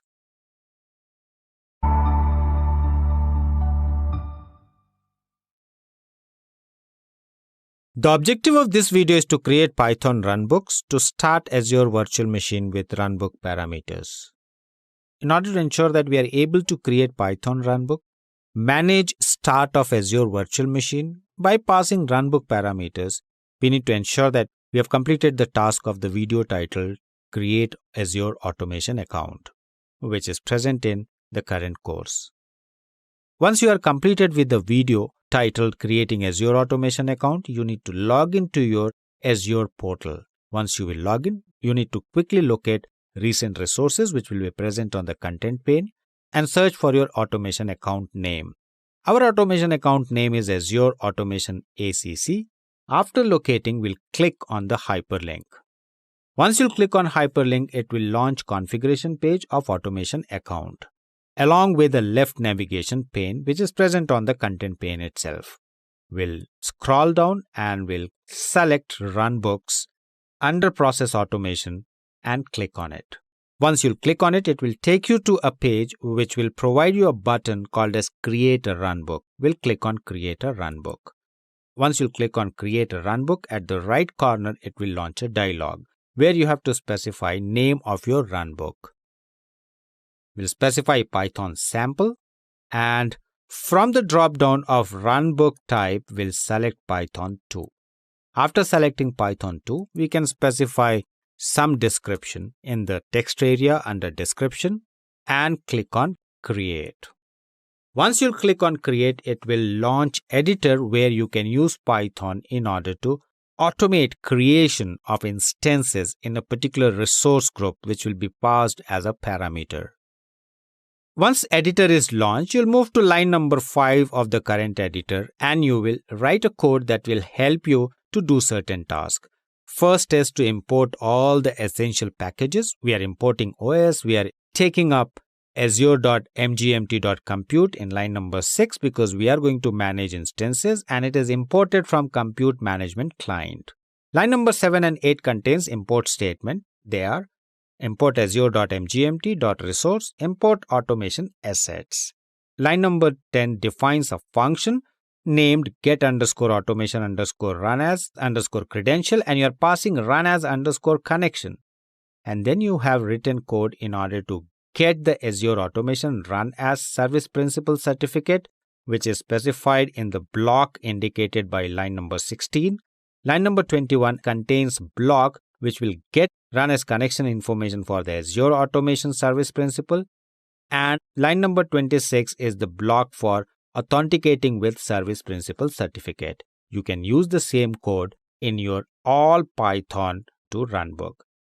In order to ensure that you are able to communicate with instances using Python 2 runbook, you have to write the function.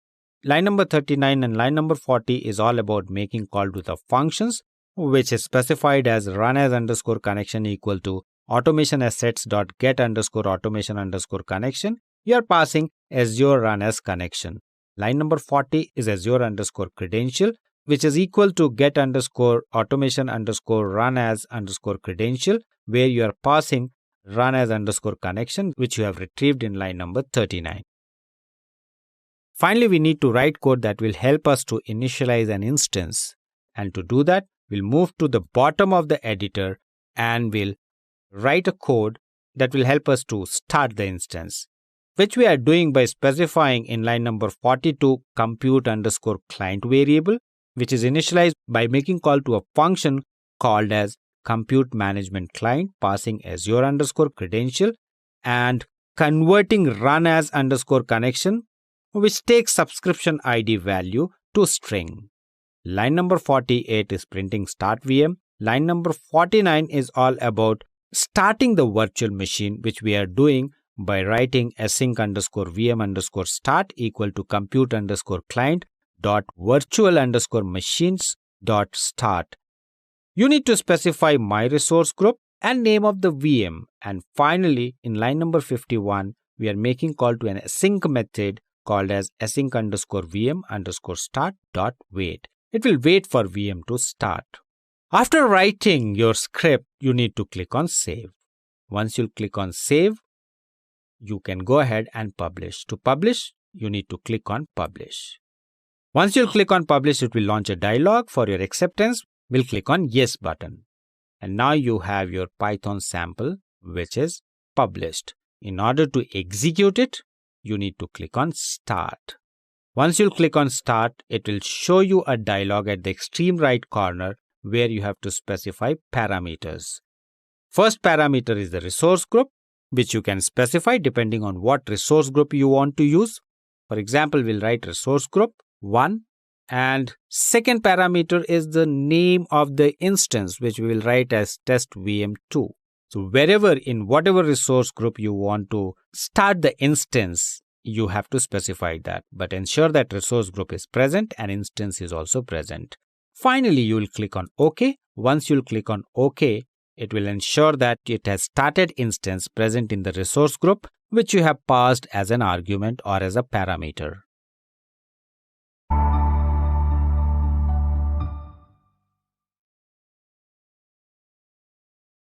The objective of this video is to work with bash resources, to execute scripts using bash interpreter in Chef with execute resources.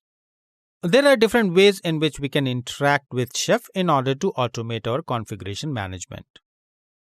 First approach is to go with Ruby, where we'll be writing Ruby blocks in order to manage resources.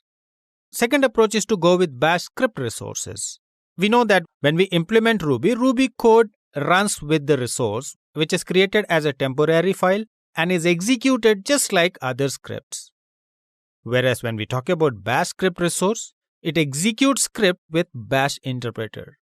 Resource may also use any kind of actions and properties that are available to the execute resource. Let's try to understand how to use bash resource which can be submitted to bash interpreter for execution.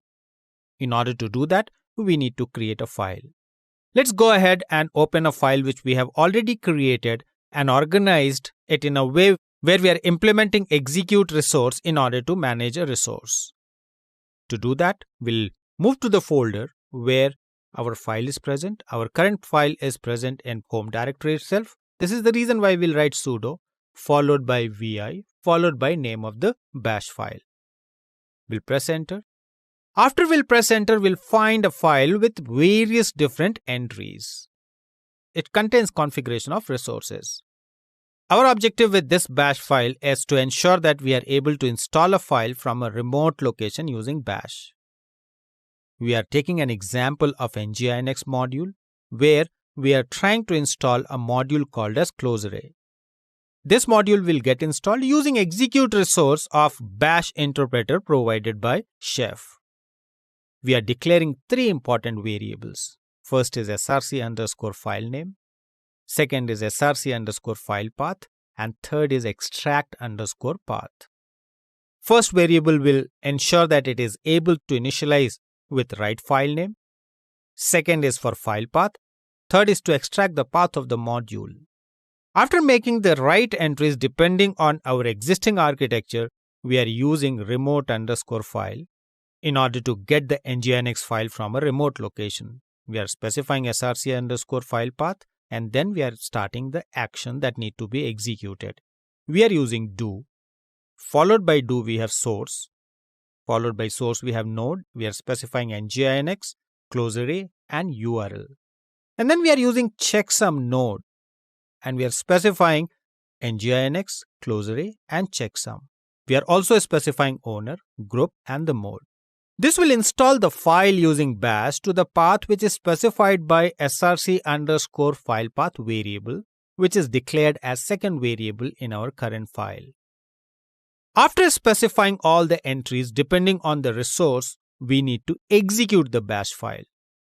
To execute the bash file, we'll be taking a regular approach for execution. But yes, we need to ensure that whatever directories are specified in the variables are currently present on your system. If not, you need to ensure that you are installing nginx on the workstation wherever you want this configuration to be executed. In order to execute, we'll come out of the file by writing :wq and we'll write bash followed by name of the file that we want to execute. Once you will run it, in case if all resources and all variables are able to locate the resources, it will execute and it will make the necessary changes. Ensure that changes you are making only if it is required and it should not disturb existing applications which are deployed. This is how you will work with bash resources to execute scripts using bash interpreter in Chef with execute resources.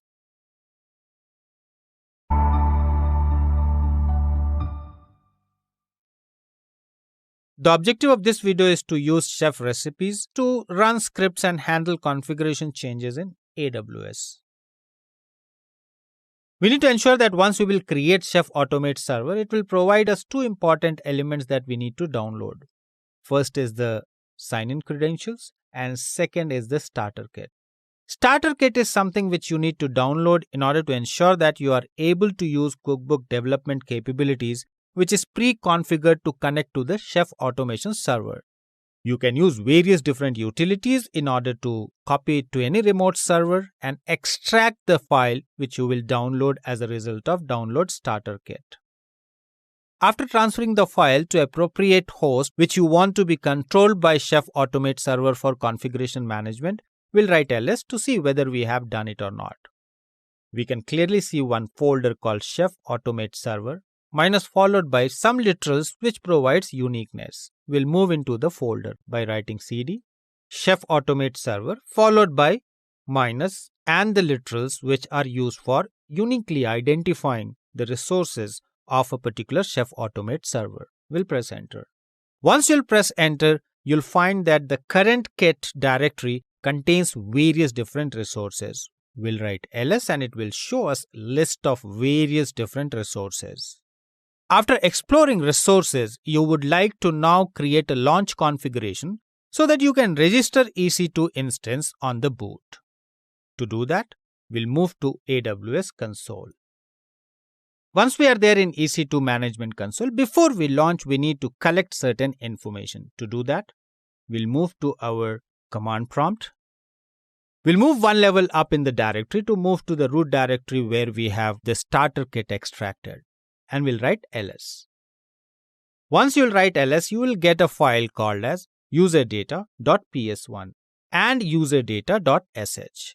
In case if you are creating an instance which is Linux, you'll be using content of userdata.sh. Else, if it is Windows, you'll be using userdata.ps1. Let's go and open the file and see the content. To do that, we'll write sudo followed by vi followed by userdata.sh. And you'll find certain configuration details which are part of the file. Keeping the file open, we'll move back to the browser where we have launched EC2 Management Console.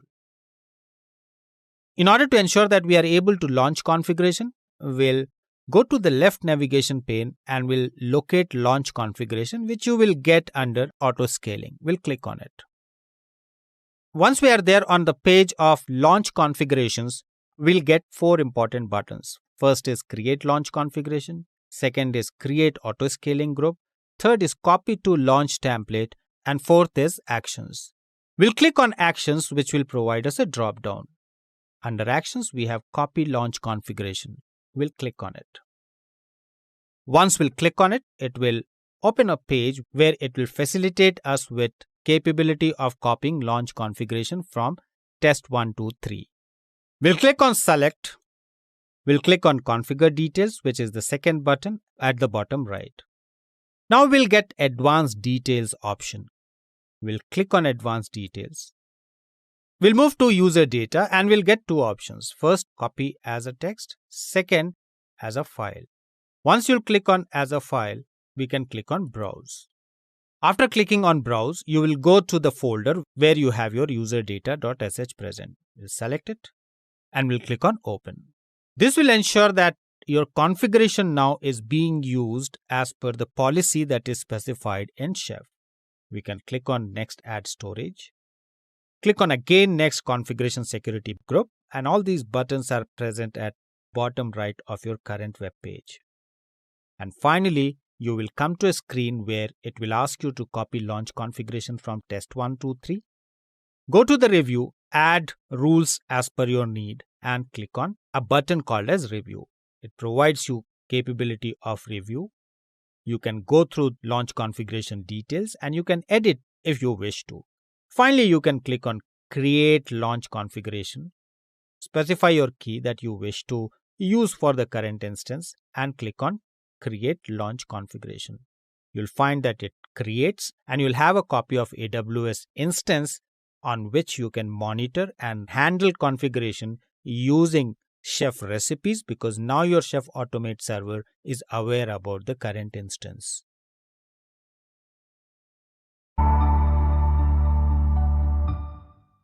So in this course, we have examined how to manage AWS S3 buckets and retrieve AWS EC2 information using Python for AWS and Python codes. Set up automated deployment in AWS, create Azure automation account, create and publish PowerShell runbooks and Python runbooks, execute scripts using Bash interpreter in Chef and use Chef recipes to run scripts and handle configuration changes in AWS.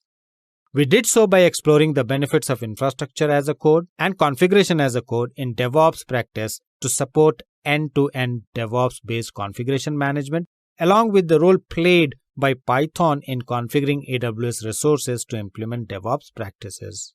The automation capabilities of Azure in delivering cloud-based automation and configuration services, and the differences between PowerShell runbooks and PowerShell workflow runbooks. How to install Python for AWS and configure AWS credentials to create and manage AWS S3 buckets. How to write Python codes to retrieve information about AWS EC2 instances, and how to set up automated deployment in AWS using AWS SDK.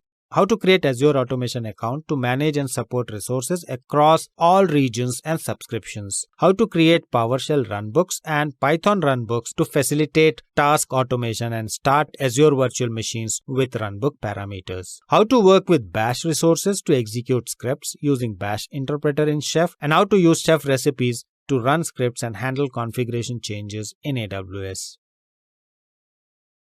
The next step in our journey as a DevOps support administrator is to learn the benefits afforded by cloud computing and implement cloud computing across the incremental IT support levels in the enterprise. The objective of this video is to recall the benefits of infrastructure as code and configuration as code in DevOps practices to support end-to-end DevOps-based configuration management. In order to get the right infrastructure and platform as per the application need, we can utilize capabilities of infrastructure as code and configuration as code. Let's try to understand what infrastructure as code is. Meaning of infrastructure as code is code that defines infrastructure.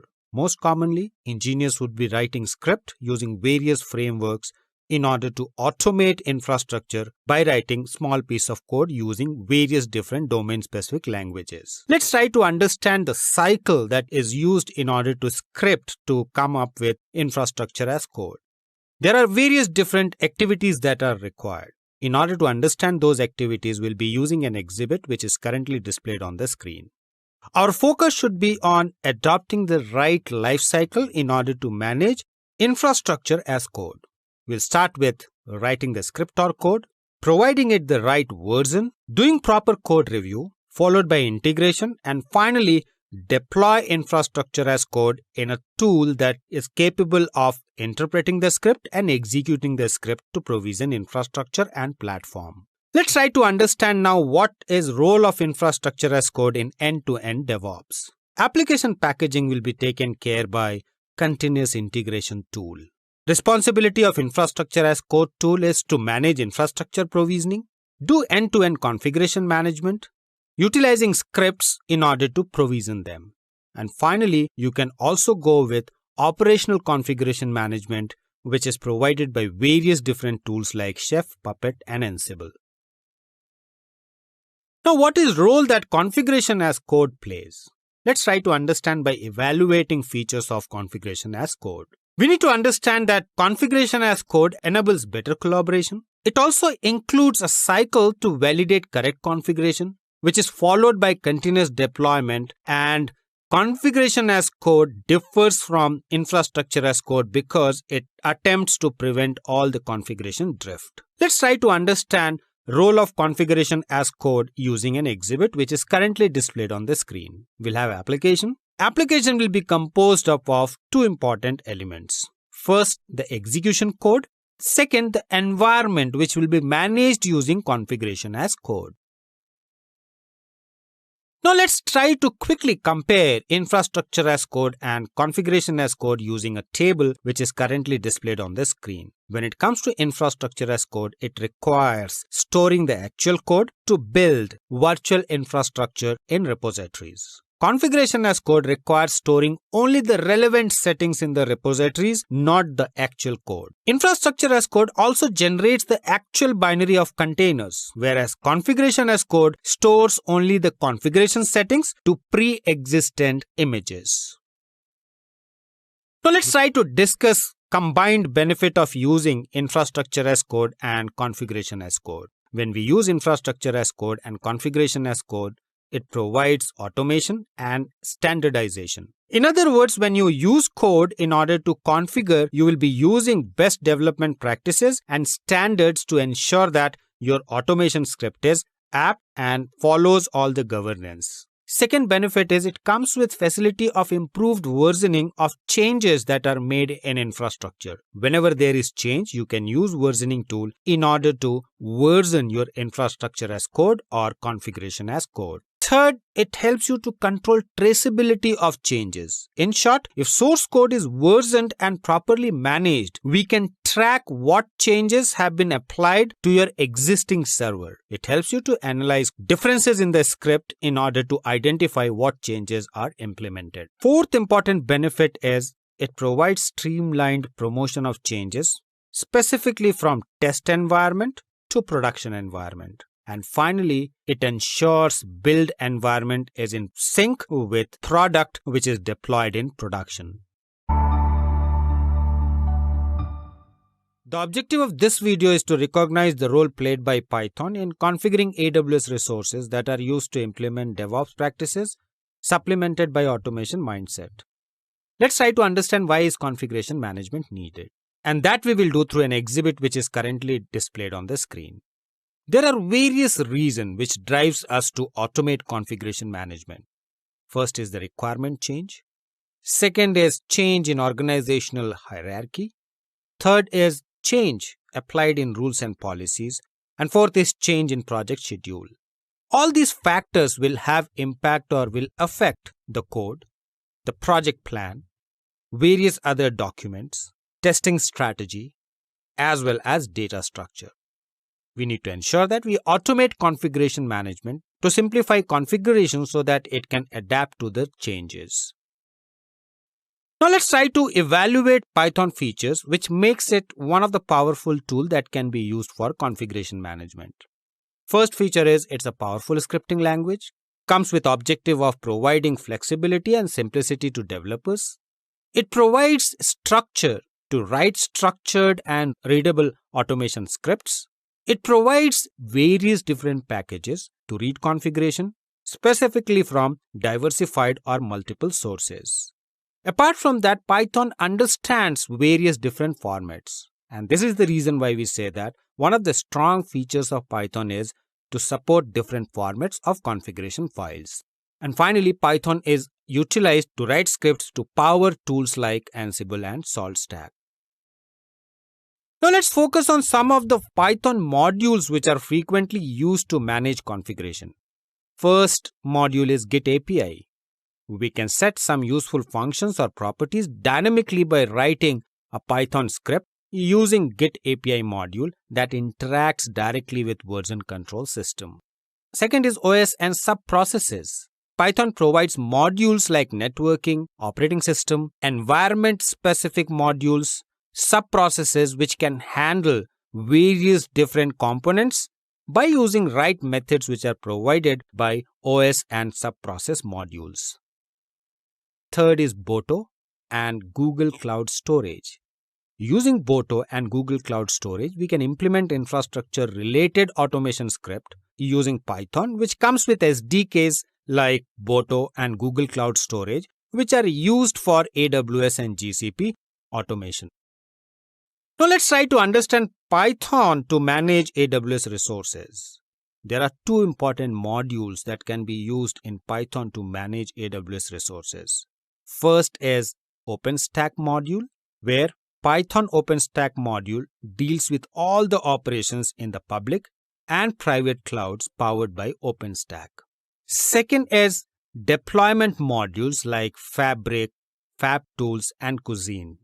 DevOps uses Python for deployment using these modules. Finally, let's collaborate and see what all Python modules are used to manage AWS resources. You'll have Amazon Web Services, which is powered by various different services. We can use Bash, which is a terminal application, and utilize pip, AWS CLI command line interface, CLI configuration, Bash configuration, powered by Python runtime, which is installed on operating system on your existing computer.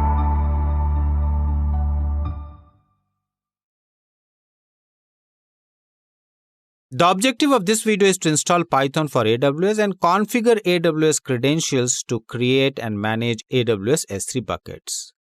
We need to install a couple of modules of Python post-installation of Python. In certain cases, whenever you create an instance of a particular Linux family, you may find Python already installed. Let's go and see whether Python is installed or not. If it is not installed, using the right operating system command, you can install it. To test whether Python is installed or not, we'll write Python 3 and we'll press enter. Once you'll press enter, if you are getting triple angular bracket, it means Python is installed. As soon as you write Python 3, it shows you the current version of Python, which is 3.6.9. After testing that Python is installed, we'll write exit, close it with brackets and press enter. Now we are out of Python shell. We'll clear screen in order to move to the top. If it is not installed, it is suggested that you use appropriate operating system command in order to install Python.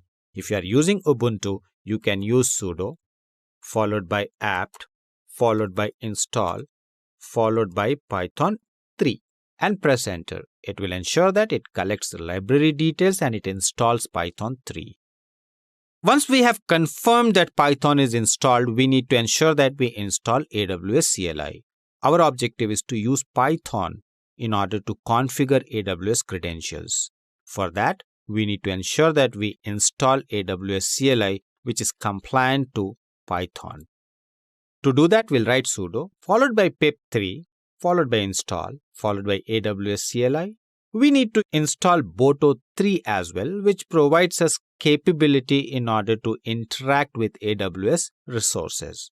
We'll specify -u in order to ensure that it ignores installation of a package called as 6. Sometimes you'll find that pip3 is not installed. Depending on again operating system, you can install pip3. If you are using Ubuntu, you have to write sudo followed by apt followed by install followed by pip3.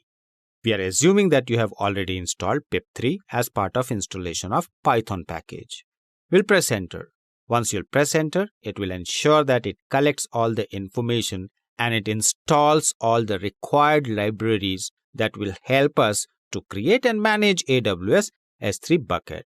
Let's go and configure AWS credentials now. In order to configure AWS credentials, first we will clear the screen by writing clear and pressing enter at the prompt. And we'll write AWS configure. We'll press enter.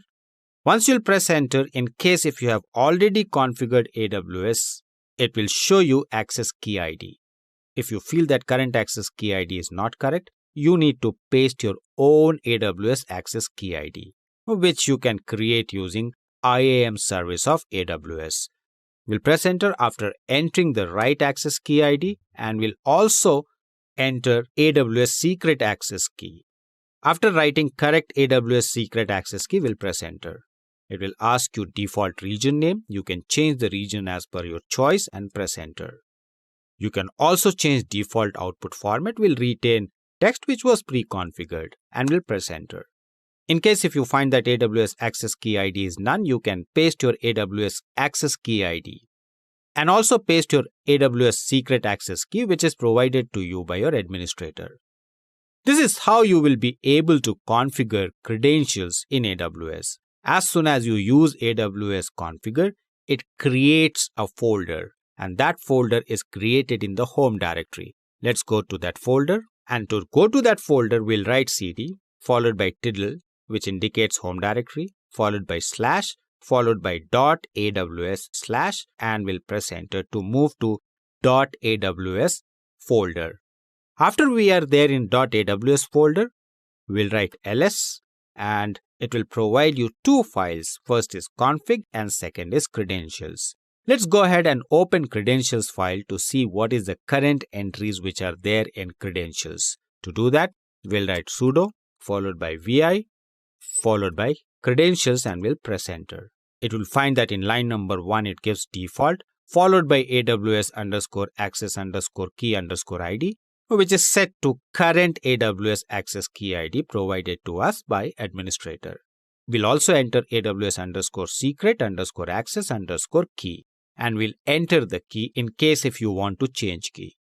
So you can either go to credentials files and change, or you can use AWS configure command in order to set your access key and secret access key. We'll quit from the file by pressing escape followed by colon followed by Q followed by an exclamatory mark. Now we are out of the file. It confirms that our AWS credentials are set. Now how to manage AWS S3 buckets? To manage or create S3 buckets, you can use Boto3, which provides you capability of accessing any infrastructure component of AWS. Let's go and write a simple script which will help us to communicate with S3 bucket. And once we are able to communicate with S3 bucket, we'll be able to create, delete, put content to S3 bucket or whatever task we want to complete which is related to AWS S3 bucket. We'll move out of the current directory with this .aws by writing cd followed by title, which will take us to home directory. Once we are there in home directory, we'll write clear in order to clear the screen.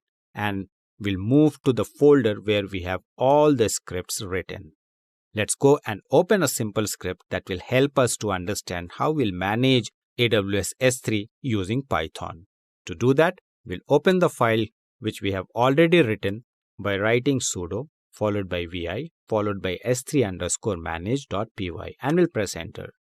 We are importing the required modules. First is import Boto3 that will help us to access resources of AWS, followed by import UUID in order to get unique ID so that we can create our bucket with unique ID, followed by S3 client equal to Boto3.client and pass the resource that you want to access as a client.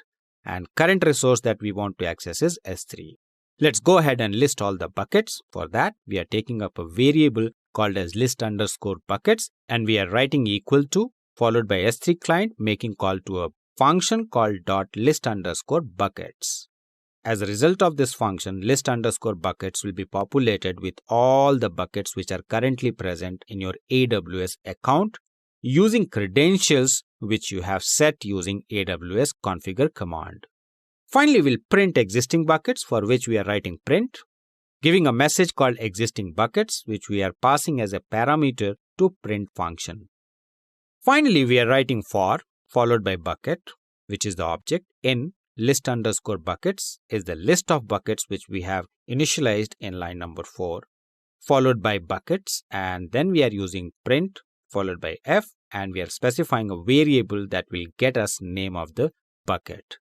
After writing your Python script, you can go and you can exit from the script by pressing escape followed by colon followed by wq, which is editor command for vi editor. Now we have written s3 underscore manage.py. Let's go and execute it. To execute, we'll write Python 3 followed by s3 underscore manage.py and we'll press enter. Once you'll press enter, you'll find that it will list all the buckets which are currently present in the region for which you have credentials, which is already set in credentials file as a result of using AWS configure command. You can use Boto3 API to create, to import or export content from S3 buckets.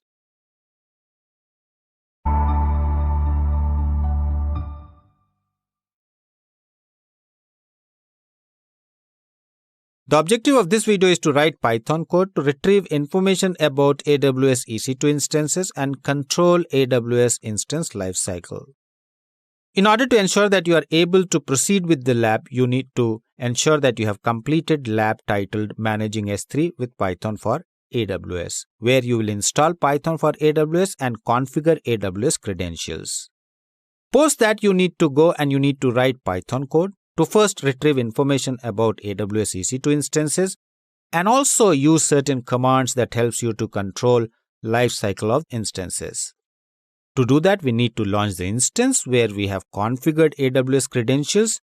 We need to move to the right folder where we have written the script and will now show how to write script in order to get information about EC2 instance and also manage AWS instance lifecycle. To do that, first let's open the file where we have written program to get information about AWS EC2 instance. To do that, we'll write sudo followed by vi followed by manage_instance.py. We'll press enter. Once you press enter, it will launch a Python file. If you are writing a new file, you need to first write import boto3, which will provide you access to AWS resources. You need to also import sys in order to ensure that you are able to manage system properties if you are using. And you can also use boto_exceptions by writing from boto_exceptions import client error. You can use this module in order to handle exceptions. Next, you need to first get access to the resource, and resource that we want to access is EC2, for which we have written EC2 equal to boto3.client, and we are passing name of the resource, that is EC2, as an argument. Now let's go and retrieve certain information. First information that we are retrieving is about all the regions and endpoints that works with EC2, for which we have written output 1 equal to ec2.describe_regions with opening and closing bracket. It will get us all the regions, which we will print by writing print, specifying two arguments. First is regions, and second is the output 1 passing regions, which will ensure that it prints all the regions. Second is to retrieve availability zones only for region of the EC2 object, for which we are using statement called output2 equal to ec2.describe_availability_zones with opening and closing bracket.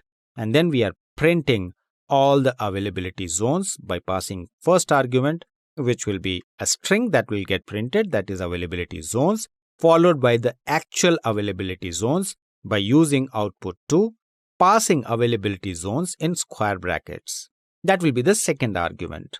Third, we are describing the instances by writing response3 equal to ec2.describe instances, and we are printing response3. We can also use filters in order to describe various properties. For example, we are defining a filter by writing filters equal to within square bracket all the filters, that is name, domain, values, and VPC as the value within square brackets. So we are going to print domain and VPC. Finally, we are using response4 equal to ec2.describe_addresses because we want to know addresses, followed by filters equal to filters, which we have defined in the previous step. And finally, we are printing response4. This is how we will be able to retrieve information about AWS EC2 using Python. Let's go and execute it before we go and evaluate a Python program for lifecycle management. To execute, we'll first quit from the editor. To do that, we'll press escape followed by colon followed by WQ. This may change depending on your editor. Now let's go and execute manage instances. To do that, at the prompt, we'll write python3 followed by manage_instance.py and we'll press enter. Once you'll press enter, you'll find that it prints all the details that you expected as part of output 1, output 2, response, variables which are defined as response 3 and response 4. This is how you will be able to get information about EC2 instance. Now let's go ahead and try to execute a program written in Python to manage lifecycle. Before that, we'll clear the screen and we'll open the program which we have written to demonstrate how actually you can proceed with lifecycle management of instances. We'll press enter after writing sudo followed by vi followed by name of the file, which is live_cycle_instance.py. We'll press enter. Our first statement is always to import boto3 because we are using boto3 in order to connect to resources of AWS. Second statement would be ec2 equal to boto3.resource followed by the resource name, which is ec2 in our case, and this is the reason why we are passing ec2 as an argument to resource function. Now, Lifecycle always starts with creating instance followed by starting and stopping. You need to find out appropriate functions that are used in order to manage Lifecycle. As of now, we are managing one of the tasks of Lifecycle, that is create instances. To do that, we'll write instance equal to ec2 dot create underscore instances, and we need to pass certain important properties which are required in order to create an instance, where first is image ID. You need to find out image ID of the instance that you want to create. And in order to find out, we will log into our AWS account. After we log in, we'll get AWS Management Console as landing page. We'll go to services, which is there on the left of the top panel, and we'll click on it. Once we'll click on it, we'll get EC2 under compute, which will be there present on the content pane. We'll click on it. Once we'll click on it, it will show us existing instances. For example, you want to get image ID of an existing instance so that you can create one more instance. We'll click on running instances. Once you'll click on running instances, it will show you all the instances which are currently running. Depending on the instance type, you can write image in the search and you can click on image ID once you get drop down, and you will get a list of all different image IDs. You can select image ID of your choice, go to your script and specify the image ID there. You can specify number of instances that you want to create, where we have specified min count equal to 1, max count equal to 1, then instance type equal to t2.micro. Key name is OpenStack key and subnet ID is equal to subnet minus be2ddbf2. Subnet ID can be different, and to get subnet ID, again you can go to EC2 dashboard where you can see launch instance button, and you need to find out subnet that you will be able to do by going to search and writing subnet. The minute you will write subnet, it will drop down subnet ID. Click on it, get the subnet ID, select one of the subnet ID that you want to use to create your instance, and then specify the subnet ID. Finally, we are printing instance ID of the instance that gets created as a result of execution of the function called create underscore instances. This is how you will start managing lifecycle of EC2 instances. In order to create, you will come out of the current editor by pressing escape, followed by WQ, and press enter. Ensure that you are using the right editor command depending on editor that you are using of your operating system. And finally, you will execute the program by writing Python 3 followed by name of the file, which is life_cycle_instance.py. Once you will execute it, it will create the instance. But yes, you need to ensure that as a user, you have right access to create instances. Finally, you will press enter and you'll find that it displays the instance ID of the instance that was created. This is how you will initiate working with lifecycle management of your instances.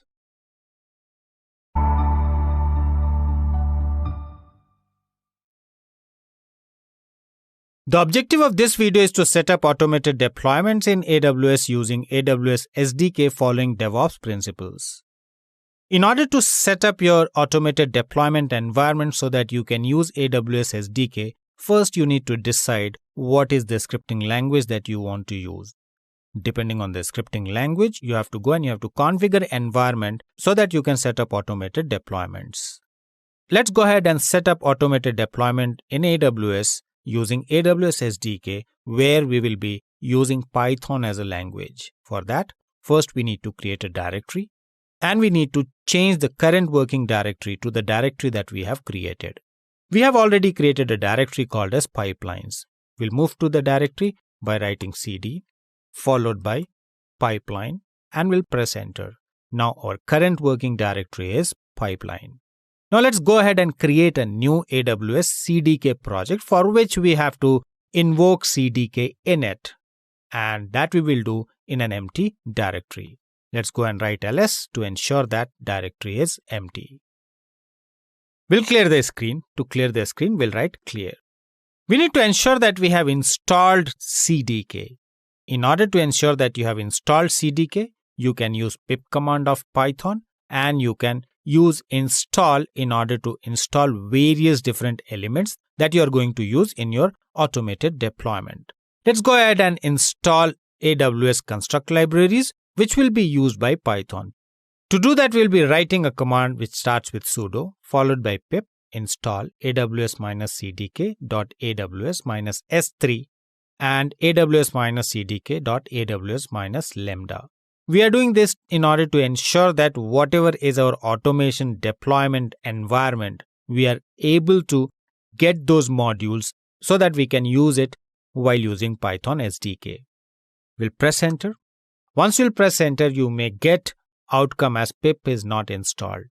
You have to go and you have to see whether pip3 works or not depending on your Python version. We'll change from pip to pip3 and we'll press enter. Once you'll press enter, you'll find that it starts installing. Finally, you'll get a message indicating that it is successfully installed.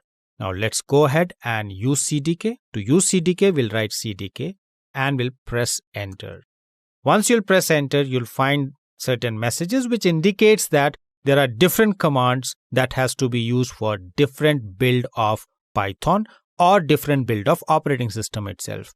We'll clear the screen by writing clear and we'll move forward in order to ensure that we are able to use SDK for automated deployments.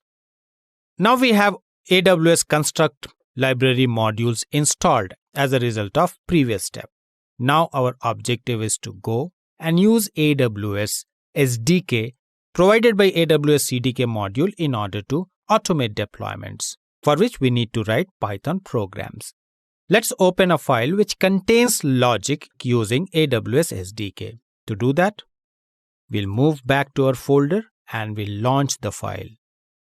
We'll write ls in order to locate the file. We have written two files. First is pipeline.py and second is main_run.py.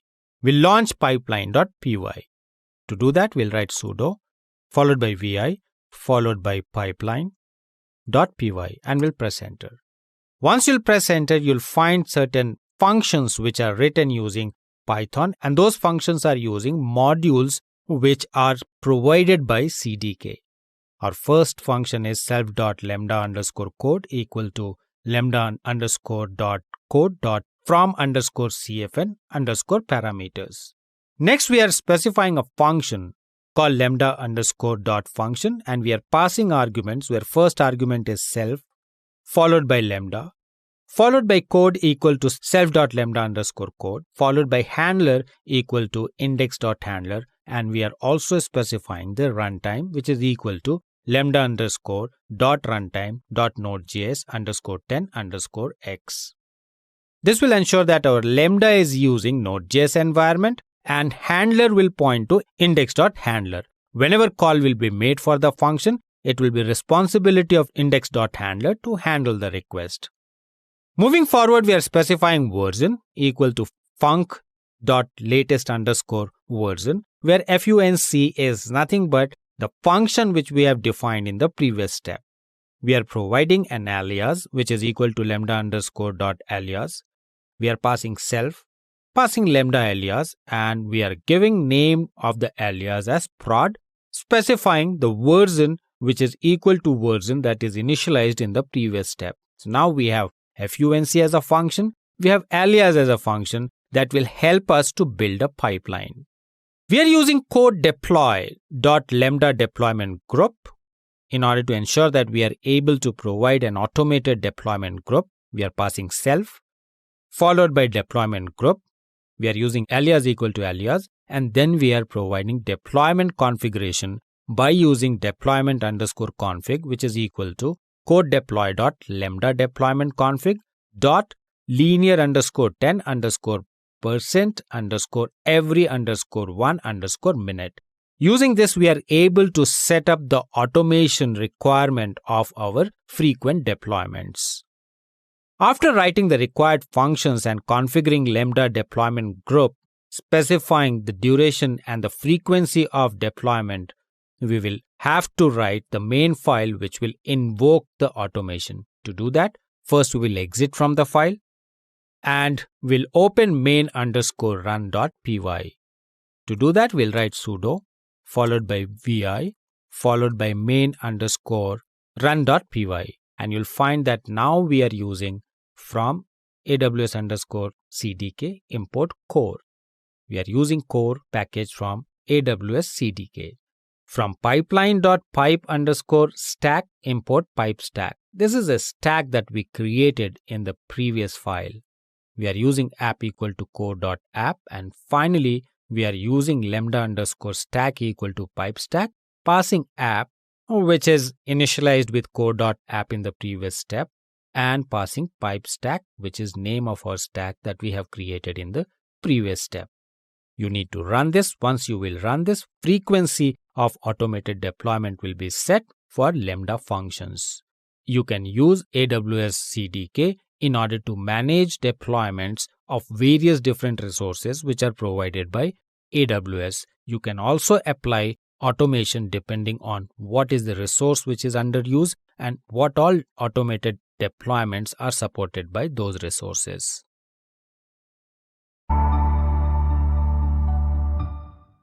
The objective of this video is to recognize the automation capabilities of Azure in delivering cloud-based automation and configuration services that supports consistent management across Azure and non-Azure environments. We need to understand capabilities which are provided by Azure. Azure comes with Azure Automation, which can be used in order to set up the right automation strategy whenever we are using Azure and sometimes non-Azure environments too. To start with, let's evaluate capabilities of Azure Automation. First capability is it is capable to deliver cloud-based automation as well as configuration management service. It also helps to maintain complete control during deployment and post-deployment to manage operations. And finally, it is capable of enabling workload decommissioning whenever it is needed. Now let's focus on core capabilities of Azure Automation, and that we will do through an exhibit which is currently displayed on the screen. We'll have input, and that input can come from variety of sources which are deployed in Azure Cloud. Depending on the input, it will do appropriate task. Some of the example automation tasks which will be taken care by Azure Automation are: it is capable of backing up SQL Azure on a particular schedule. It can also patch Azure VMs, that too without downtime. Third, it provides alerts and notifications whenever there is change in a particular service. And finally, it provides staged deployment of a service. We need to understand that it does it with integration into multiple different systems. We can use Azure. We can integrate monitoring systems. We can also integrate change control systems, or to further go, we can integrate anything with Azure Automation. Now let's focus on how to transform in order to realize automation using Azure. And that we will do by using an exhibit which is currently displayed on the screen. Our first task is always to evaluate old existing IT, which may contain physical servers, virtual machines, and they will be mostly on-premise, non-cloud. Now we need to derive new IT reality, which can be hybrid cloud. After deriving new IT reality, which can be hybrid cloud or it can be multi-cloud environment, we need to plan implementation. Depending on the environment, your implementation strategy can be different. For example, if you go from old IT to public cloud off-premise implementation, you have to focus on commodities, investments, and also how you will transform existing services. Second route from old IT to new IT reality implementation is to adopt private cloud on-premise, where you need to manage workloads extensively. Fourth stage is workload placement. If you are going with implementation of public cloud, you can utilize infrastructure as a service, platform as a service, software as a service for workload placement. If you are going with private cloud implementation strategy, you need to take care of optimization of workload on existing on-premise server or virtual machines. Now let's try to understand Azure Automation Service. And first is, Azure's focus is to automate all repetitive, time-consuming and error-prone cloud management tasks. Azure Automation Service will help us to focus on work which adds business value, and it does it by reducing errors and boosting efficiency with the objective of reducing operational cost. Second is update Windows and Linux systems across hybrid environments, for which you need to ensure that you have scheduled deployment and you have adopted right orchestration in order to execute those updates. Third is simplify configuration management in cloud, where Azure Automation provides capability to author and manage PowerShell configurations, import configuration scripts, and generate node configurations all in the cloud itself. And finally, Azure Automation Service will focus to deliver reliable services with speed. And it is done using serverless runbooks to automatically grow as your operational task increases. Finally, let's try to understand Azure Automation using a scenario. And that we will do by using exhibit which is currently displayed on the screen. We need to ensure that we identify cloud service provider, which can be AWS, which can be GCP, or it can also be Azure. Then we need to plan automation. While planning automation, we can use various Azure resources. We can write runbooks, and we can ensure that runbook executes to on-premise machines. In short, we can say runbooks delivered to on-premise machine. Once it is delivered, it will get executed there. And these on-premise machines, along with cloud service provider, will create hybrid environment where your automation hybrid runbooks workers will execute. You will be able to take care of automation on other providers using the same mechanism.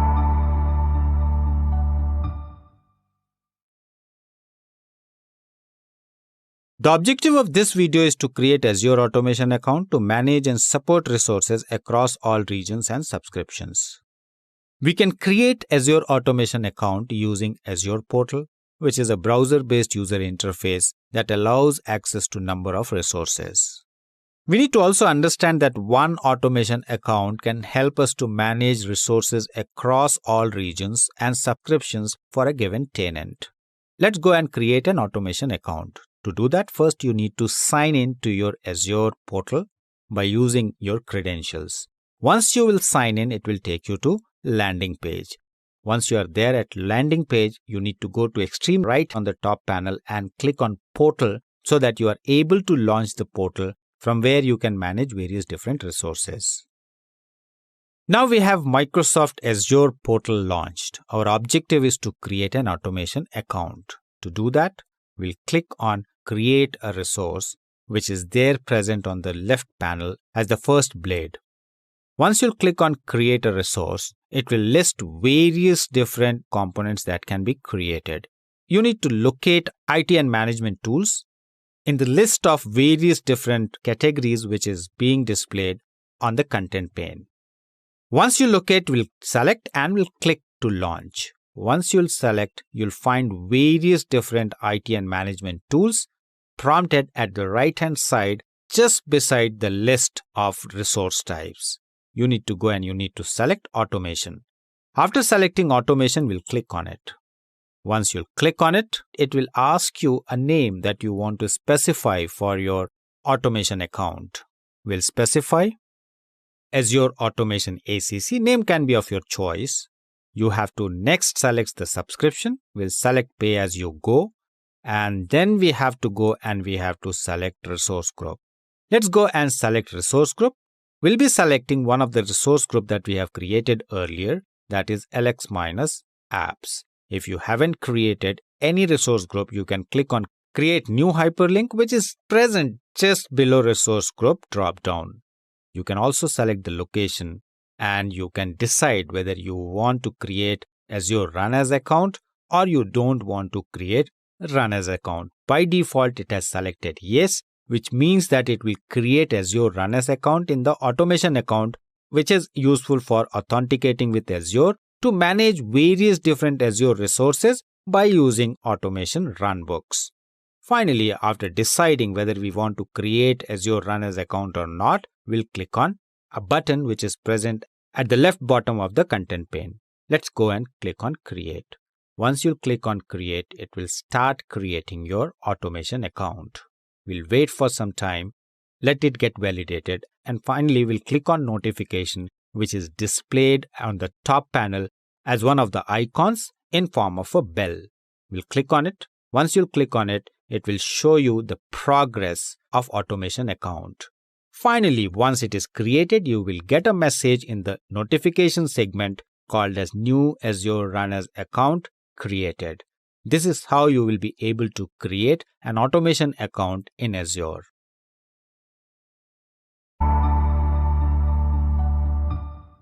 The objective of this video is to compare the differences between PowerShell Runbook and PowerShell Workflow Runbooks and elaborate how they can help support engineers select the right approaches to manage Azure resources. Let's first try to understand Azure automation components.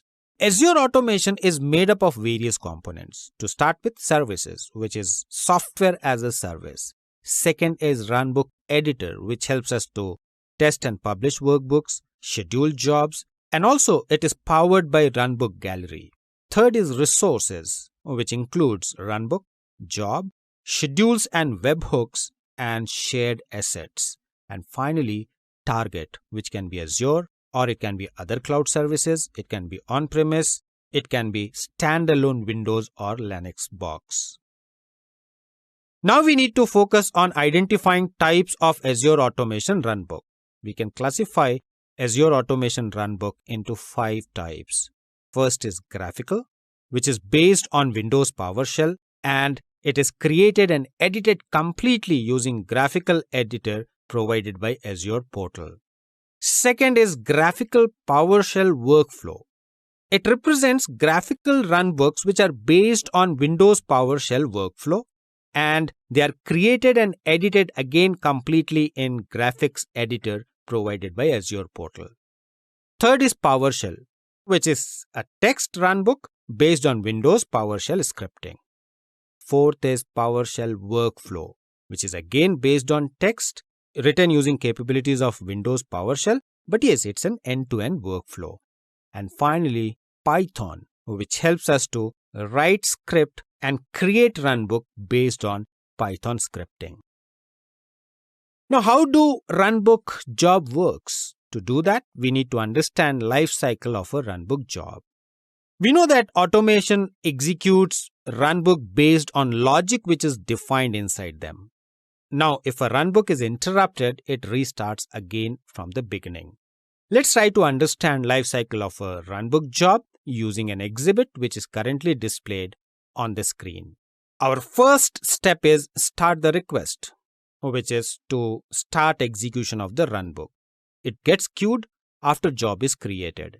After it is queued, job will be assigned to a worker, and now state will change from queued to starting. From starting, we can have 2 different states.